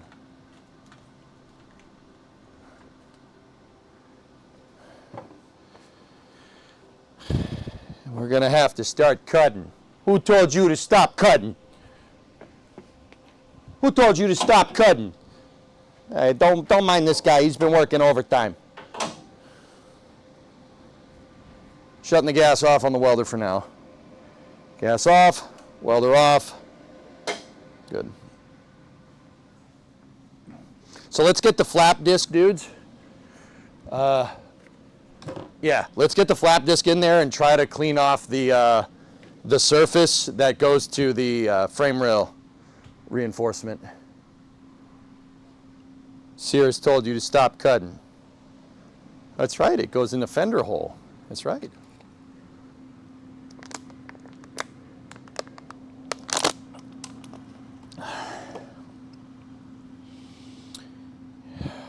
Yeah, and I, of course, will go over all this with the grinding wheel again. Because, wow, from your camera angle, that looks like dookie. All right, face shield on. Let me get my earplugs. It's because I don't want to hear any lip from you, chat.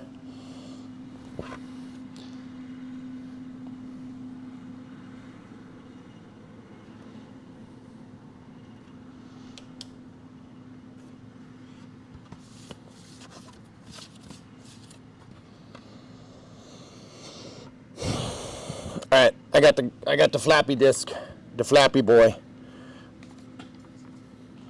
All right, so what I'm going to try to do is just go up and back and forth here. I really just want to make sure we don't grind off too much metal over here, but right here we want to grind off all of it.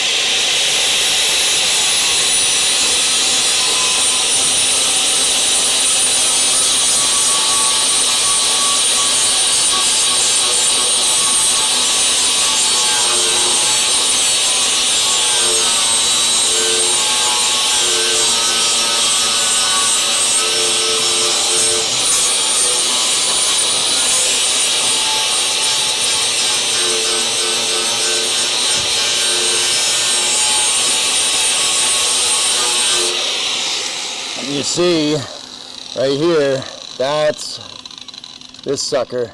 That's what's left of the frame rail right there. There was not any material right there at all. Man, that is really nice that we caught that, because that would have sucked. Yeah, there's no way this would have held up to any abuse at all.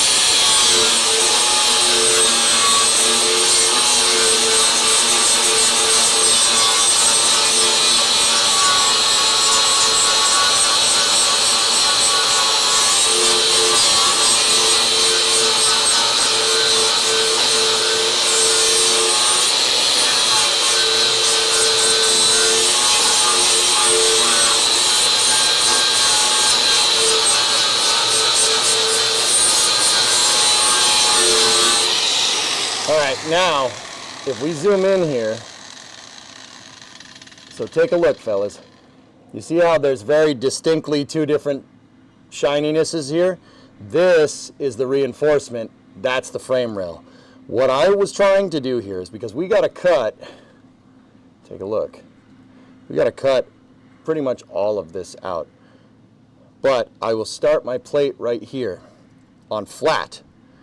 Not only am I starting on flat, but it's flat at the thickness of the rail to begin with. So we're going to start, our piece will start here, and it'll probably go all the way over to here. Just when we want to get all the waviness out of it, this needs to be nice and flat. That's what we learned the hard way on the other side.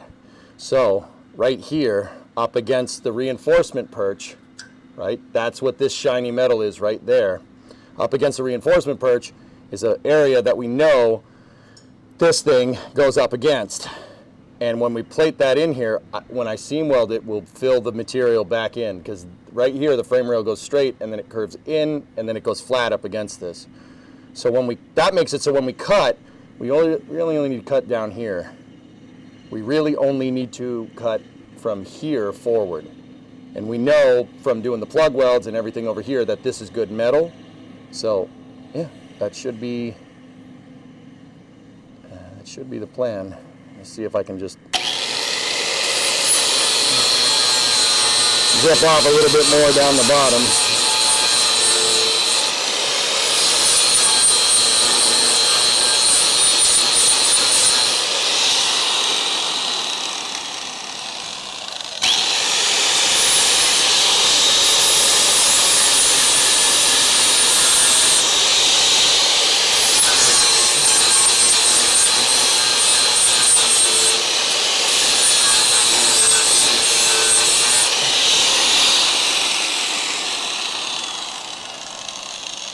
Okay, now we cut.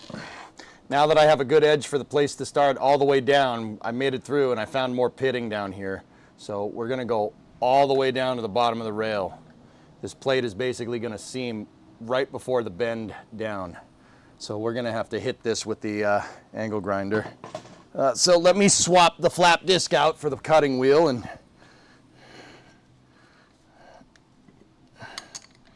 we'll cut this out.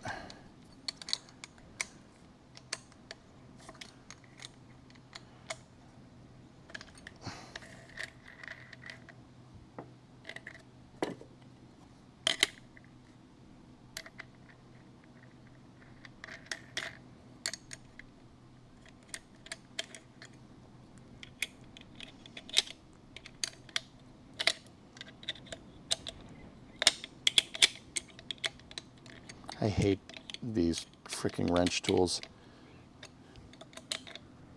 Okay. Cool. We ready? Two different shininesses. What's the astronomy term, Jim? Differential albedo.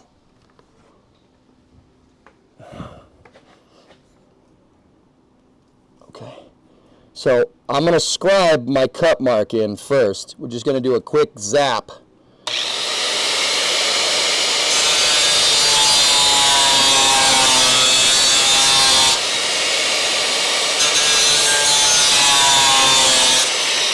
Right? Is that far enough? Let's zoom out. Did we get it far enough?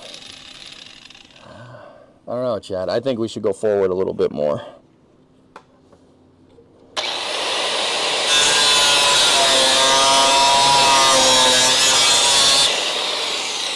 Yeah.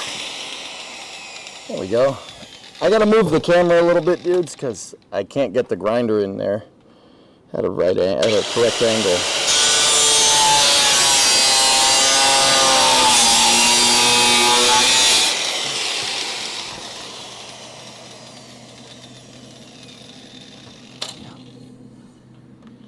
That looks good.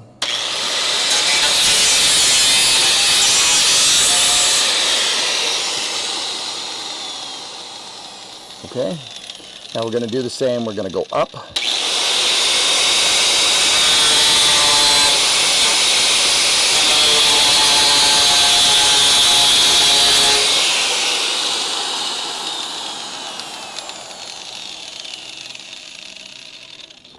this one's going to be a little bit more difficult to get right. But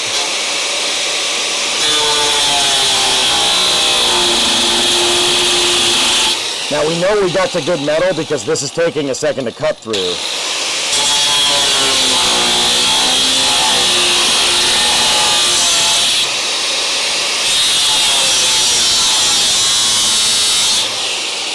That's how you know you got to some good stuff. Now, I did have a little bit of an overlap. We'll fill that up with weld. It's not a big deal. This is good metal, though. We got to the good stuff. Now, what I got to do is I got to get in underneath the frame rail flange right here, and yeah, that's how we'll do this. Just zip this section out. I don't like that angle because it shoots sparks in my face. And I do have the face shield on, but I don't like it. No, sir. I don't like it.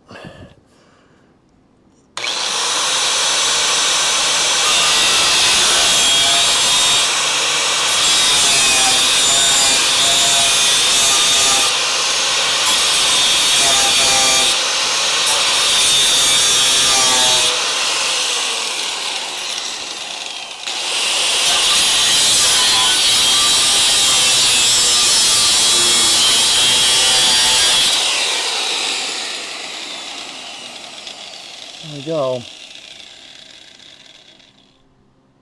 Good. Sweet.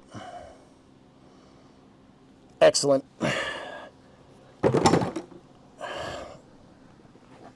Got him.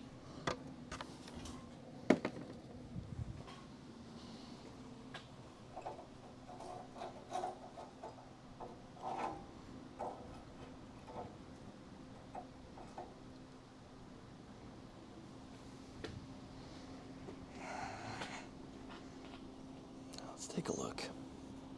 Take a look at the back side of this.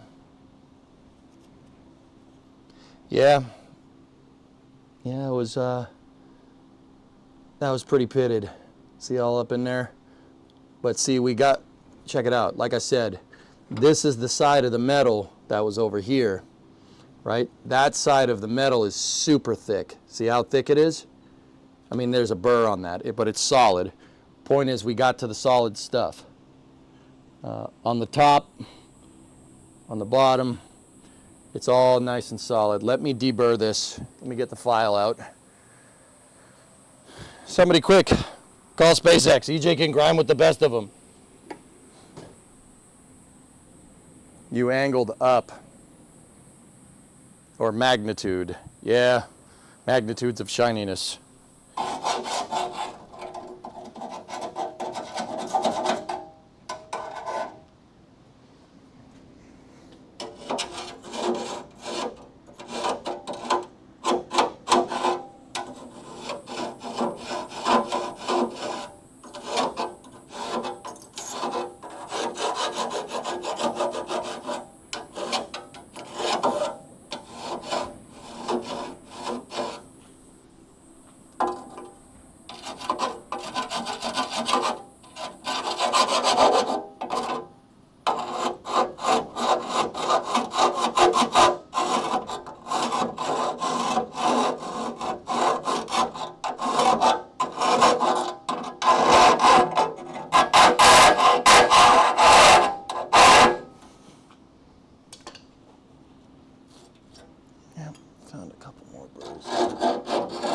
Yeah, I went up a little bit right there.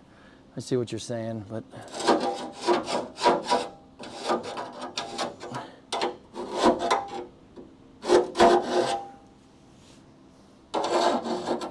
now, like I said, there's still a pinhole up there, but when we plate it,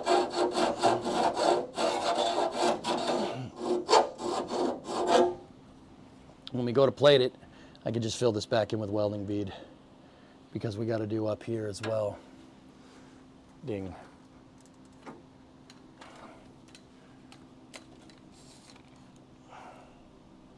There we go. See, we got to good metal. It actually thins a little. Oh no, that's just the waviness. It looked like it thinned out right there, but it's all right.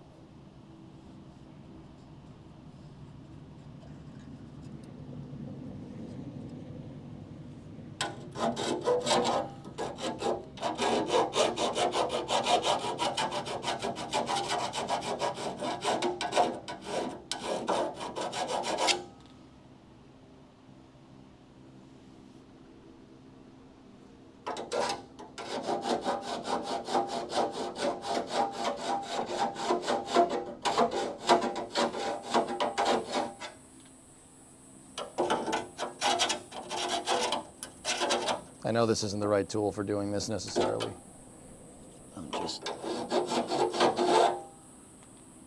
What I'm doing is I'm trying to get the burr off of this to make sure that we got solid metal all around. And it looks like we do, so that's good. I'm just want to check something.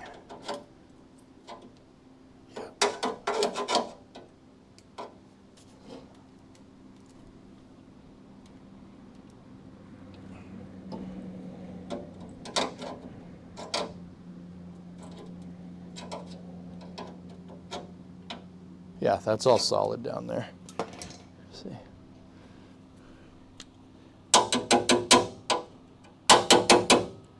Cool. So now we got to measure.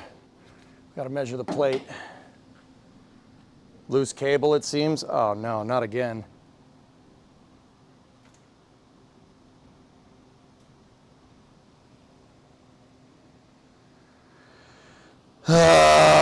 Ever since I knocked that stupid camera over, guys, I'm sorry.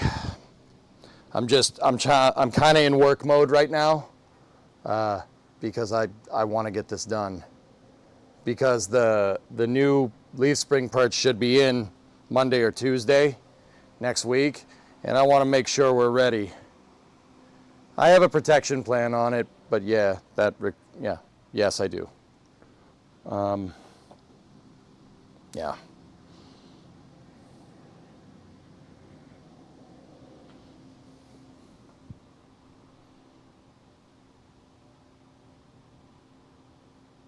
All right, let me get my tape measure.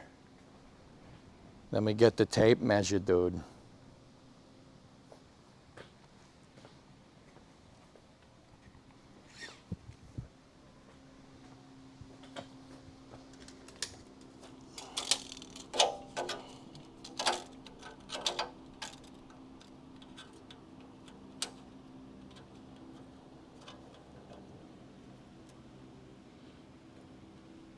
Two and 3/4 by 3. Okay. Cool.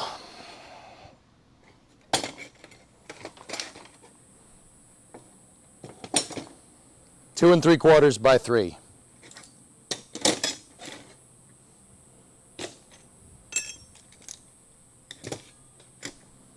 Come on over here. Actually, I'll switch you to the Vivitar. You are now the Vivitar.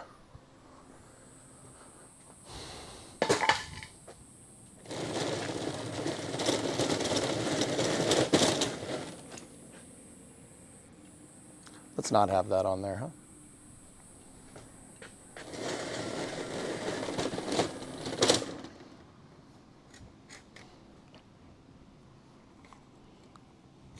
All right, so I have 16 gauge steel. This is the same thickness as the frame rail. I have some left over from making other brackets, so we're gonna cut this out 2 and 3/4 by 3 inches, and then we'll see how she fits. So what we'll do, first thing, I'll measure. Let me get my square.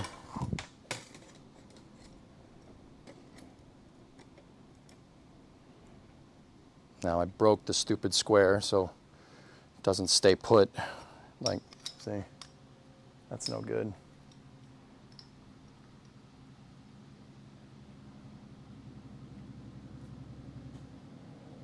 You stay in work mode, it's just hard to rubber duck you when you can't see. Yeah. I know. No, I know. No, I'm not. Dude, don't think that I'm like, oh, don't tell me that the camera's out. No, not at all. That's not what's going on.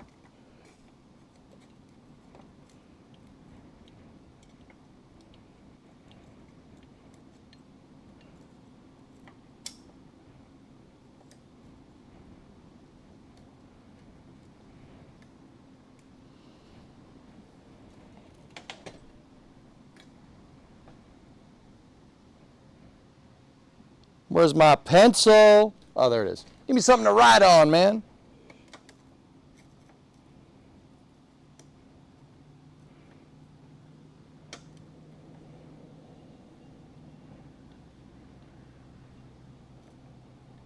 So I'm going to measure 2 3/4 here, right? Make a mark.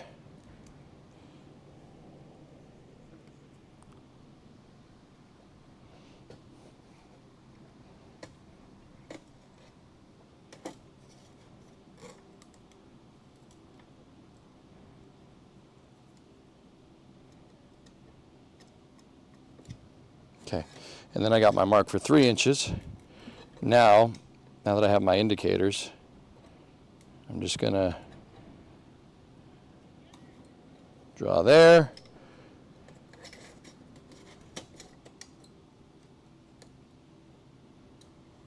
And draw there. Okay, got my lines. Now I'm gonna put this in a position where we can get at it on all sides with the cutoff wheel. And now we cut. Face shield question?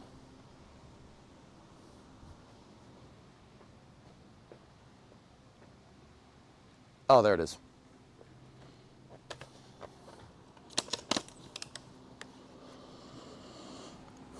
But you're not square. But it would give the correct outline. Use the piece you cut out to get shape.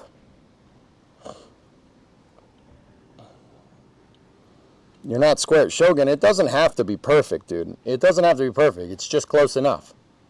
We can always file down the edges and get it nice and square, or at least get it to fit. If you want me to superimpose the piece that I cut out on here, that's going to be a little bit difficult because most of it was rust. It looks right. It's pretty damn close, actually. Yep, I'm happy with it. I always overestimate a little bit. I know it's not like those weren't perfect measurements taken, but yeah, I always overestimate a little bit. That line isn't completely square because my T-square is caca. So the reason why I do that, dude,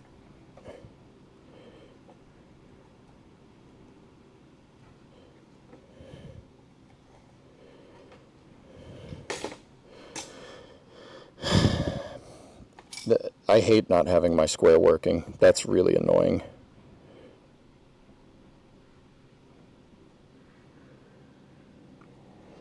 I always overestimate, and the reason why I do that, there we go, is because it's easier to take away metal than it is to add it. So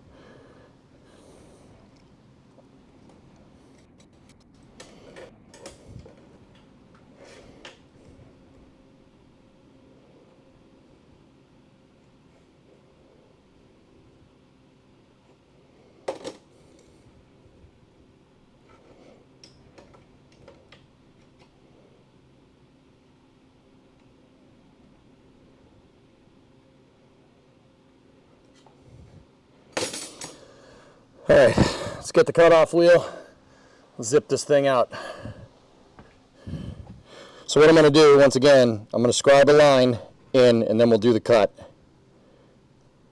Actually, doing this one first would probably be better.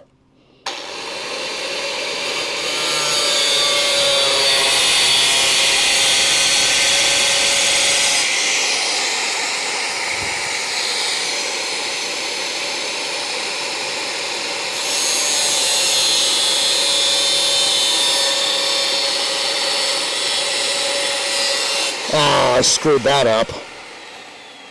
The freaking guard got stuck and the wheel rode once to one side, damn it.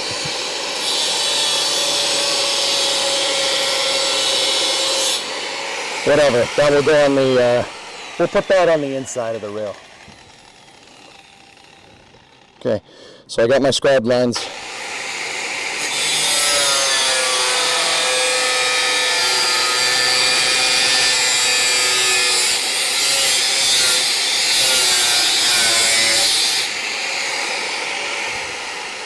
Okay, that's one.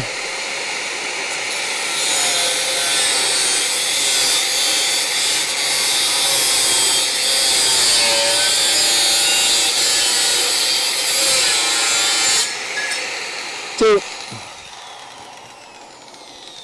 That's probably hot, so I'm gonna get the rag here.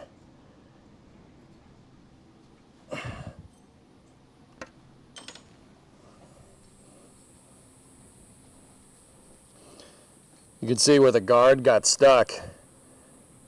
See right there? Guard got stuck and I went in a little bit. Is your grinder trigger an output switch? No, it's a button. You have to hold it. Okay. Hey James, what's going on? All right, I'm gonna take this over to the bench grinder real quick. Just get her all cleaned up. Get rid of the burrs. You don't want that screwing around with the welds and stuff.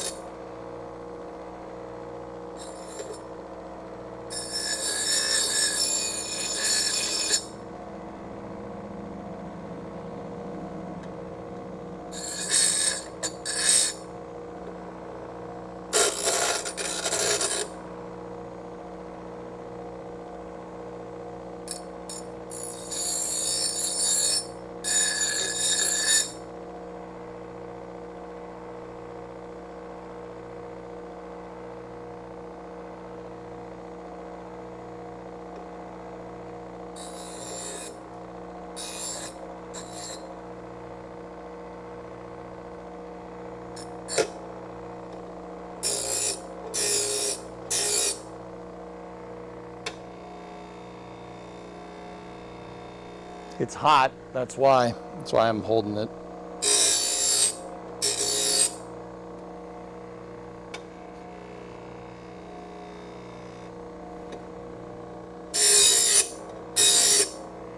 There we go. Killer. All right, let's see how this fits.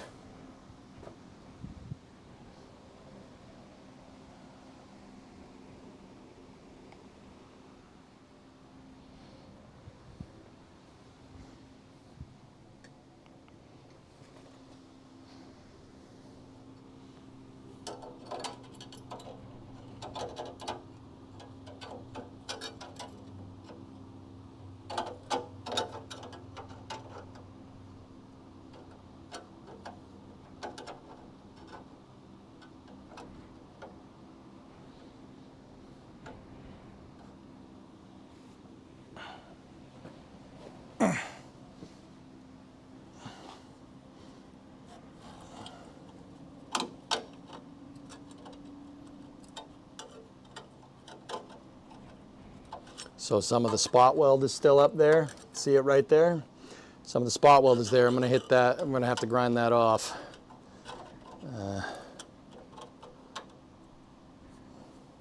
And that's not preventing a flush surface right here. See, not flush. Other than that though, just a little bit off the top up here with the wheel, with the cutoff wheel. And then if I just zip the cutoff wheel over there a couple of times.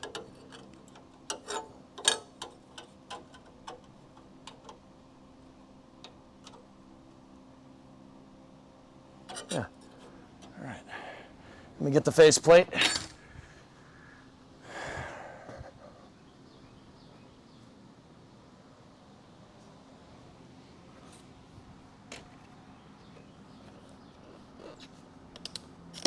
You're gonna go have a nap? All right, then fire the missiles.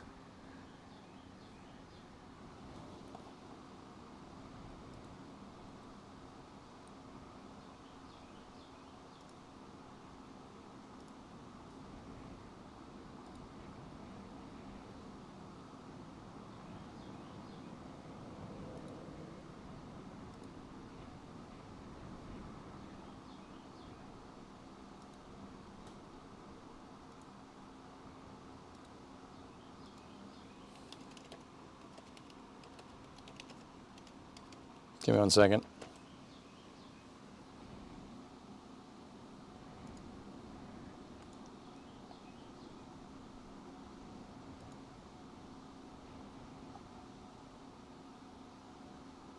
Okay. Well, I'm going to have a nap. Russia's like, ah, motherland! And then England's like, about that time, eh, chaps? Righto. All right. I just gotta put the face shield down, and then we just gotta get in here like this.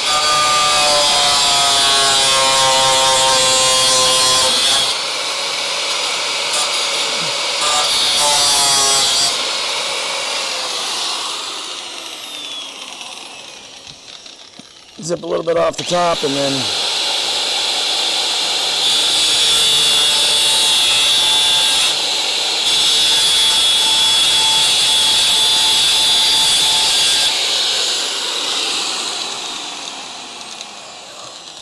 cool. All right. That's what I mean about this metal. This metal stuff. You can add and subtract. You can take stuff away. Super useful. Super useful being able to do that.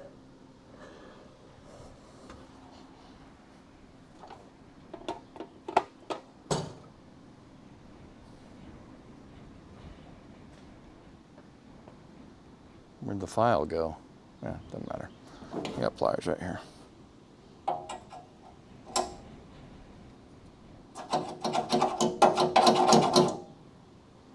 Got to get rid of that burr, dudes. Where'd all the files go? Huh. Man, oh, there it is, okay. I got it.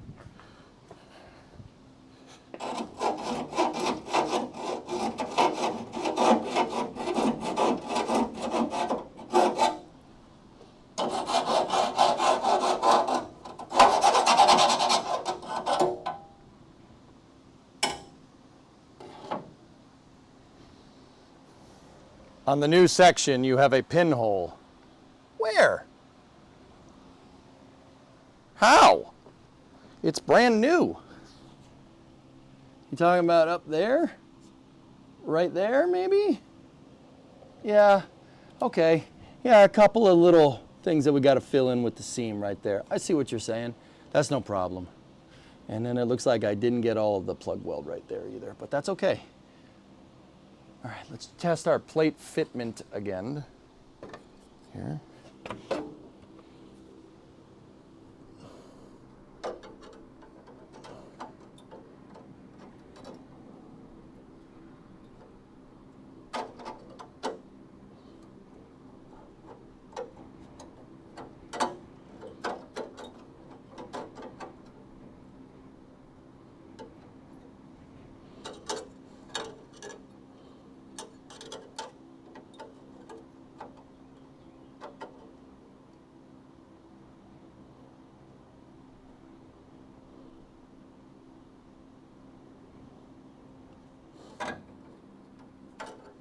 Pretty good, guys. It's just over here. Got to zip off a little bit more.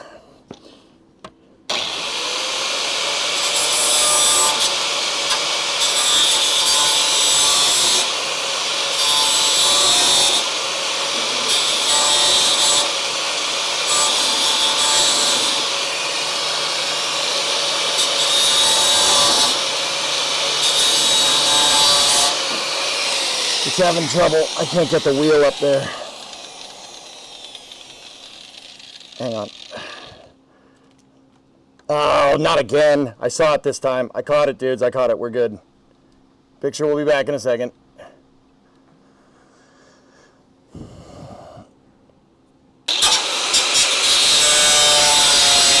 Yeah, I'm sure you guys like that.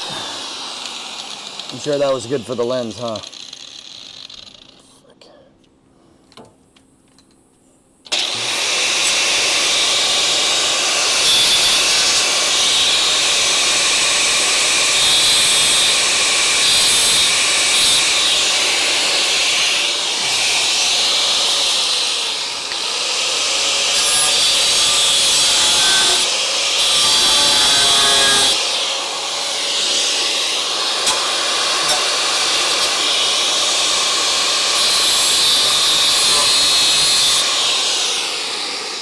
Okay. It was actually a great view, but it wasn't great for the camera. Yeah. Yeah, I don't really want to screw up my camera lens too much, so I just kind of wallered out that side a little bit.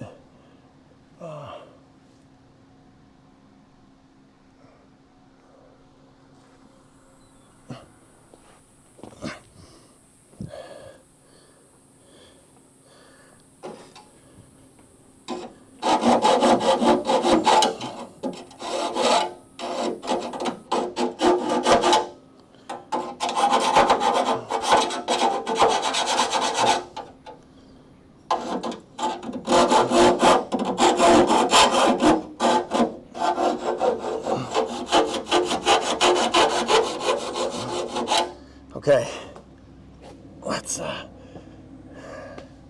where's our piece? Oh, where did I put it? I just sat down, damn it.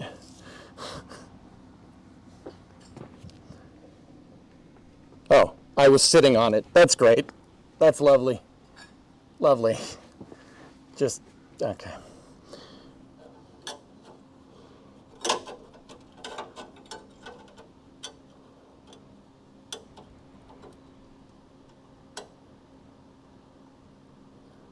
There we go. That's it. That's what we want right there, dudes. I want to leave a seam all the way around because we are going to have to grind this metal down because remember the plate is going to go up against it. So we got to grind it down. And I wanted it flush up against the mount piece right here. Yeah, baby. That's actually really good.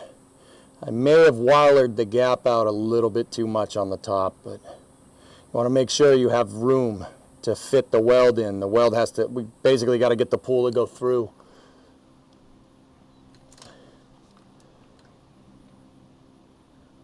See, I got to get the pool to go through here.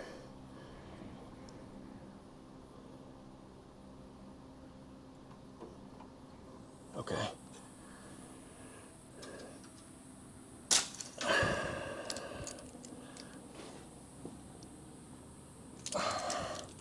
I'm wondering if I could get the clamp. No, guess not. I was going to say maybe we could get the clamp in there, but that didn't seem to want to do it. So I'll get my magnets. How do they work?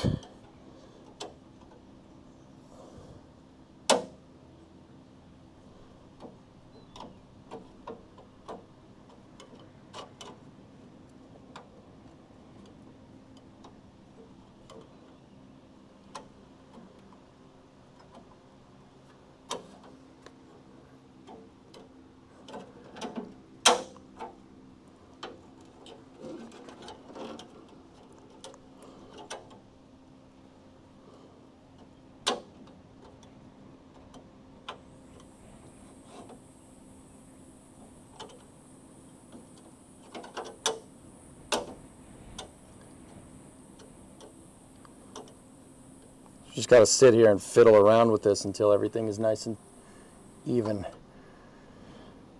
What I'm trying to do is get the plate in the center. I'm trying to get it centered between, like in this hole here, in the square hole. We're trying to get it centered in the square hole. That's what we're doing. The reason why is because once again, we need a gap. I need a gap all around. I need to fill in a lot of material. We need to fill in a lot of material around this thing.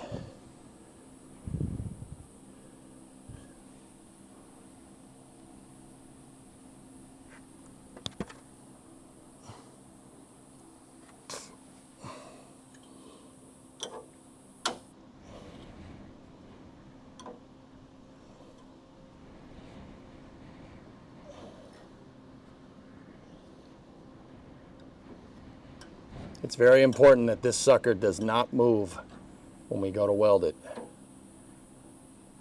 So I think what I'll do, I'll probably hold it with the, and then that coupled with the magnets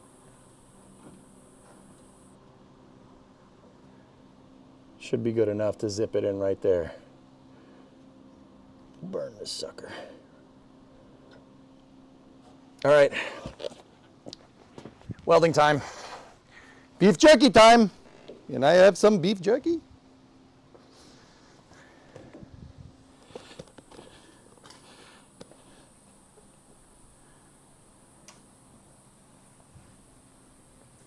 All right. Tack the corners. Yep, that was the plan. Magnet on the back. I don't think they'll fit in the frame rails, dude. Last, please. Okay. I don't know how it is in Mass, but since you worked on the frame, would you have to title this as salvaged or something? No.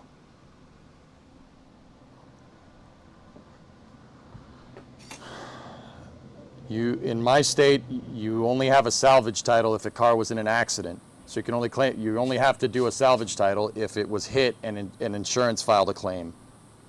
Insurance has never filed a claim on this car. I know because I got it registered. Heck, I got this car titled, dude. It didn't have a title when I started. I had to get the police involved and I had to call the police department to have them come verify that the car wasn't stolen. Tack one corner, tack the opposite corner. Okay. All right. Grounding strap is in position. Let me get the welding gun. Make sure we have gas. We have gas. Got my cutter. We got wire brush. All right, dudes. Oh, you need the filter. Give me 1 second. Or else you are about to be blinded with science.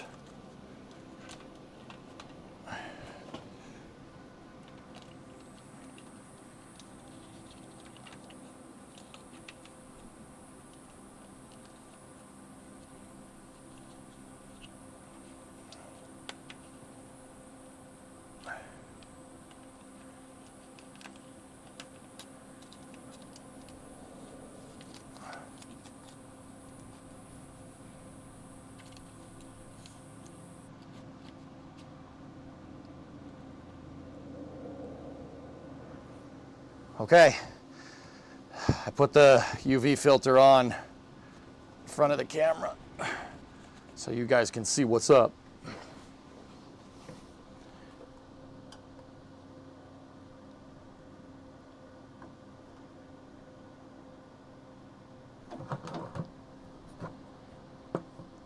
Okay, helmet down. I'm going to tack the lower left corner. Just make sure that we are set to jet. All right, ready?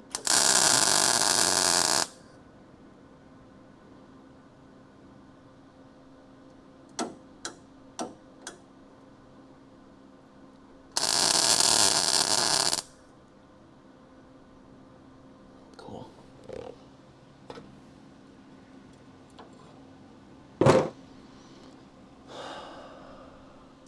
All right, how did that come out? Let me just take a look. Yeah, we got good seams all around. It might even be a little bit too much up top. Yeah, of course.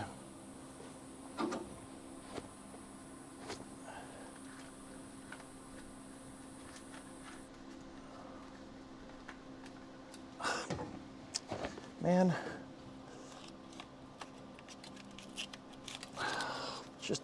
Just rip. Screw it. It's fine. It's fine.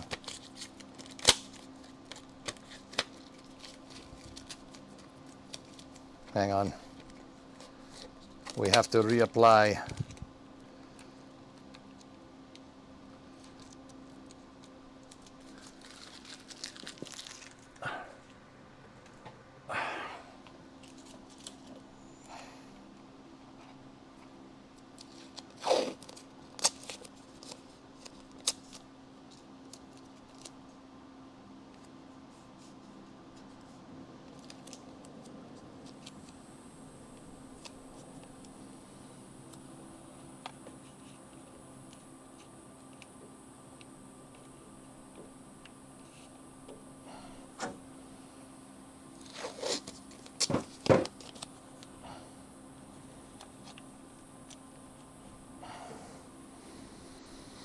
There we go.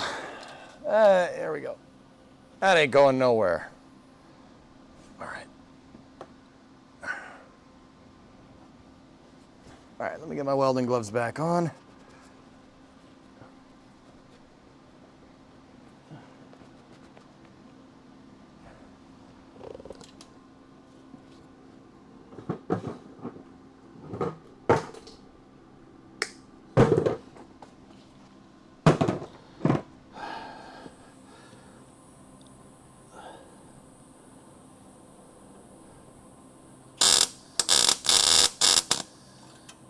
Nope, I went through the gap. I didn't do that right. I gotta get it at a better angle. I'm gonna try to angle it and build it up and then go this way with it.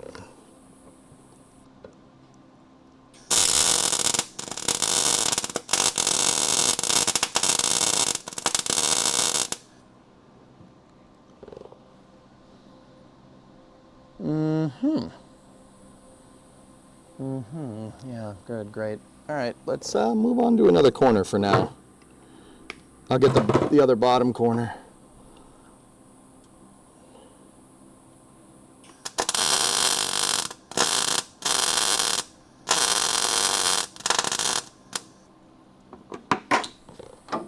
Yeah. And I wish I was better at this sometimes.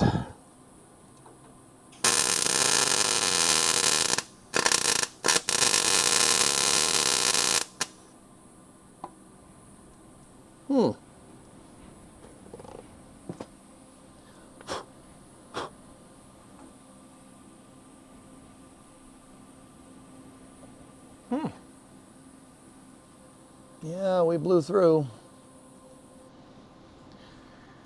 Of course that happens. Why wouldn't it?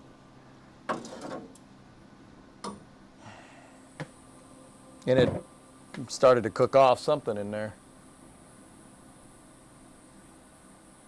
I know this steak doesn't exist. I know that when I put it in my mouth, the Matrix is telling me that it's tender, juicy, and delicious. You know what I realized after all these years? Ignorance is bliss.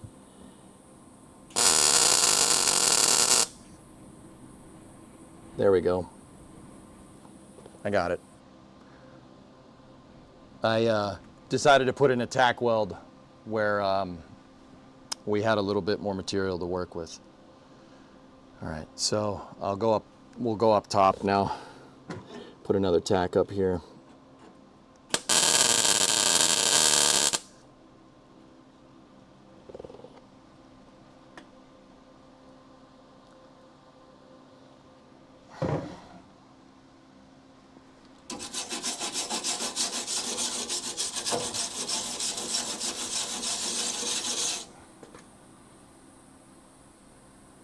Maybe do the brass hammer trick. That's a good idea, dude. Especially the parts where we blew through something fierce. All right, the brass hammer's down there. I'll see if I can really get in there and fill it.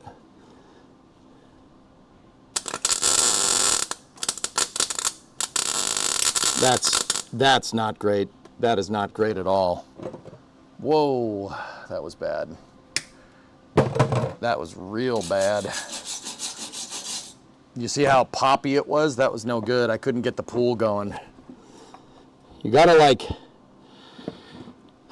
get it at an angle where you sit there and let the pool build for a moment and then move it. Like that. There we go. There, I got the pool to build that time. Yeah, see? We got it to build. That's a lot better.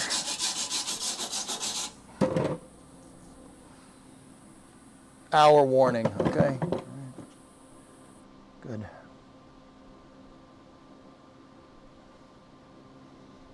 All right, I'm gonna try to fill just above that. I'm gonna go down at an angle here.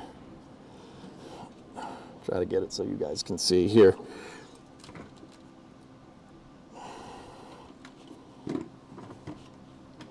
Can you guys see that? You should be able to.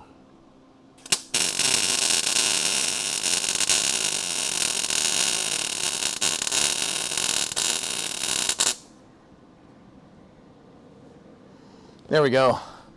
I got that all filled in. I probably need to do a little bit more, but I don't want to put too much heat into this. I got to get better at doing that. I don't want to put too much heat, so we'll move up here. We'll move to the other side and just work our way around.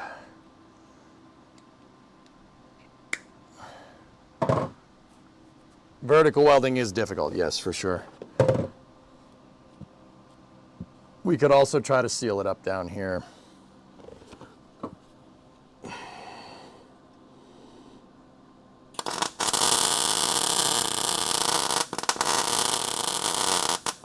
Don't blow through. Crap. Balls. Something's flammable in there.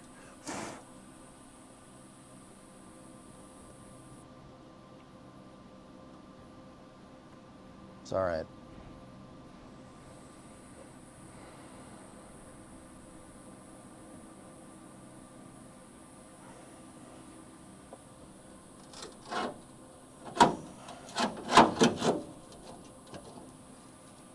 Okay, the brass hammer is right here. I moved it forward. So I'm trying to, I have brass behind my weld because, yeah, if you need to build up a pool, having the hammer right there is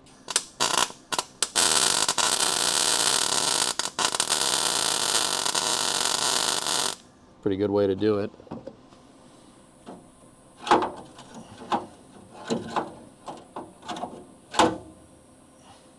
See?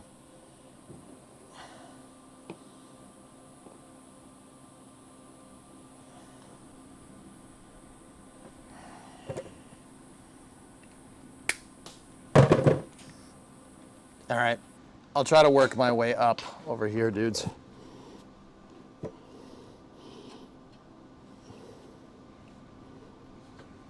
I gotta get in a more comfortable spot. I really don't like this angle.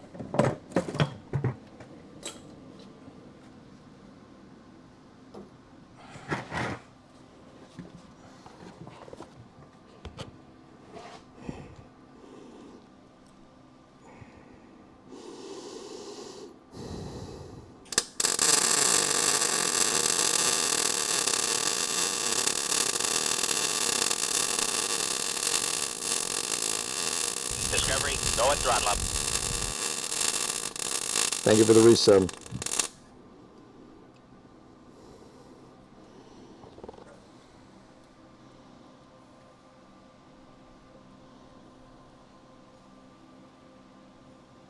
Fellas, it looks like I'm blowing through the even backing plate. Should I turn the voltage down or wire speed down? I think I might be feeding too much. That wasn't a bad weld. It was okay. Just okay, though.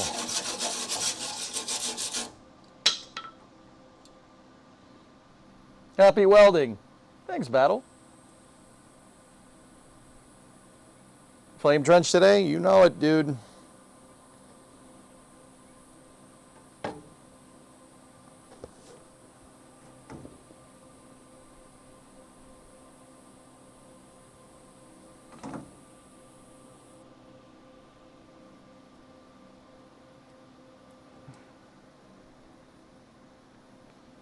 All right, I'm gonna keep going, dudes. I think I'm good.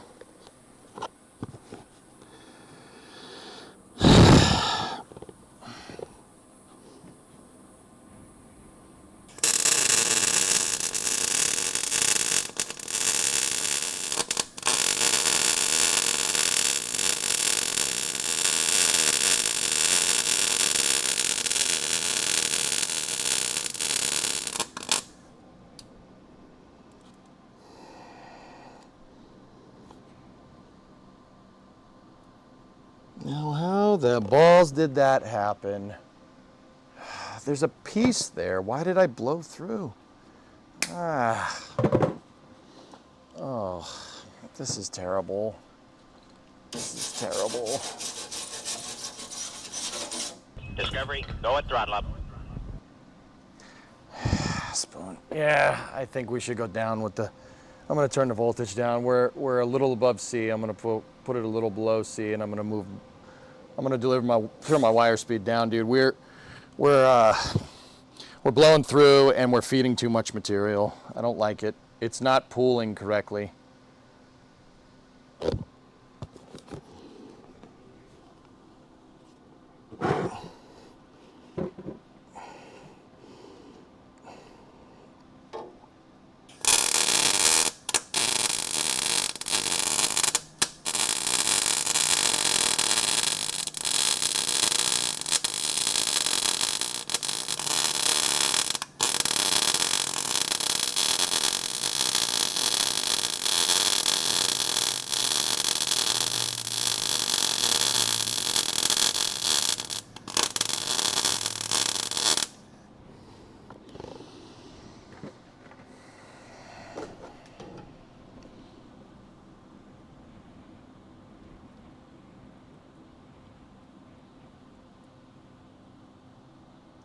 Yeah, okay, that's a little better. Yeah, we were definitely going, we were definitely sending it when we really shouldn't have been. Not a cat, 53-month resub, thanks. Thanks, guys.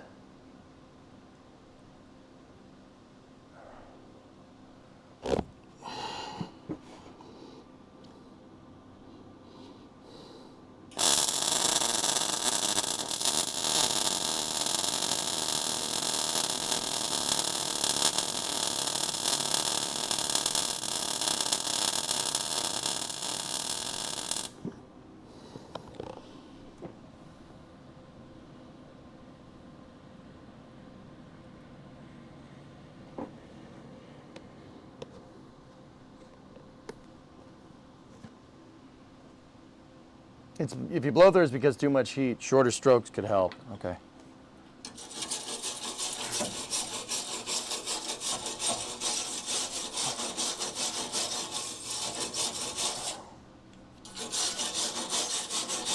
All right, there's too much heat over there. I'm gonna try to move back over here. We'll try to build up over here. All right.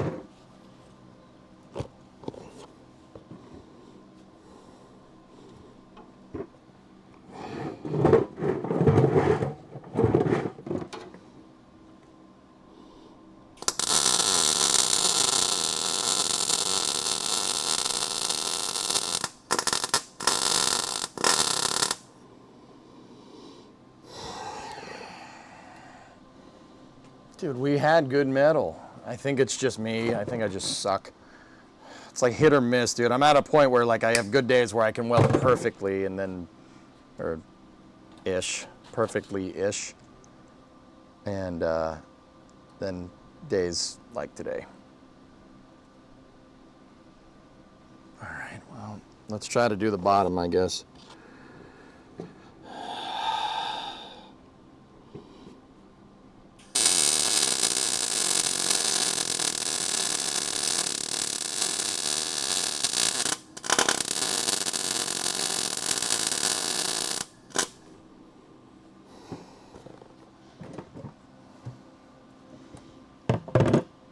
I gotta turn the voltage down even more, dudes. We're blowing through fresh steel. I'm turning it down to voltage B. It's too much. It's too much. And it's ruining this project. Yeah, Shogun, I agree.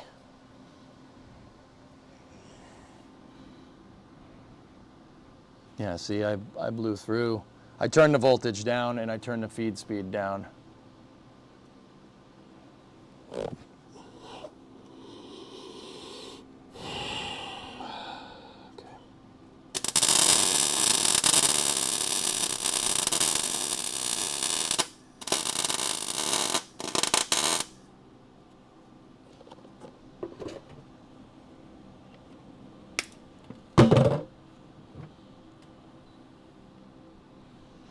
Dude, that metal was thick enough a second ago when I tried to bend it with pliers and it didn't go anywhere. Now it just doesn't, now it's just like, oh, just kidding. No, I'm not actually strong enough to do this. I'll try going at it from another way.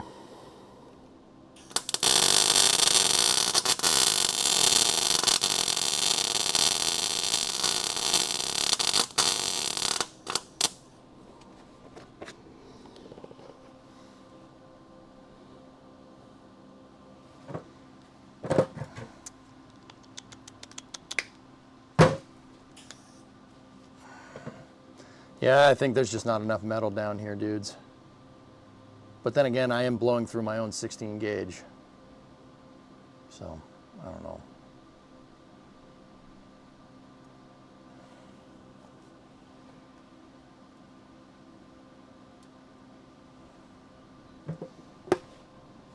Well.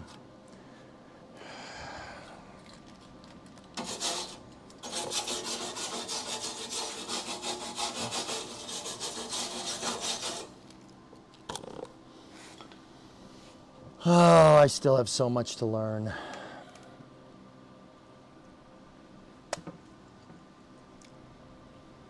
I mean, there are spots where I did get it right, but yeah.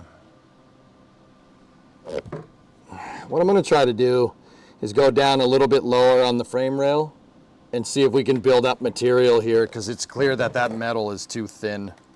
The problem is, it's just this angle sucks. Like, the ideal position that I need to be in, and I can't get rid of it because it's the quarter panel, not yet at least, is where my head needs to be. So I kind of have a weird, I'm at a very strange angle for doing this right. Let's try this. Ready?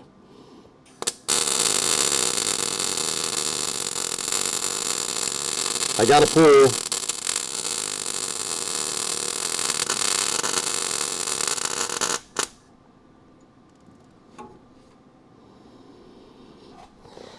I got it to go for a second, but yeah, it didn't. I blew through again. It's just this metal down here, dudes. But I'll just do this the way that we were doing it before, where I just kept adding and adding and adding.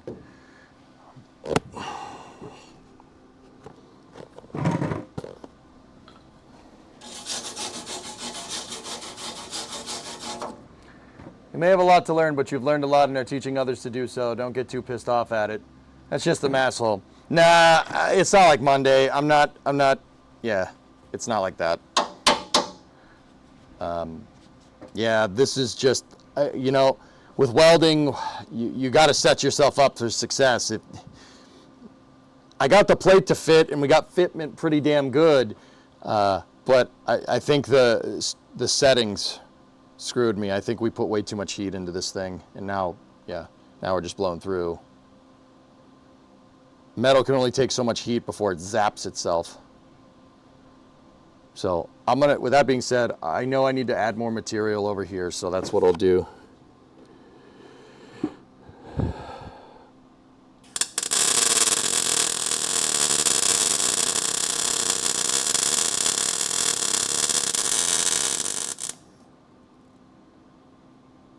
Pool started to go. I was trying to go up with it and it didn't like it. And it started to fall. You can see how it started to drip right there. That's, yeah. Dude, I just don't got the touch today, man.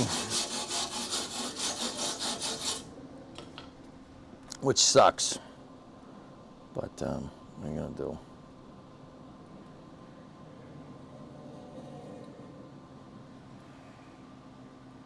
I think we just put too much heat into this thing, that's all. We could put the brass hammer back in there, and I could just go, quote unquote, additive manufacturing on this thing.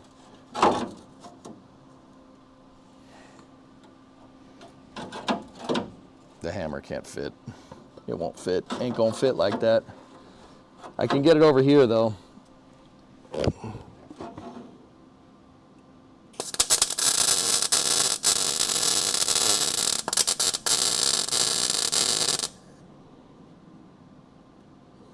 Yeah, that kind of worked.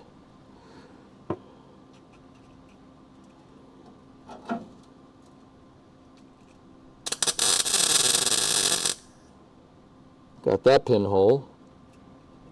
Nice. All right. Yeah, over here, making some progress. I'll just, if we can't get this right, I'll just keep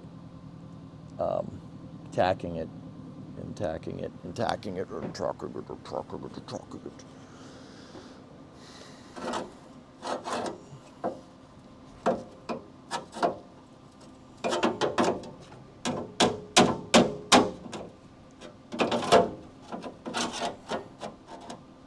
All right. I have the brass hammer is behind this seam right here, so let's see if we can get it. Ready?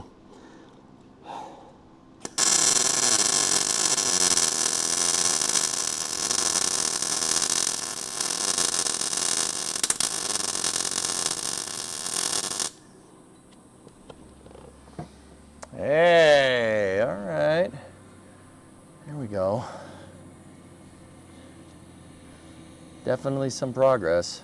Remember, this thing has to be totally flat, so the more popcorn crap we got here, the more we're gonna have to grind off later.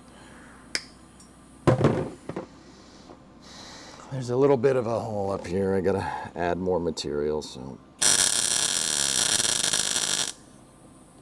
Discovery, go at throttle up. Goat at throttle up. I would just keep tagging it and then switching sides often. Yeah, Jacob, thanks, man. That's, I think I'm putting too much heat in. I'm just gonna move around. That's why I just switched to doing over here and just did a couple pinholes there. I think she's getting too hot. Yeah, I mean, if you can feel it through the glove, it's too hot. And I can feel it through the damn glove. So I'm gonna just move right here. I just gotta.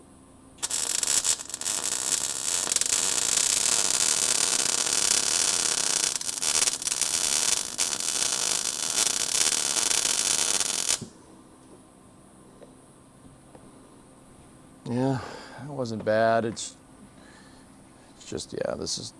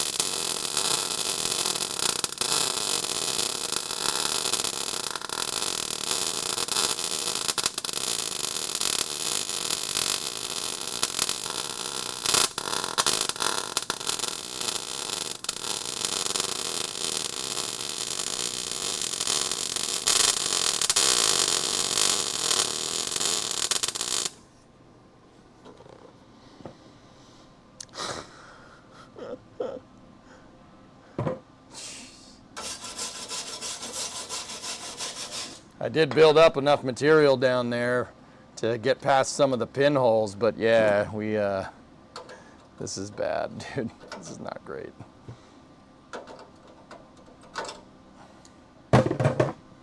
It's not consistent, but the reason why it's not consistent is I'm trying to get around all the pinholes that I made. I'm trying to build up material and you know. I'm gonna move the light closer so I can see it better. Maybe that'll help. Okay, we'll go up here now and try to build up there. We'll move around. Once again, I'm gonna have to grind this down anyway, even if the seam welds were perfect.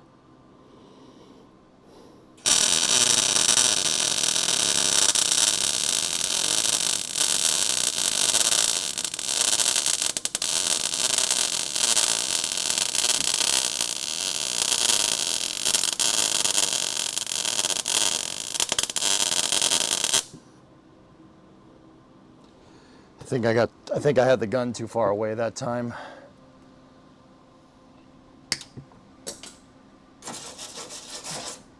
I don't like this way. I want it that way.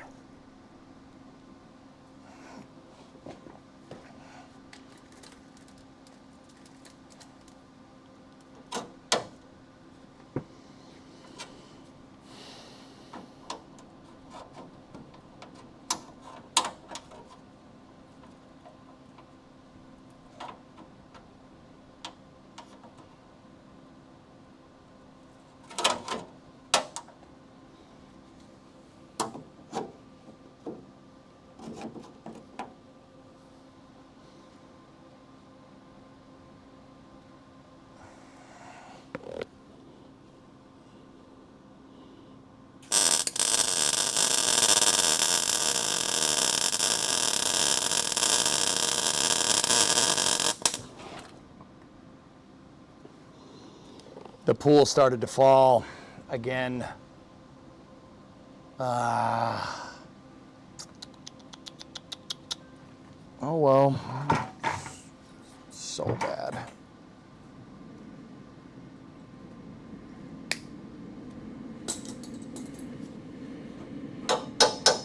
Man, why do I suck? Do you guys think this, I mean, I don't think I set myself up enough for success here, dude.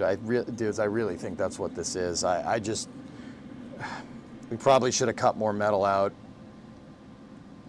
Like I was doing, because we were doing fine over here. These plugs over here are perfect. Like this is just a nightmare.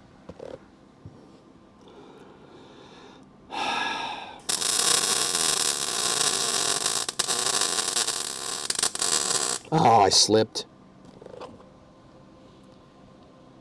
I don't know, maybe this is just bad angle coupled, this is just a hard place to weld, coupled with vertical welds, coupled with L plus ratio. It's just so tough to get in the right spot because like my head needs to be where the car is. Just do load of tacks, too fast for your wire feed? Okay, I'll slow it down a little bit. We'll go to 1.5. Actually, you know what? Let's just go all the way down to 1. Slowest wire speed we got.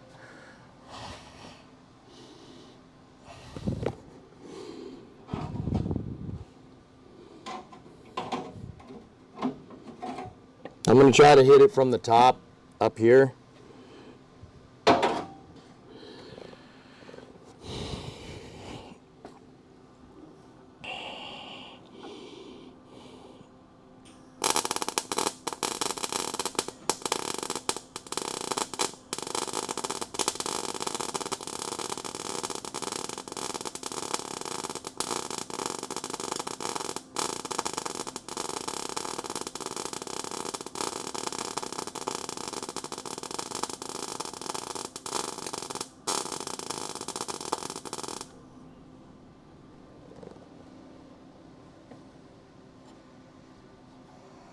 I don't like that.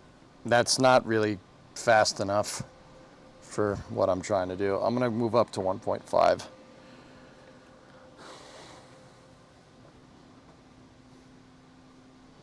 Don't forget the EJ tacks. Yep. One important thing is the angle and nozzle in relation to your weld and your joint and direction of travel. I just some research on the part into that. It's hard to teach that from chat. Well, that's what Geek was trying to tell me yesterday.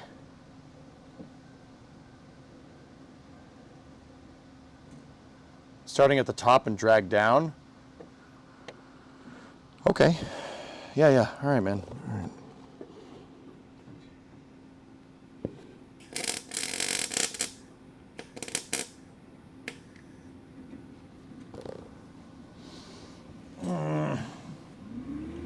Yeah.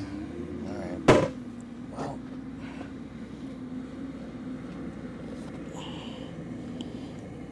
All right. Well, we need to build up material right there, so can't see me. I'll start up here and I'll try to work my way down, okay? What the f...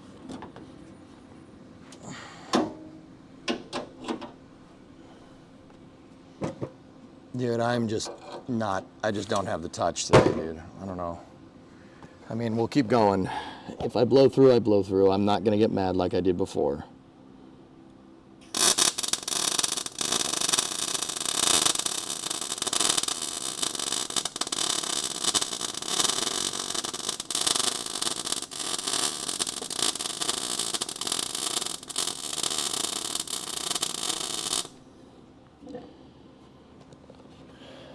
Hey.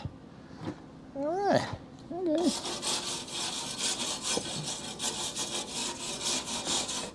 It looks like complete dookie, but that actually did what I want. Yeah, going down is way easier.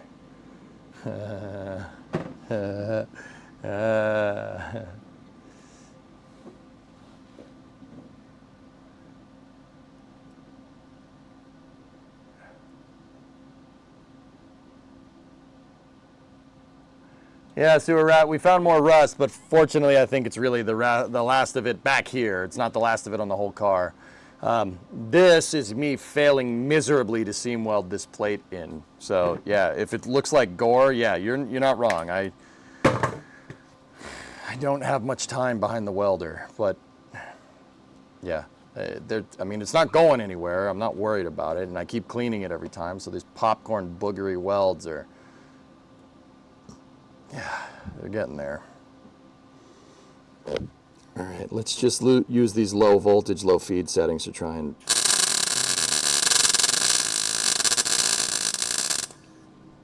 Yeah, there we go. All right, all right. I just got to keep cleaning them. I don't want any burn marks getting in here. All right, Chad, I'm moving in. Moving in here. All right, what I'm going to try to do, we'll try to start here and work our way down, okay? Okay, 45-degree angle. I'm going to start here, we're going to let it pool, and then we're just going to go back and forth, work our way down.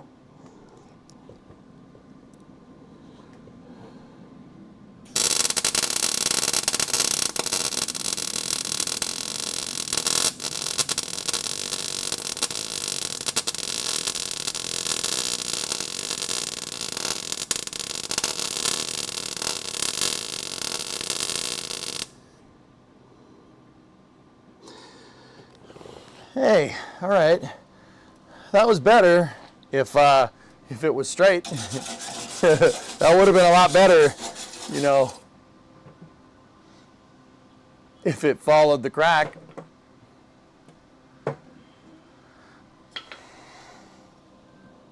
It looks like I started to blow through, and me blowing through, I thought that I was following the edge, and I didn't, so it kind of just goes that way.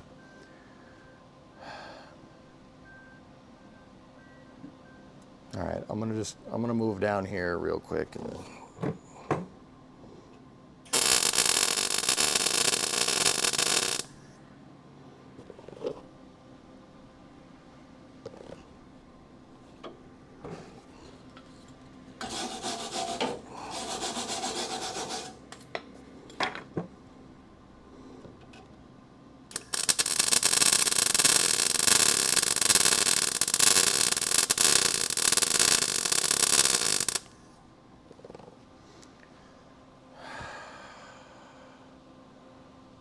Bro, I suck. I am so bad at this.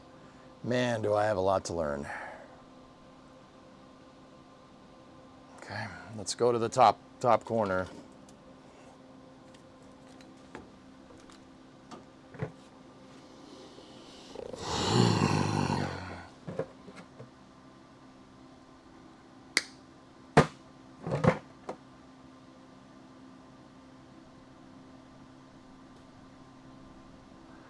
If there is any way to get the nozzle straight with the joint and then angle 20 degrees in the direction of travel when pulling. So straight and like this, I can do that.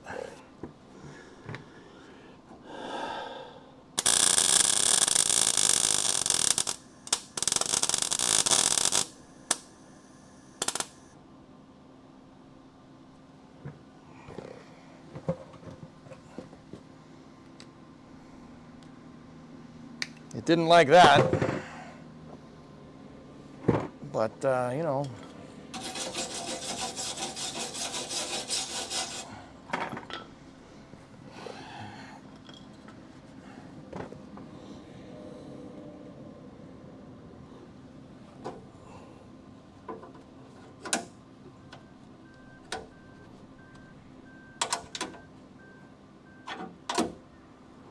I'm going to try to keep the light a lot closer.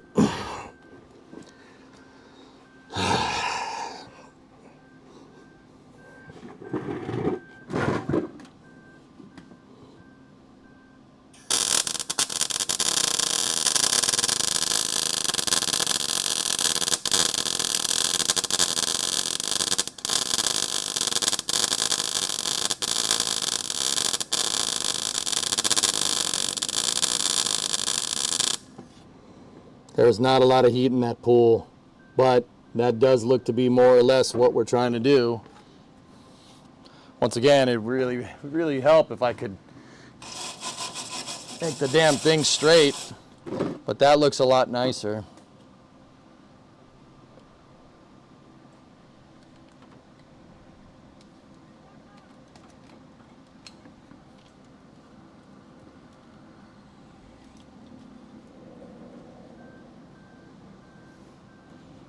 Yeah, I went up on this side and down on that side. That looks to be a lot better.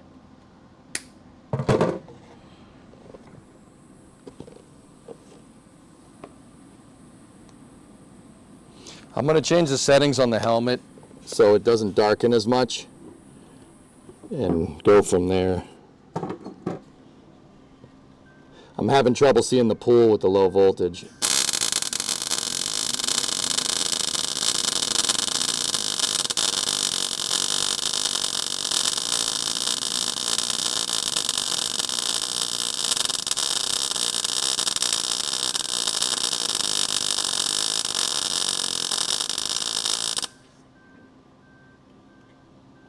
Well, that would have been really nice if I didn't miss again.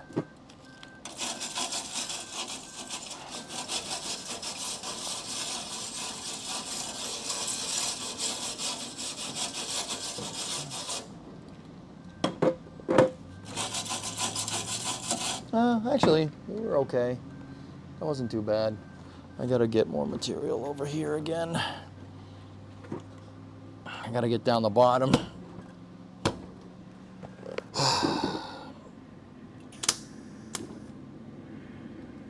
Nope, no good connection down there.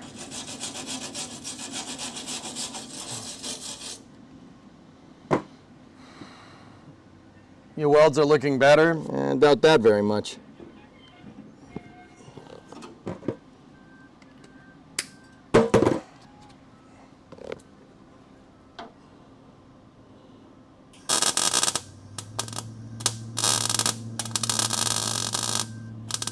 I didn't get the pool. I blew through. That was terrible. Oh, that was no good. That was terrible. I mean, I think this is a combination of inexperience and me not really setting myself up for success here.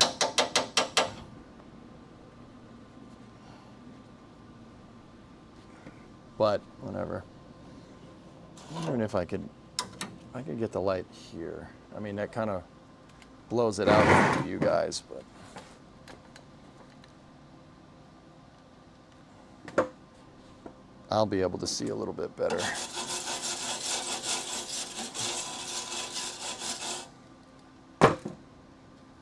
Do I need to make a trip? No. No.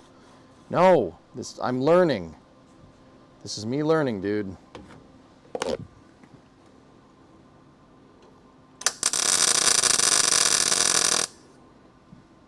I have to struggle, you know that.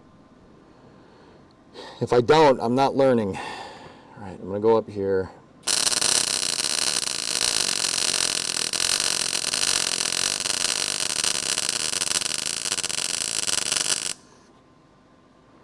Good, there we go. Nice, I filled that in. We definitely made some progress filling up that pinhole up there. I think we got most of the seam, dudes. We just got to get the top, and that is going to be difficult. But we have the tools, and not the talent, but we got the tools.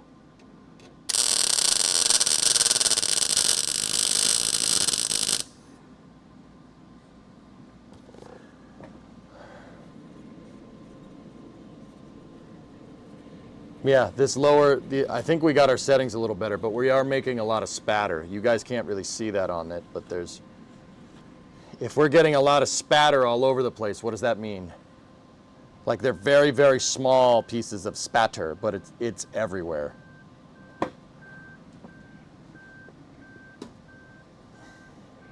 Halt, hammer time.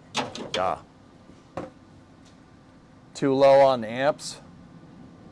Okay.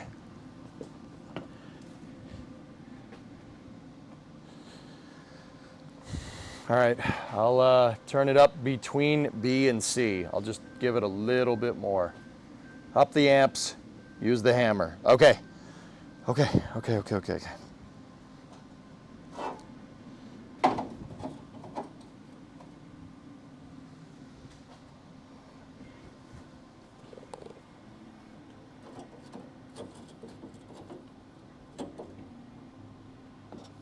All right. The hammer is right there, right? Am I pushing up against it? I am. Okay. Ready?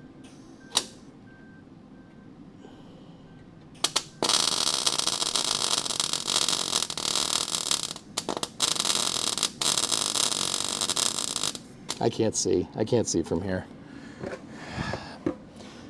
That was the right idea. I can't see it.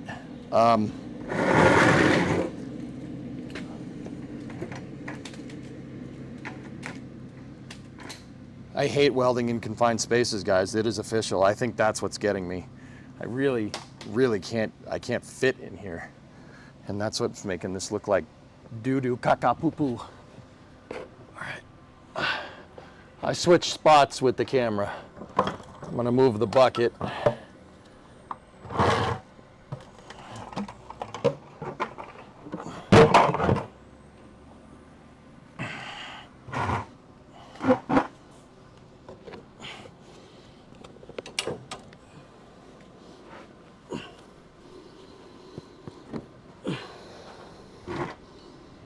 Okay, ready?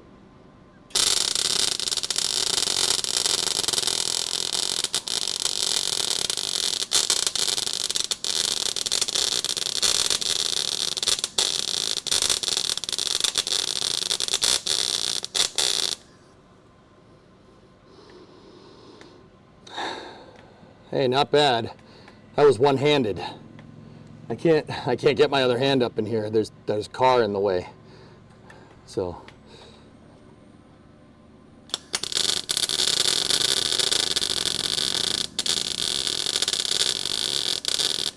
I can't move my hand anymore.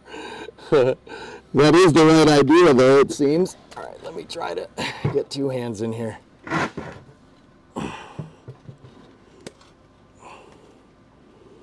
Okay, I got two hands in here, and I'm gonna try not to eat this weld, okay?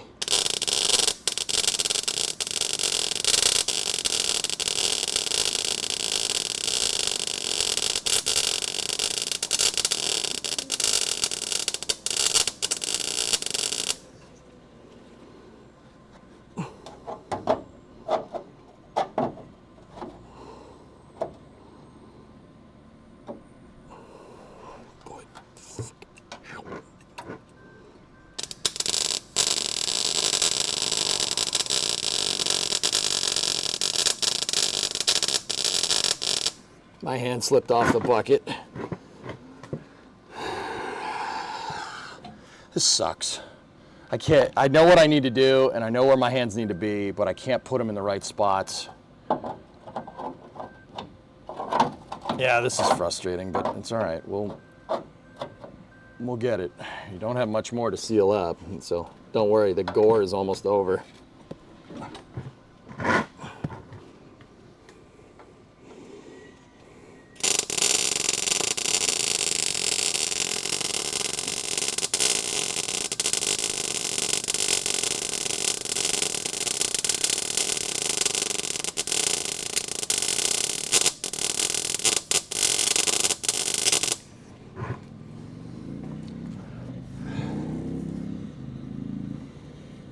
It's so bad. Oh my goodness.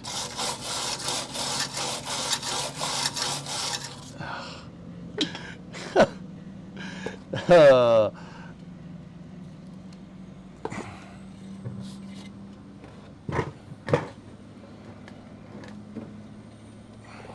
right, let's.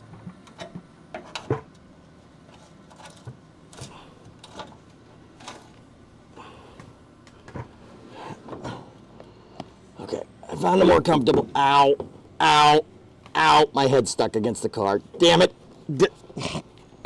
Freaking physics! Ah!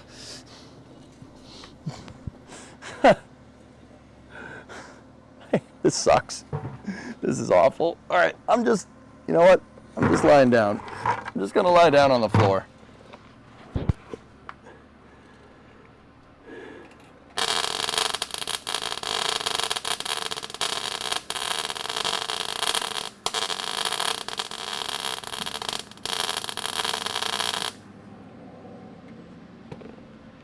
Okay, lying down on the floor seems to be the solution there.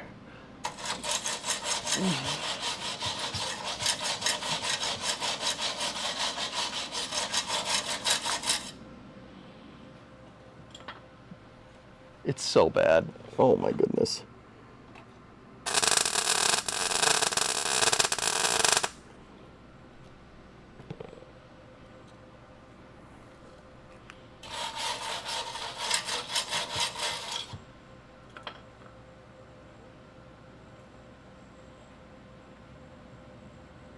I apologize for this. This is terrible.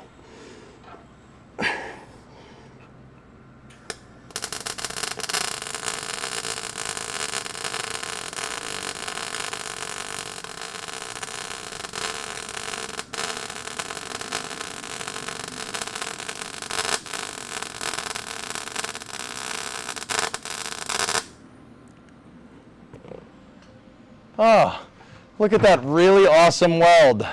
That's not on the seam. Gee, that's why that one came out all good.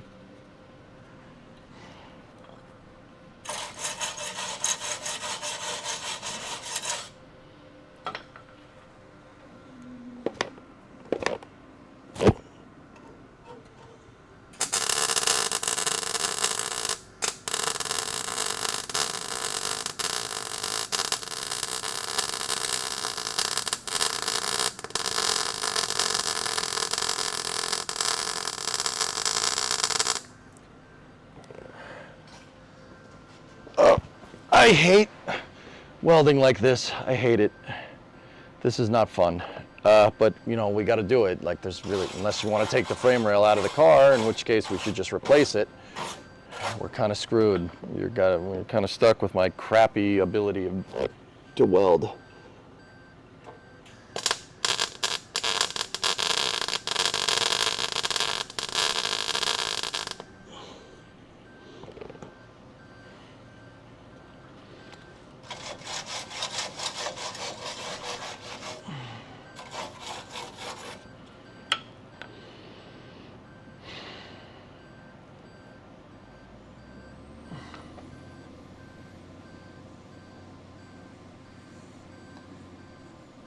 It's pretty though.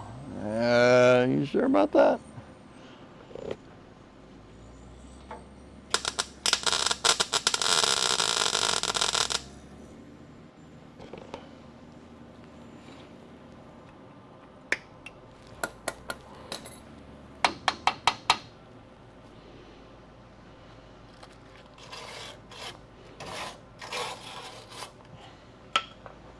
All right.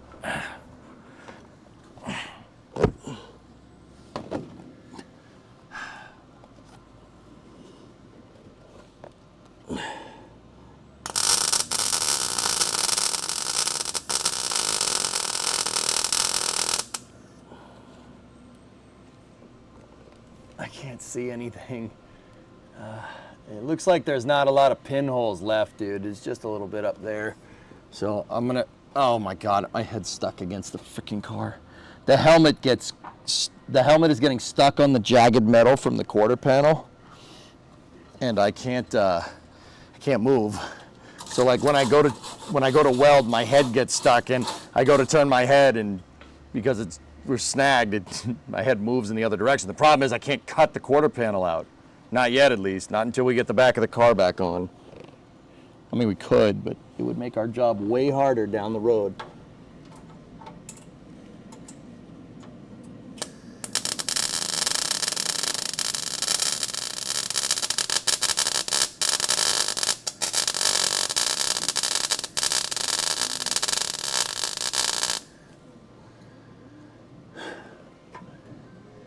Oh, this is so awful. I am I apologize. This is terrible. This ain't no instructional guide, okay?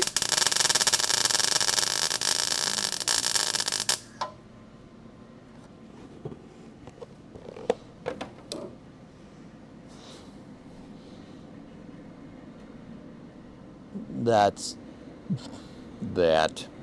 is a man's head. Ugh. Ugh.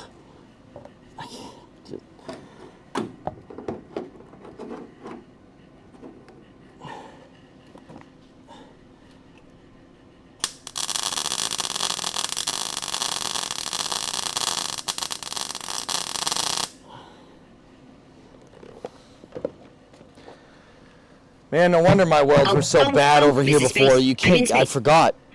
Oh, Fluffy gifted a sub to Vivar. Vivar. Thank you. Thank you. I just gotta.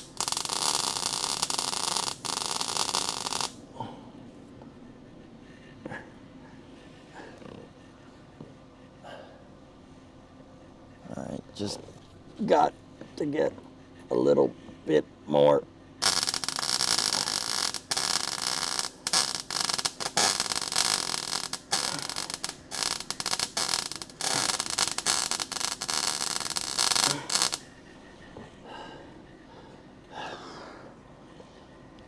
All right, I'm gonna hit that from the top. Seal up the last bit here and then grind this down so we never have to look at this freaking abomination by me ever again, okay? Discovery, go But and hey, throttle up. you know, this is how you learn.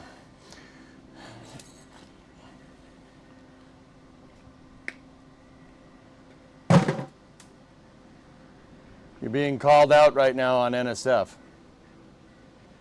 Oh shit, it's 4:44?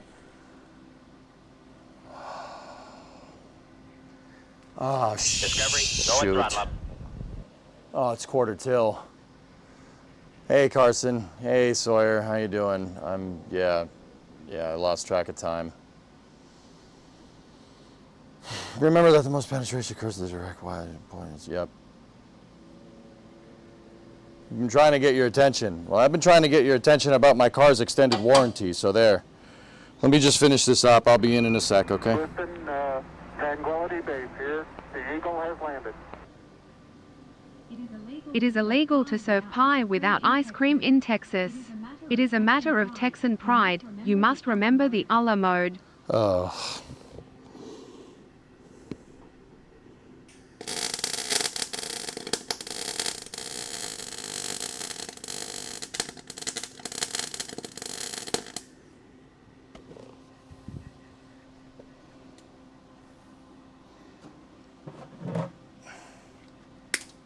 All right, 2 more welds and then I'm good.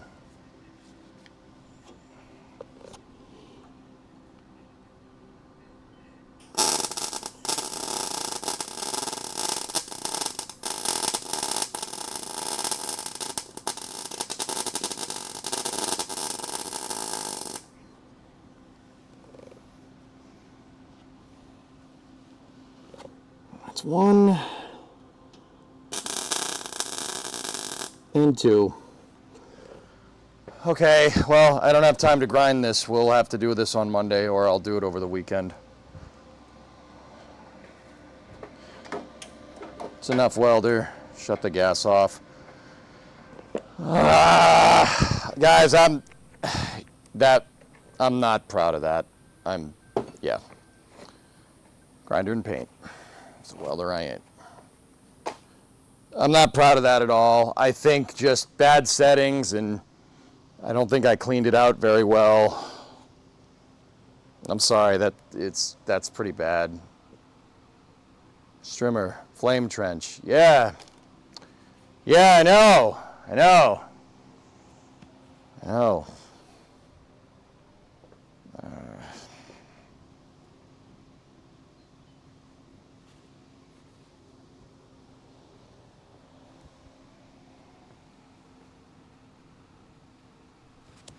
You're so hard on yourself. Good job today.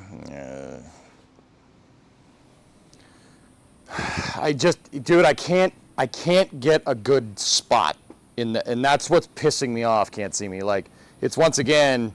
Yeah, actually, I got a little annoyed. I should stop. Let's not get pissed off like we did the other day. So dude, like, this is in the way. That's in the way. That's the problem. This is where my head needs to be. Like, I need to see it, right? But I can't see it because my eyes need to be right there. Right there. And yeah, and then the jagged metal's getting at the back of your neck. There's just no good way to get in there. I mean, it also could be that I suck, you know, like, I'm still inexperienced with this, man. But yeah, we're making progress. Well, the plate's in.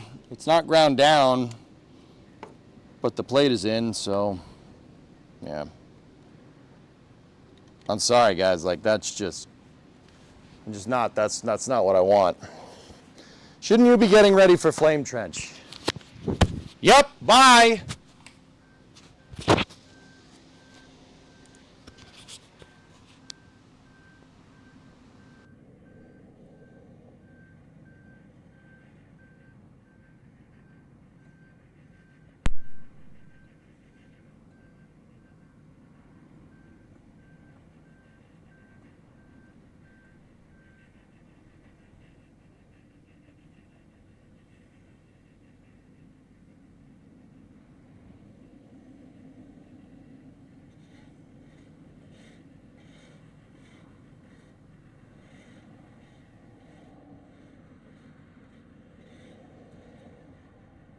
Okay. 15-minute loss of signal. YouTube, I'll see you guys next week. Go over to NSF. I'll talk to you guys all in a bit.